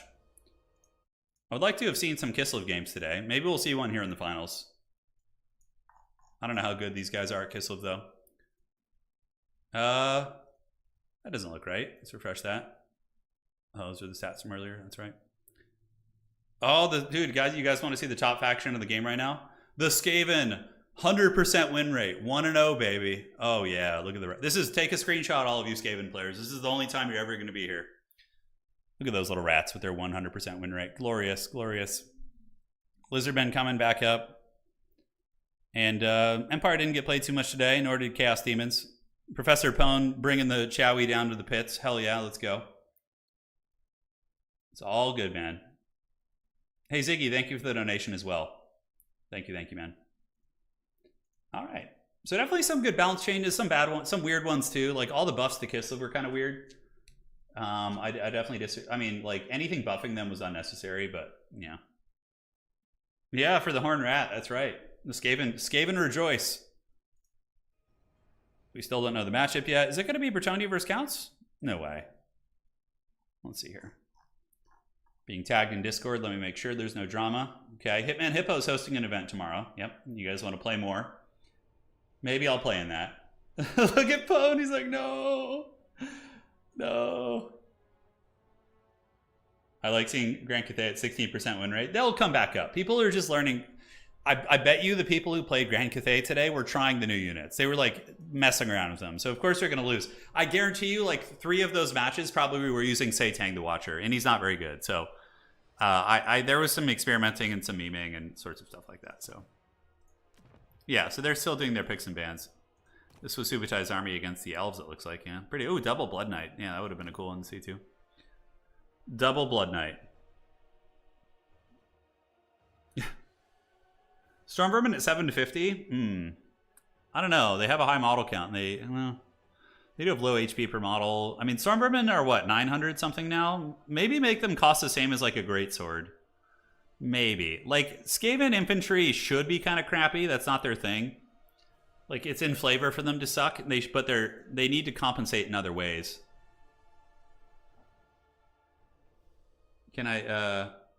Yeah, we need to buff Khorne, but Khorne's gonna get it probably with our DLC. How does one get to play in these tournaments?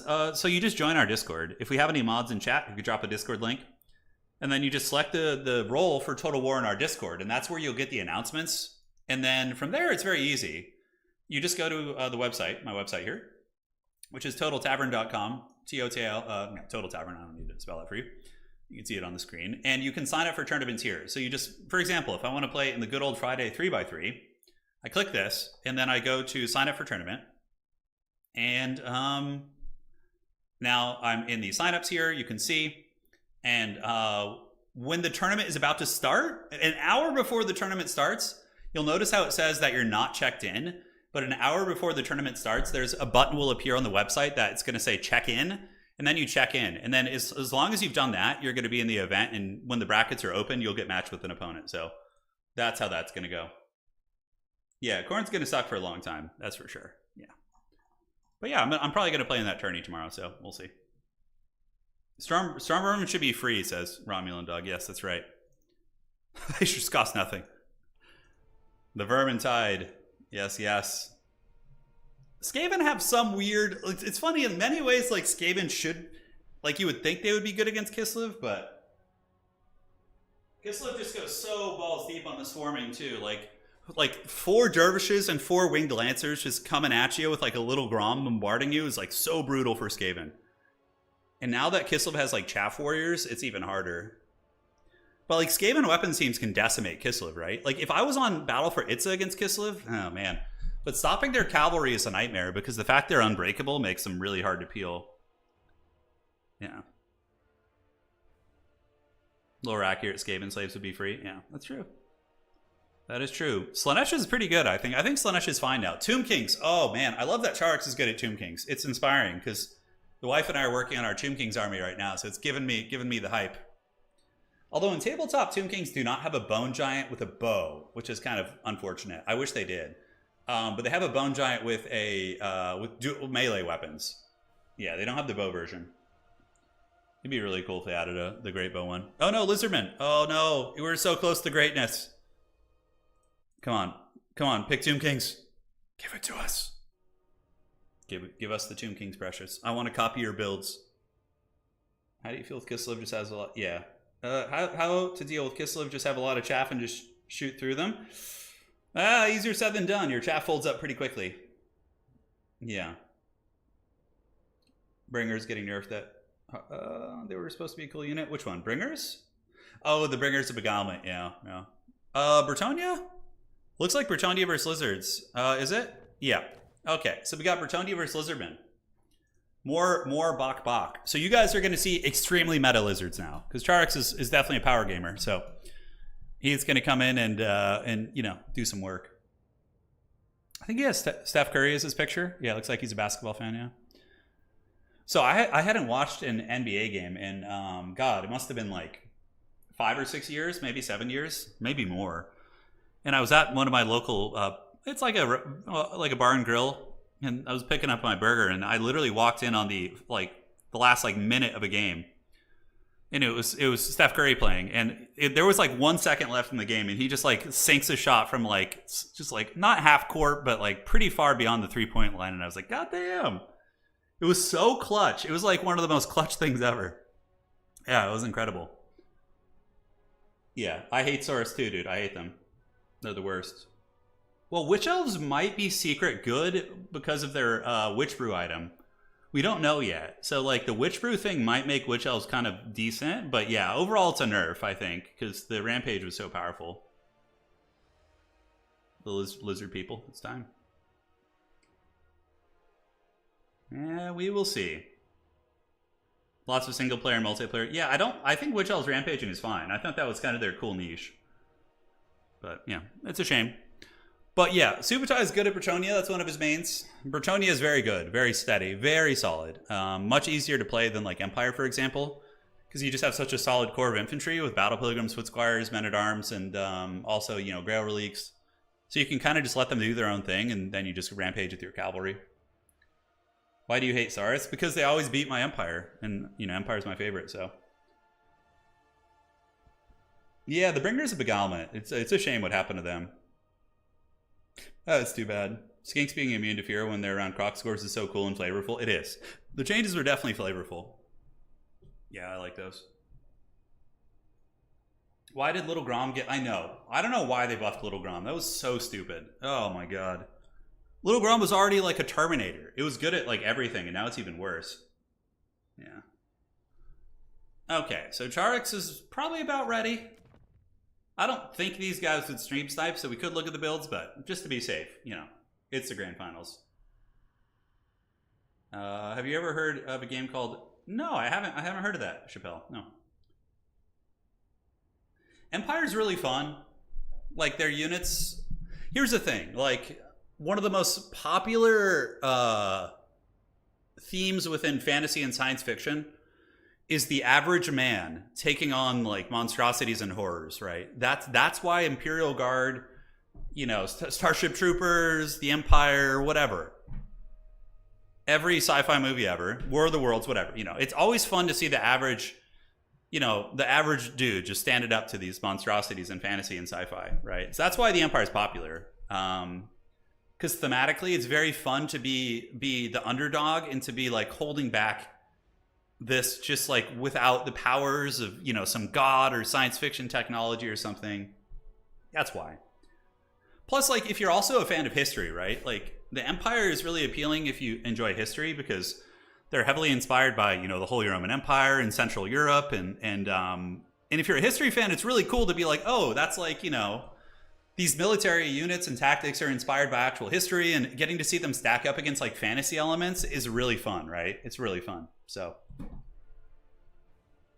yeah, always a good time. But that would be explain my perspective and why I like them. But I think it's cool to see like these, these great swords and these, Empire needs an Ulrich DLC. Yeah, I think so. I think giving Empire like an ROR cavalry unit with great weapons would be awesome. Like an Ulrich cavalry, because in tabletop, Knights of the Inner Circle can take great weapons. You can have like knights with great weapons, and they have like maces and stuff. It's really rad. Yeah. But Kislev are also general dudes taking even more chaos. Yes, but Kislev also like they're yeah, they have like the support of like huge monsters and elemental beasts and like crazy, insane kind of stuff like that. So it's a little different, but it's still kind of in the same vein. But yeah, it's fun stuff. So yep, Subutai's ready. Charix is sweating fervently over his build right now. And so it begins, the greatest battle of our time, the grand finals of today's tournament. Let's get it, man. Let's have some fun. Empire State troops have the same armor as those Kislev polearm. Yeah, but the Empire State troopers are like very lightly armored. Like in tabletop, Empire State troopers, a lot of the models aren't even wearing shoes. These guys are wearing like, like just pants and like a frilled jacket, and they have like a plate mail chest with no other armor on. They're very lightly armored. Like they literally just have it on like maybe their chest piece or like a helmet at best. Nothing on the arms, nothing on the legs really. Yeah, so it makes sense. And the Kislev guys like probably are wearing leathers, underneath their the outfits they're wearing. So it makes sense that they would be like kind of similarly armored to an extent. But the Empire is pretty advanced. I mean, Cathay is also very advanced. So it's hard to say. Like Cathay incorporates more magic into their engineering, whereas the Empire has like, steam tanks. So yeah, Bretonnia is probably the strongest of the three human factions, yeah. Or the four. Well, no, aside from Kislev. It would be Bretonnia, it would be Kislev, it would be Bretonnia, and then, I don't know about Cathay and Empire. The meta needs to develop a little bit more. Shoeless State Troops. I love the Shoeless State Troopers. I have a whole bunch of those. All right, guys, taking a look at the army of Subutai. He's going to be rocking a front battle line of peasant mobs. And what better way to defeat the lizardmen than sending these brave chaps into combat. You know, you're just literally sending peasants with shovels into combat against 9-foot-tall dinosaur crocodile people who are going to be clubbing them into the Shadow Realm. Great stuff. Great stuff. And in the secondary, it is going to be spearmen and spearmen to deal with Croxagores.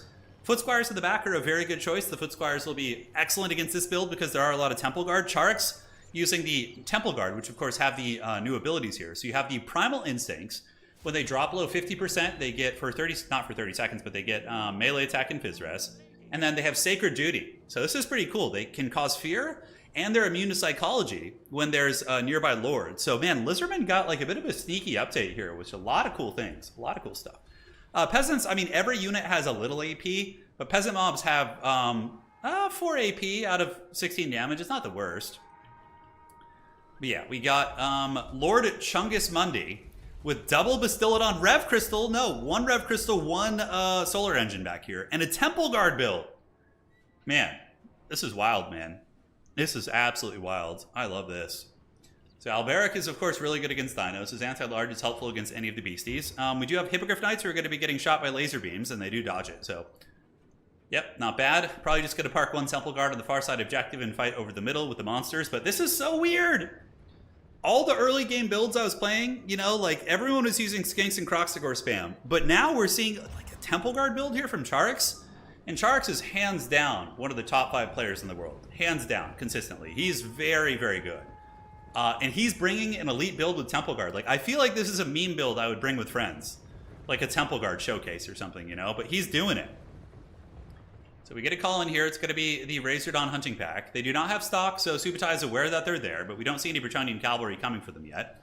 He really needs to get this back objective. I would like to see him grab that first. It's unfortunate that he's not.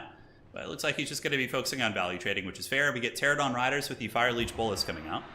So he's going to be throwing those on the Peasant Archers, trying to rip them down. Meanwhile, Salamanders pull back. And the Hippogriff Riders don't really have any good targets. Like, everything is super jacked and super heavily armored.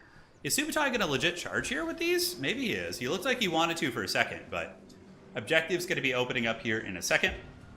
And yeah, the Temple Guard, of course, do have Guardian as well, so they're going to be giving Phys Res to old Mazda Chungus here.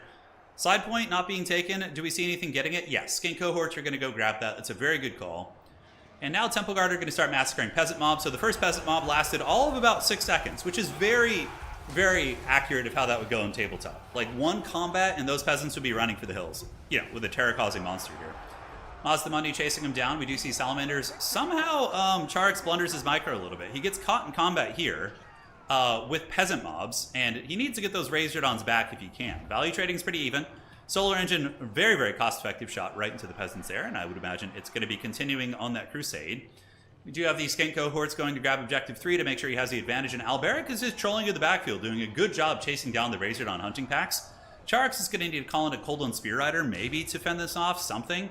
Certainly doesn't want that to continue, but the Temple Guard are anchoring it down. Old Subutai here getting a nice concave of shots. So we got Peasant Bowman, and more Peasant Bowmen over here, shooting into the Temple Guard. And how is he going to stabilize those Razordons? Alberic's coming back to the middle. Temple Guard units taking basically no damage.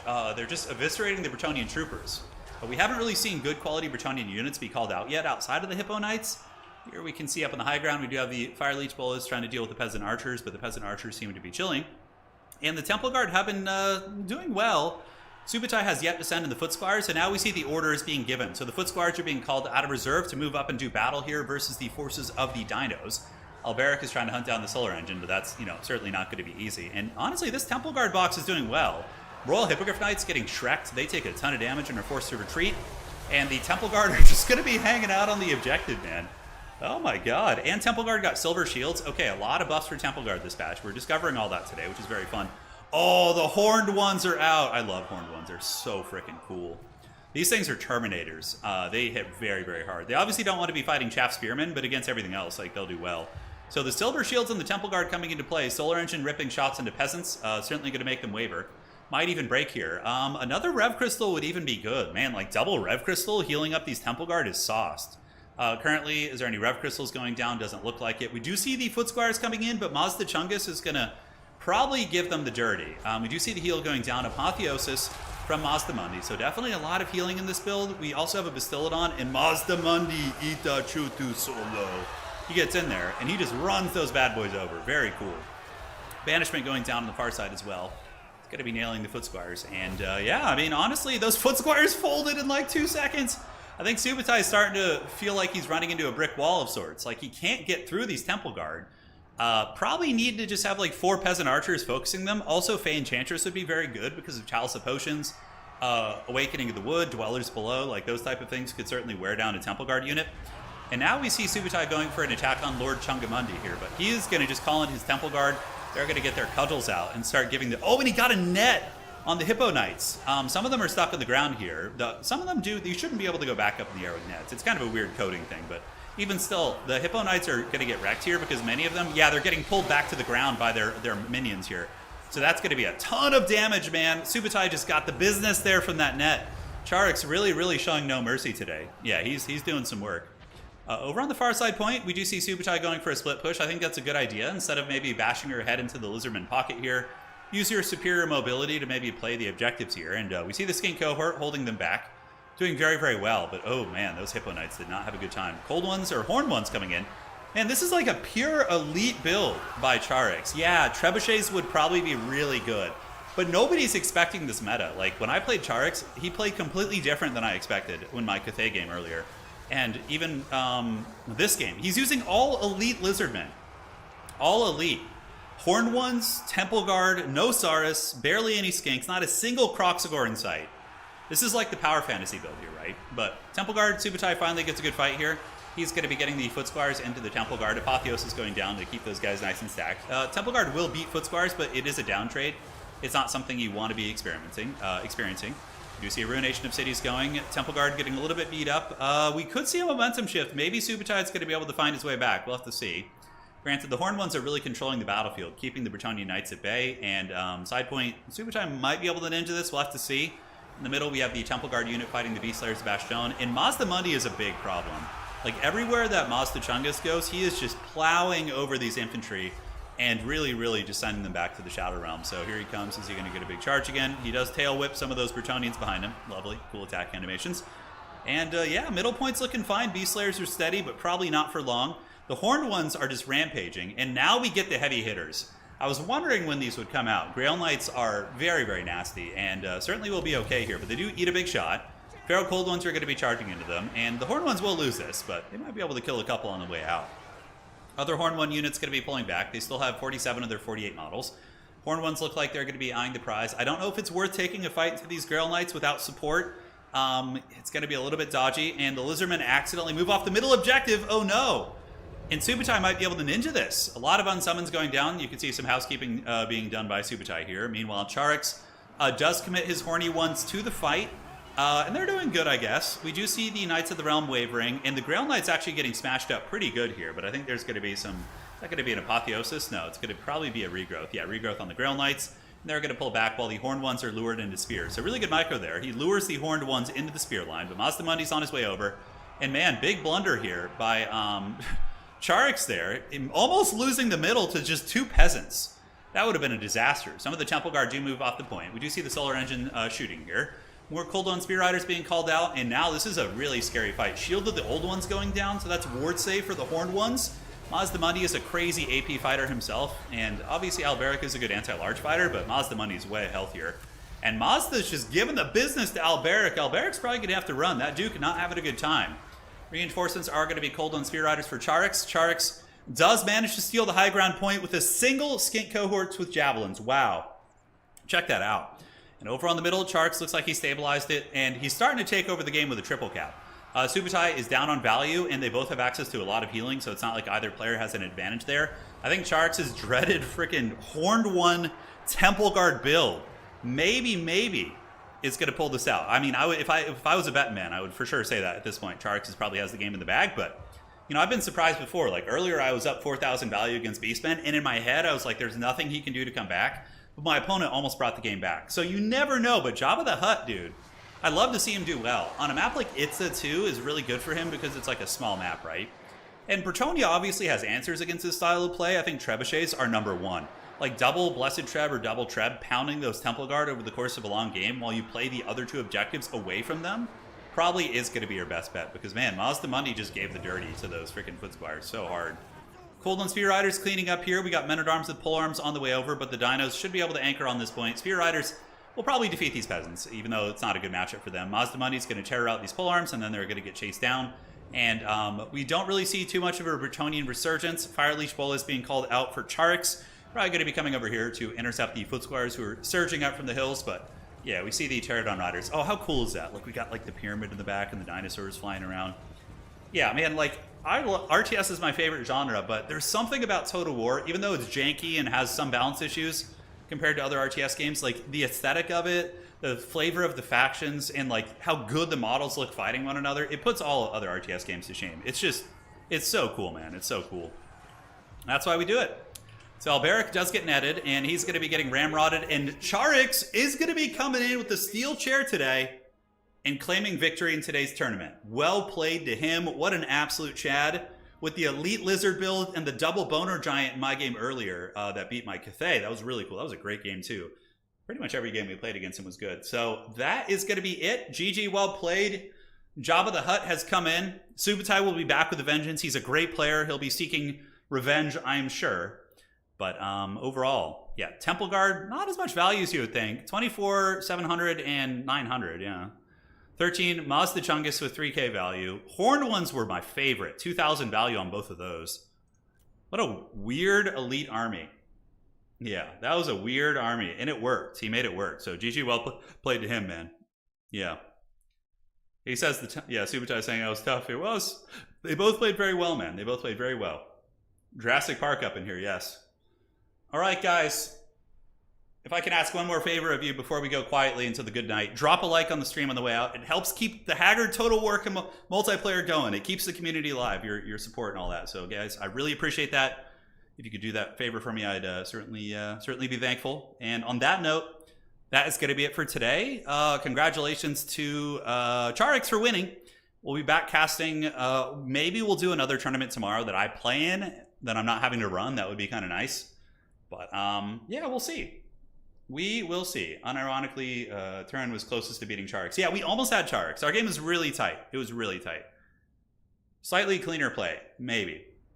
It's going to be it for today. I'm going to go get some lunch and hang out and do it to it. All right, folks, thanks for joining. Sigmar bless this ravaged body, or the old ones. The old ones, I don't know, they're kind of weird. Who knows what they're about? But, you know, if you're into that, old ones are certainly cackling right now. And that's going to be it. Adios, do widzenia. See you guys next time. Get some rest. Spend some time with your loved ones. Pet your pets. Call your mom, call your dad. You know, do that kind of stuff. It's great. All right, folks, take care of yourselves. See you next time.